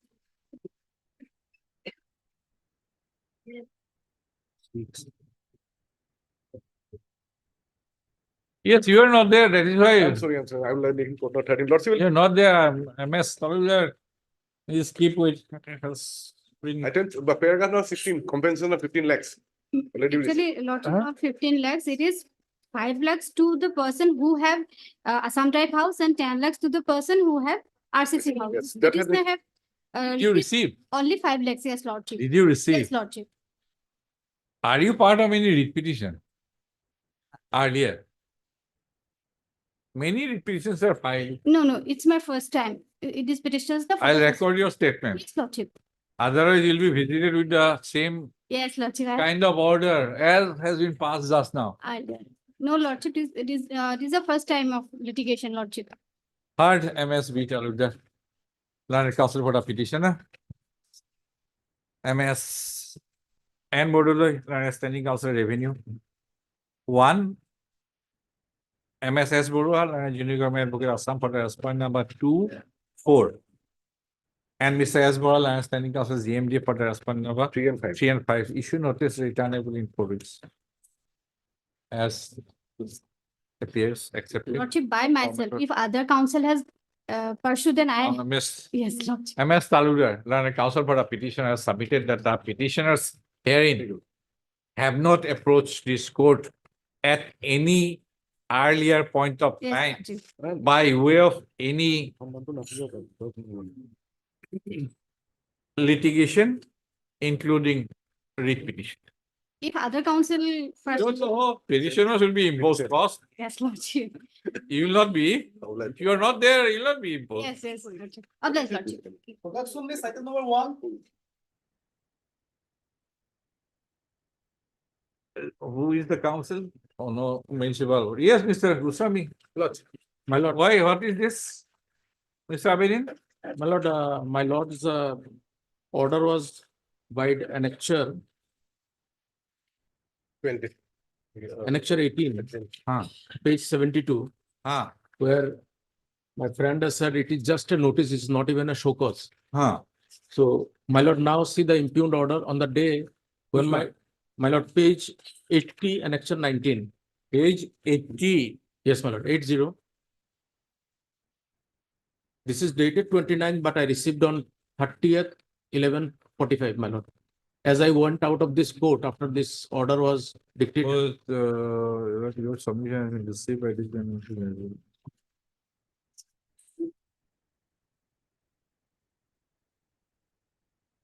Yes, Master. Okay, this is by Dhubri Gauripur Development Authority, Lordship. I'm not representing Lordship. Third, will stay. Lordship. Third, Mr. G. Abedin. Learned Counsel for the petitioner. And but you served by the state. Yes, my lord.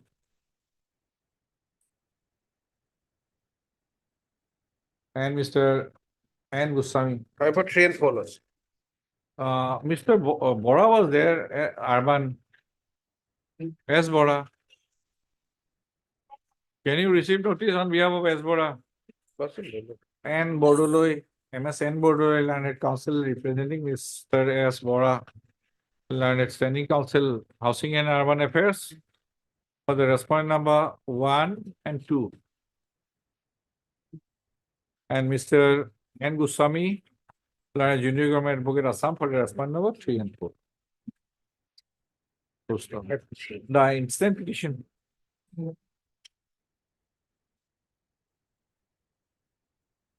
Has been preferred. Challenging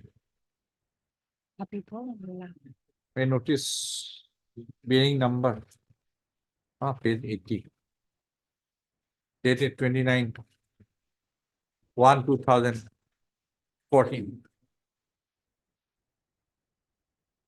Issued by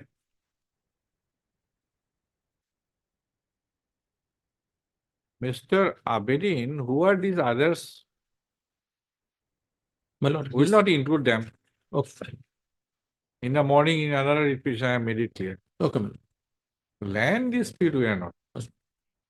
My lord, over here, 6 can be taken by my friend, my lord, We can 5, till 6. 6. Yes, ma'am. No, that will be standing council panchayat.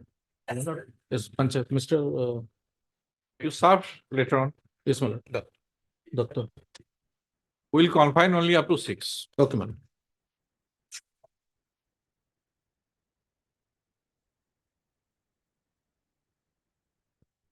Issued by the respondent number 5. Comma address to the petitioner. So by the said notice, comma the respondent number 5 alleging that the building constructed by the petitioner in the plot of land and the reference was without any permission. Full stop.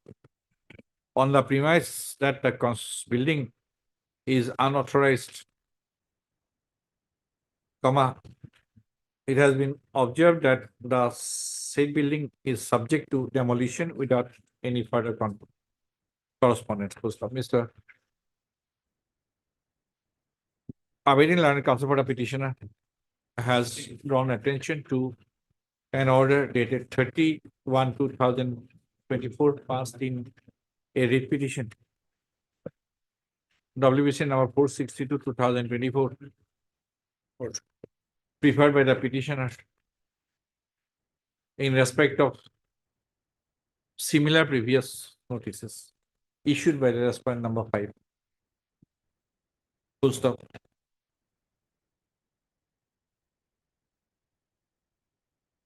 On a privacy, on perusal of the MP notice dated 29/1/2024, comma, which the petitioner has stated to have received on 30th. 30/1/2024, comma, it privacy appears that the said notice is not in conformity with subsection 4 of section 13 yes. of the Assam Town Town and Country Planning Act 1959. Full stop. Having in such view of the matter, comma, till the returnable date, and the impugned notice dated so and so shall remain suspended. Issue notice returnable on so and so. Portrait. Issue notice to the respondent number 1 to 6, returnable on so and so. Having regard to the nature of assignment, comma, this court finds that presence of respondent number 7 to 12 are not necessary in the instant writ proceedings. Full stop. The learned counsel for the petitioner shall submit amended memo before the registry of the court in terms of the notification dated so and so by has undertaken to submit amended memo. Memo koi ni ki koi na? Memo ni ki koi? Course title in terms of the notification dated so and so within 2 days from today. As MS Bordoloi and Mr. Oh, sorry. Who? Okay. Yes. Ms. Bordoloi, so Bora and Mr. Gusami. Accepted so and so, no formal notice. The petitioner shall take steps for service of notice upon the respondent number 5 by registered post with AD by tomorrow. In addition, lastly, within 2 weeks, compliance affidavit, the petitioner shall serve a copy of the writ petition along with annexures to Mr. S. Dottal, Standing Counsel, Panchayat and Rural Development Department, for service of notice upon respondent number 6 by tomorrow. The names of the standing council, Panchayat and Rural Development Department be reflected in the respondent sign the clauses.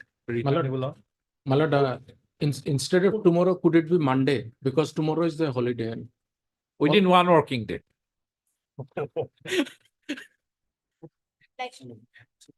Order stay vacating item number 21 and 22. Deeply obliged, my lord.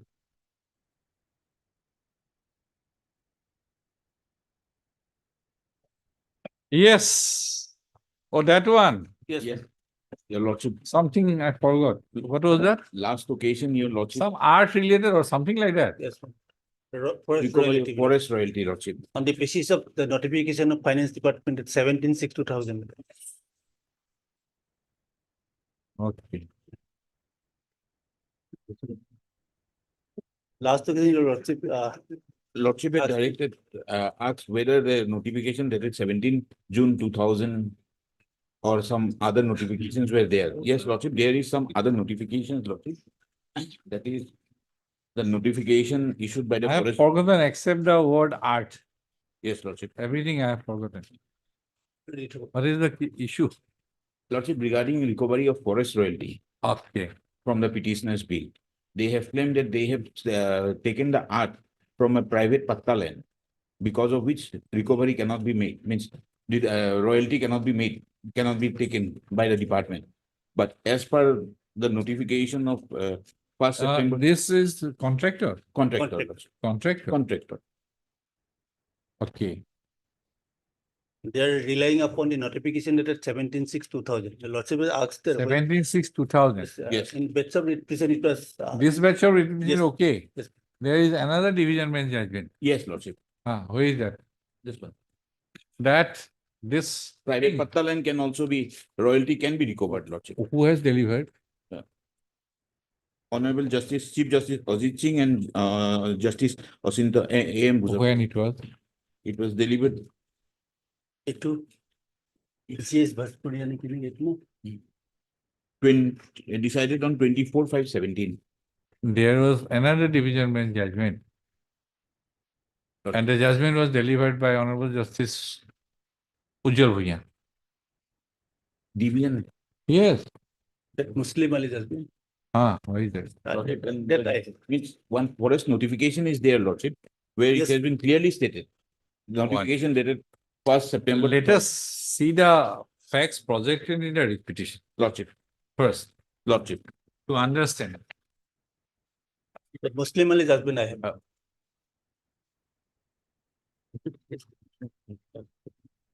Let us take 6421. 642. What is the work order? Work order is in page 48, lordship. 48. That is the contract, lordship. 48. Lordship, the contract, lordship. Huh? Contract. 642. What is the work order? The writ petition, in the writ petition. 6421. In the writ petition, it is page 24. It was a contract? Contract Contract for what? for flood management and river Ranganati along with river training work on bank. Okay. It starts from Construction of dike. page 24 is what? Work order? Yes, but this is the preliminary work order. Preliminary work order. Where is the contract? Page 26. Type copy starts from page 29 and the original is on page Type 51. copy 29. Page, original copy at page 51.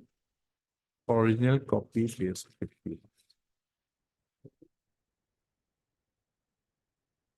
Start from page 48, lordship, original copy. No, page 51. 48. No, 6421. 642. Page 51. 48 is the general rules and directions for the guidance of the contract,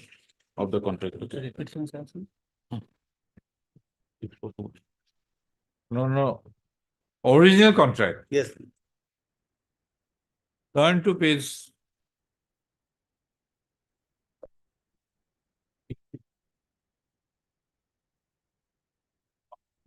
Now, what was the clause in this judgment, Muslim Ali?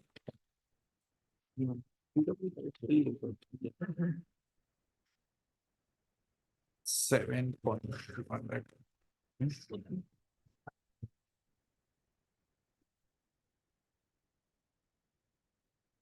Mr. Das, do you have Muslim Ali with you? At present, I don't have. Huh?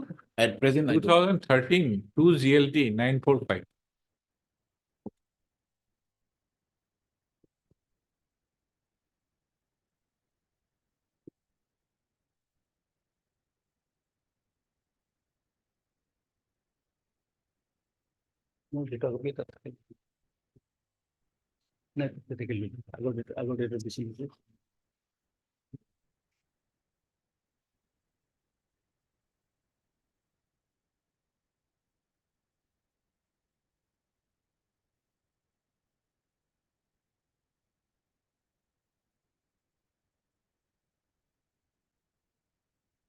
Now, where is in this contract?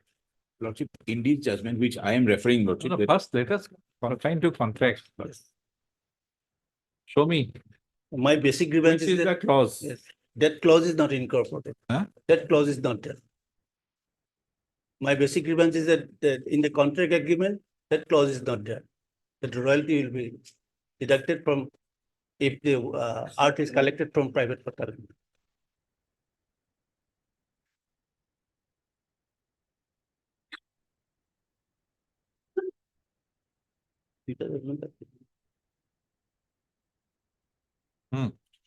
Then this division man says. This division man says. It is the responsibility of the mining lessee to make payment of forest right. Not that of the contractor. And that in the absence of specific provision in the contract. That is why you focus on the contract. Deduction of forest royalty from the dues of the contractor was not justified. Learned single judge had held.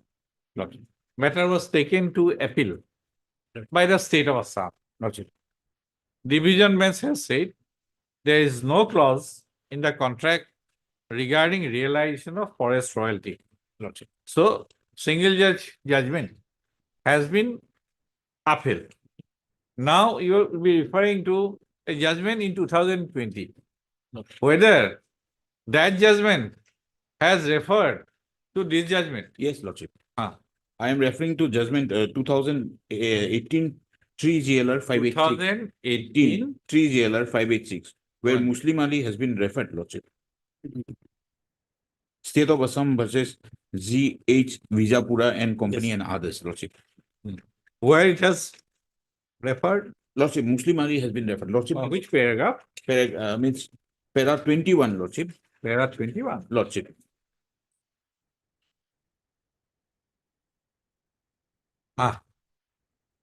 Read. Very well. Read. In view of the provisions of clause 5.1 of the agreement dated 14/8/2008 between the respondent number 3 and respondent number 1. What is 5.1 in this judgment?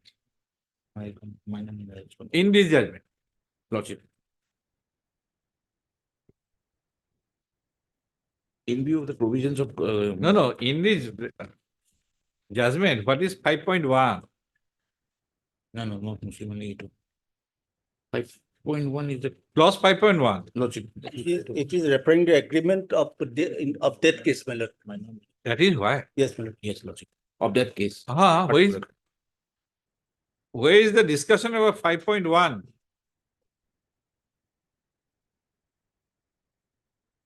You have not read the full judgment. I have.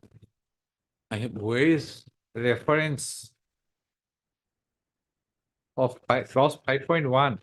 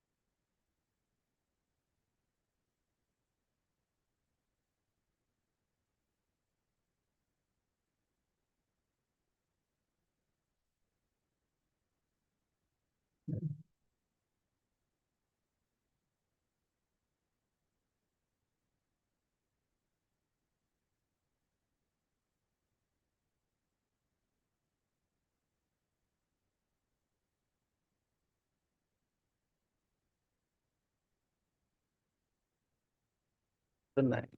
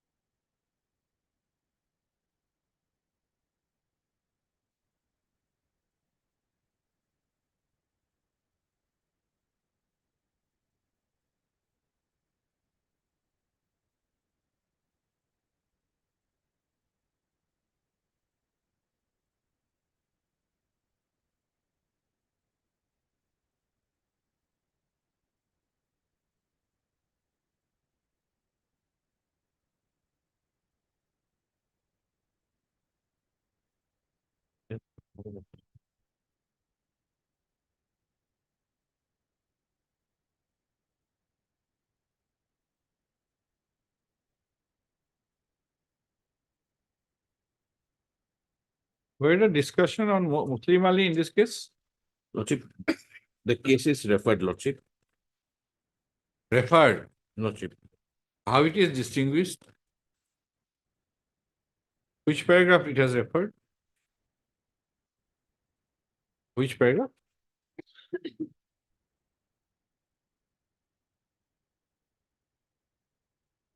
Not referred. Not referred. Not referred. How you're saying?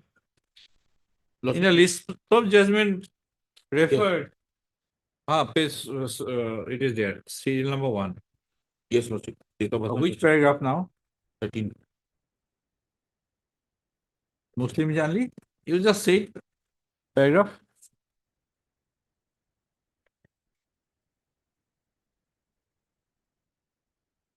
It is discussed in paragraph 12. Paragraph? 12. 12. 1, 2, 3, 4, 5. In middle portion, accordingly, by referring to a decision of this court in the state of Assam versus Muslim Ali, reported in 2013 to JLR, which has declared that. By referring to?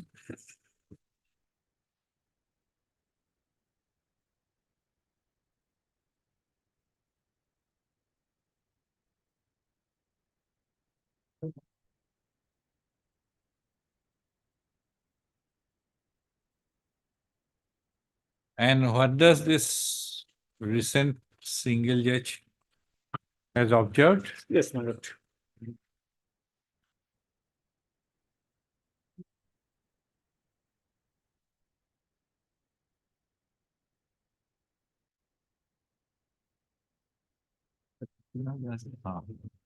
Paragraph 17 onward. Effect of incorporation of office memorandum dated 17/6/2000 in a contract agreement.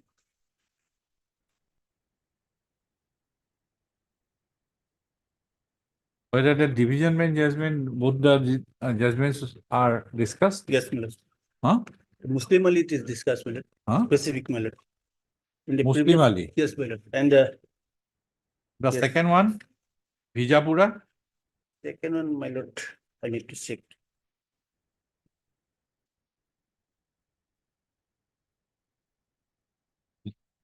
This Muslim Ali was discussed and the Trinoyan Associates of discussed, my lord, and Durga Krishna stones, 3 decisions were discussed. Tinoyan, Muslim, And Durga Krishna stones. Ruga Krishna. And this division bench is not discussed. Perhaps.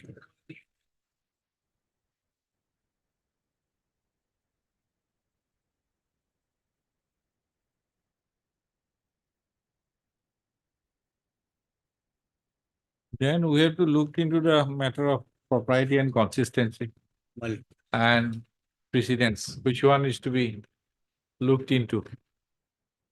One is 2013 DB One is 18. 18, without saying anything, without making any comment, going in a different way. In that case, by judicial precedence, we have to go by 2013 judgment. Then came this single bench judgment, which did not discuss the second one. And it perhaps went ahead by 2013 judgment. But single judge is not, this Matter has become complicated. Lots. We'll keep on hearing today will be difficult. Logic. R. M. Dekha. Thus, we have to go through the judgments. Then only we can find out. Not possible at this stage. I got to repeat for you. Both the IAs have come? Yes. Okay. RM Das, Standing Council Water Resource Department for the applicants in I number so and so and I number so and so. And Mr. P. Hazarika, Learned Council for the opposite party, that's late petitions. To stop. The Learned Council for the parties have referred to two judgments of the division bench of this court. In 2013, 2 GLT 945, and 2018, 3 JLR 586. In addition, they have also referred to another order or judgment and order dated 36/2022, passed by a single judge by coordinate bench in a batch of writ petitions.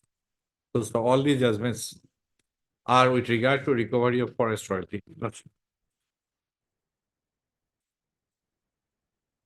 From the bills of contractors. Art, forest royalty.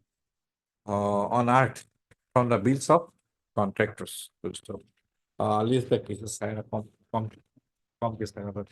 19. Interim order passed bill shall continue. 19-2. Lodge. Deeply.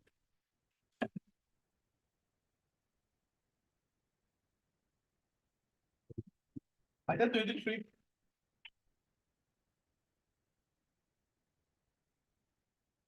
Yes, sir. If they have filed one IA for stay vacating, Lordship. We need some time to file affidavit in opposition, Lordship. Okay. Objection. Yes, Lordship. Yes, Mr. Your sure, your lordship. Can be granted or not granted. But very short date, your lordship, because How much time? 2 weeks, Lordship. 2 weeks. not 2 weeks, your lordship. Much Otherwise, not possible. Traffic is too high. Mr. assured. As should. Learned Counsel for the applicant hard. And MS R. Chaudhary. Learned Counsel for the opposite party, that's the petitioner. Full stop. MS Chaudhary has prayed for and is granted 2 weeks time to file an objection to the instant interlocutory application seeking vacation stroke modification of the interim order. Full stop. A prayer made by MS Chaudhary is allowed, is the case on the order. Obliged, Lordship. 26-2. Interim order to. The interim order passed shall continue. Obliged, Lordship. Item number 24. Sabes Sitik Mojumdar.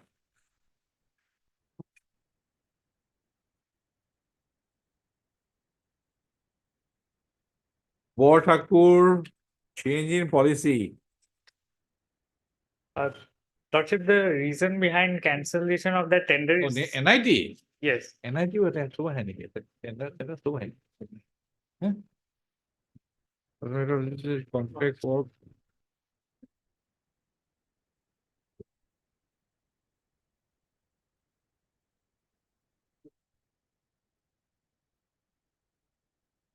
Response is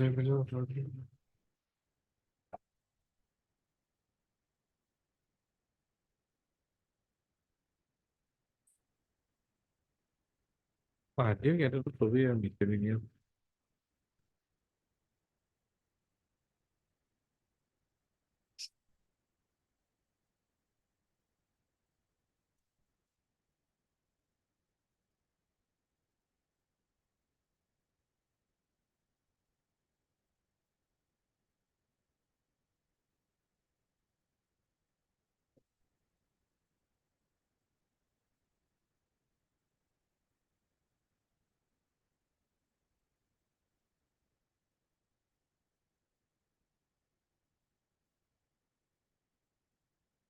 Yes, what right? What right? What right you have?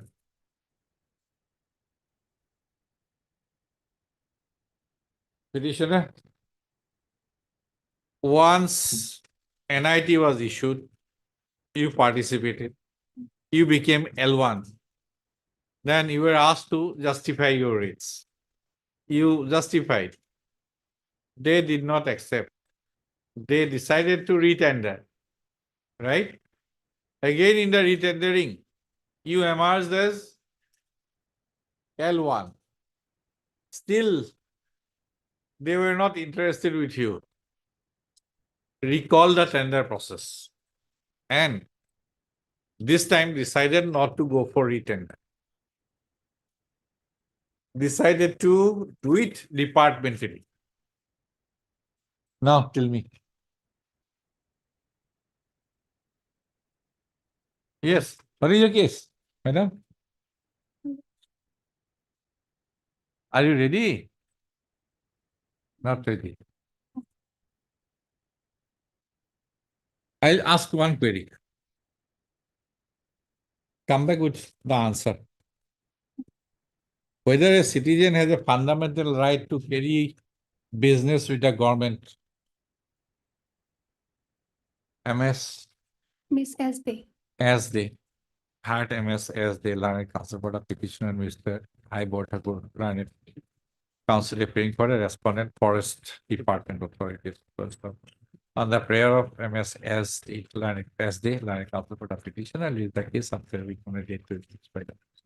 This time you prepare yours. Item 25.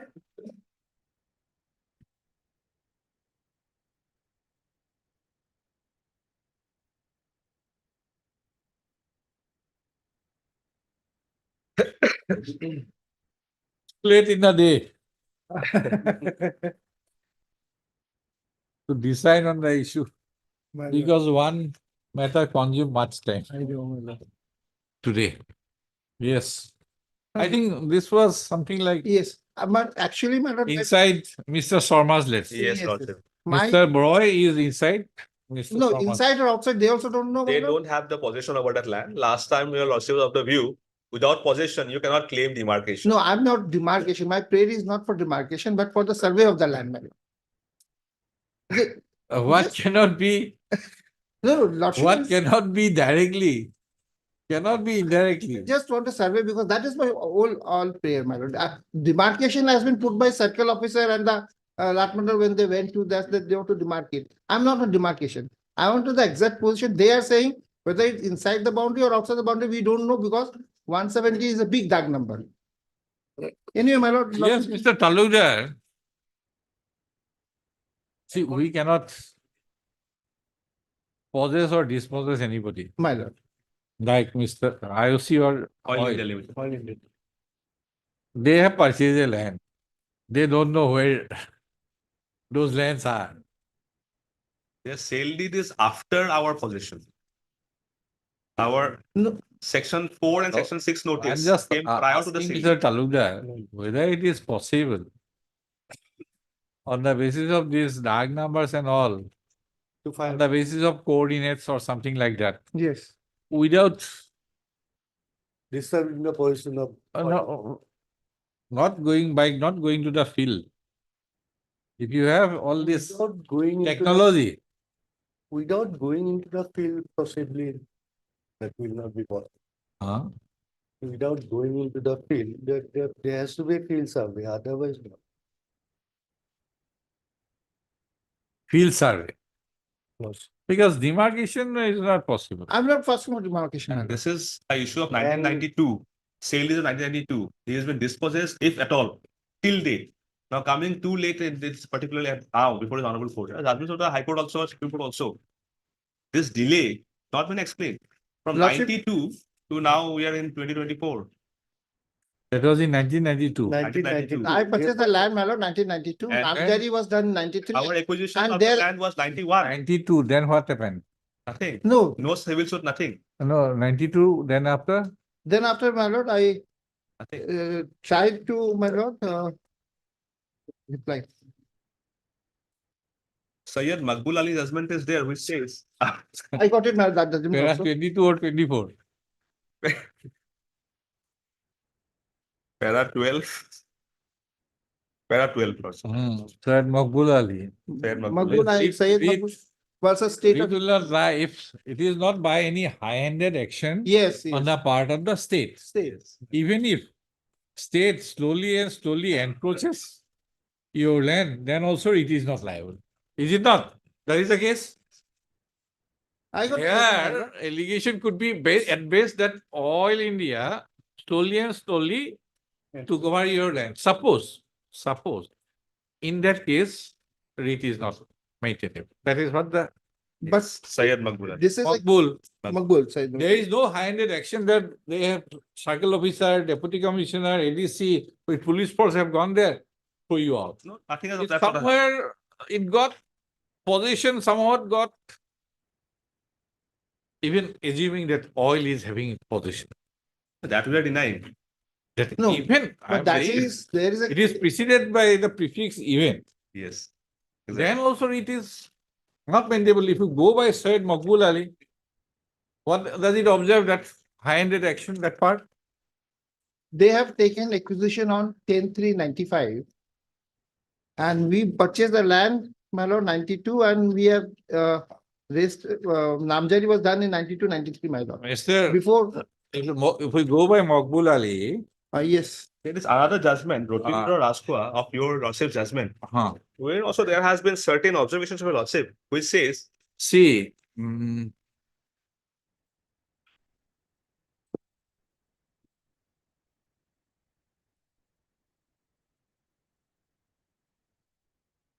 I think I gave my copy to your lordship. Apologies, sir.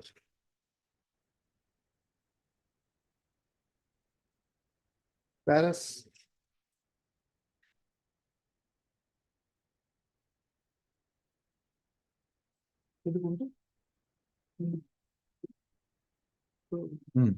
High Court should also be cautious in entertaining repetitions filed decades after the disposition, seeking direction for acquisition. That is one part. It is not uncommon. There is another. Para 10. For example, if the person aggrieved and the state are owners of adjoining lands, and the claims that the state has encroached over a part of his land, or if there is a simple boundary dispute between the state and private individual, the remedy will lie in a civil suit. Civil suit. This is the difference. Suppose next land is a government office, government land, and next is your land. Slowly and slowly, the office encroaches upon your private land. Then repetition is not maintained. Yes, circle officer, they see everybody comes with police force, throw you out, high-handed action, repetition is maintainable. As the dispute does not relate to any high-handed, arbitrary or unreasonable action of the officers of the state. Yes. And there is a need to examine disputed questions relating to title, extent and actual possession. No civil repetition is not there. And they have never assailed disposition till date. Sir, you are in a difficult Let it be, pitch. next date, my lord, 9th, my lord, because today. Go through this para. Prima facie, your case is like that. If Oil India is treated to be an instrumentality of the state and the 12 also, Yes. even in that case, Because they have got it by acquisition. Acquisition, yes. No, not accusation, my lord. That And they do. particular, that is By the old case, my acquisition. lord.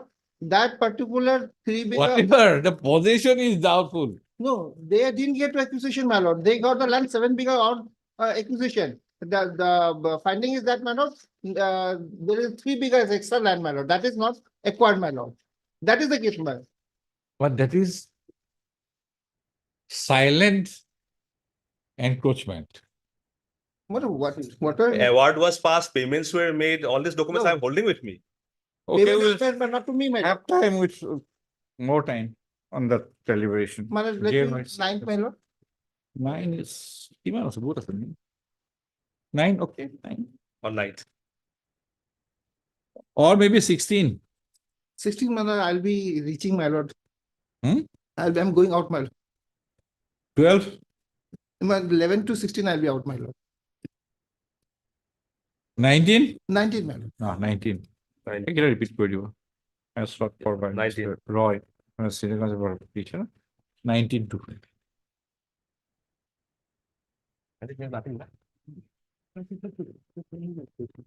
Oblige, Your Lordship. Even if we go by the thing, in Bharnagula, it is simply a case of Mati Thelathili. 26. Oblige.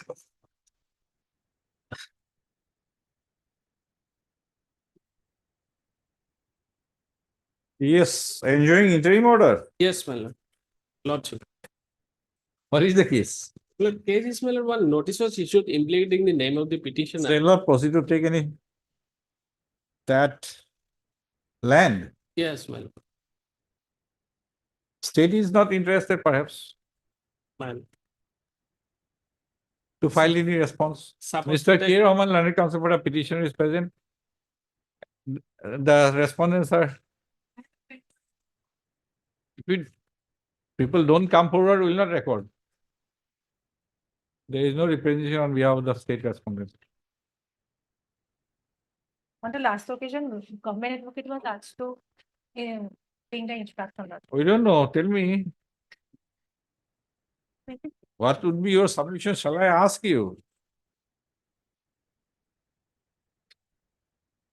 No, Lordship, actually, instruction was sought from the government advocate, Lordship. Whatever, what it. Say something. Yes, we have made the communication, but no instruction has received. Say that. Yes. Miss K. Rahman petitioner and G. Hazarika. Revenue 1. S. Borua 3, 4, 3, 4, and 6.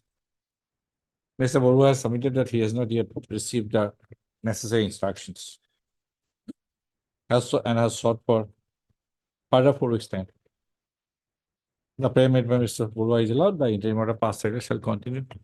Well, may I pray for a date, my lord? You are enjoying interim order. What? Lordship, oblige. Item number 29. Meeting. Oh. Yes, any interim order to be continued. May I take I have lordship to indulgence? sit somewhere. May I take your lordship? That order, your lordship, has already passed. I am feeling bad, your lordship. Why? That, no, your lordship, ultimately, I have your lordship. No, it is not a, And secondly, casting anything on you. Your lordship, I have your lordship some instruction on that, your lordship. They told me, your lordship, that these 2 plots of land, your lordship, the 2 proceedings are in respect to 2 different plots of land, your lordship. Your lordship has already passed the order, but since I'm not feeling. No, I don't think it Lordship. is. Because you were there There, in the other petitions, Lordship. petitioners. Lordship. I'm not saying anything. Lordship. That is a reasonably, it is very reasonably possible that you have Lordship. not I know it. in a position to Lordship. recollect. Lordship. It could happen, Lordship. but this should be placed Then before the- you Lordship. by the petition, Lordship. which they have not done. Lordship. But the I situations apologize for that, your lordship. have come No, your lordship has past the such order. kind I of am not on that, your lordship. Order has already been. No, it is not, because I can very well understand that council may lost track of the cases which they have filed. Today, you might be surprised perhaps. Anyway, Oblige, your lordship. next, in the interim order, Any Lordship, item number 43, 43? it may come up next Friday, Lordship. No, we're not, you get the dates from the court master, any interim order to be extended somewhere. My lord, item number 31 and 37, my lord. Outstation counsel, Bharat Rajchandran is appearing in this matter, my lord. A fixed, High level. a date may be fixed, my lord. Court master move pretty low, so we'll try to get it at any interim order there. 31 and 37, both the items. Interim orders. Interim order is there, my lord. Mr. Kyle, In 31, I am preparing for the. interim order is there. Lordship, so notice was there, till date it was kept in abeyance. Yes, file here, you must file. We'll fix the date. Lordship. Interim order will be continued. Obliged. 31 or 37. Any other? বাকিবোৰ চাই পেলাই দি দিব যোনে হেৰি কৰে হা বিচাৰে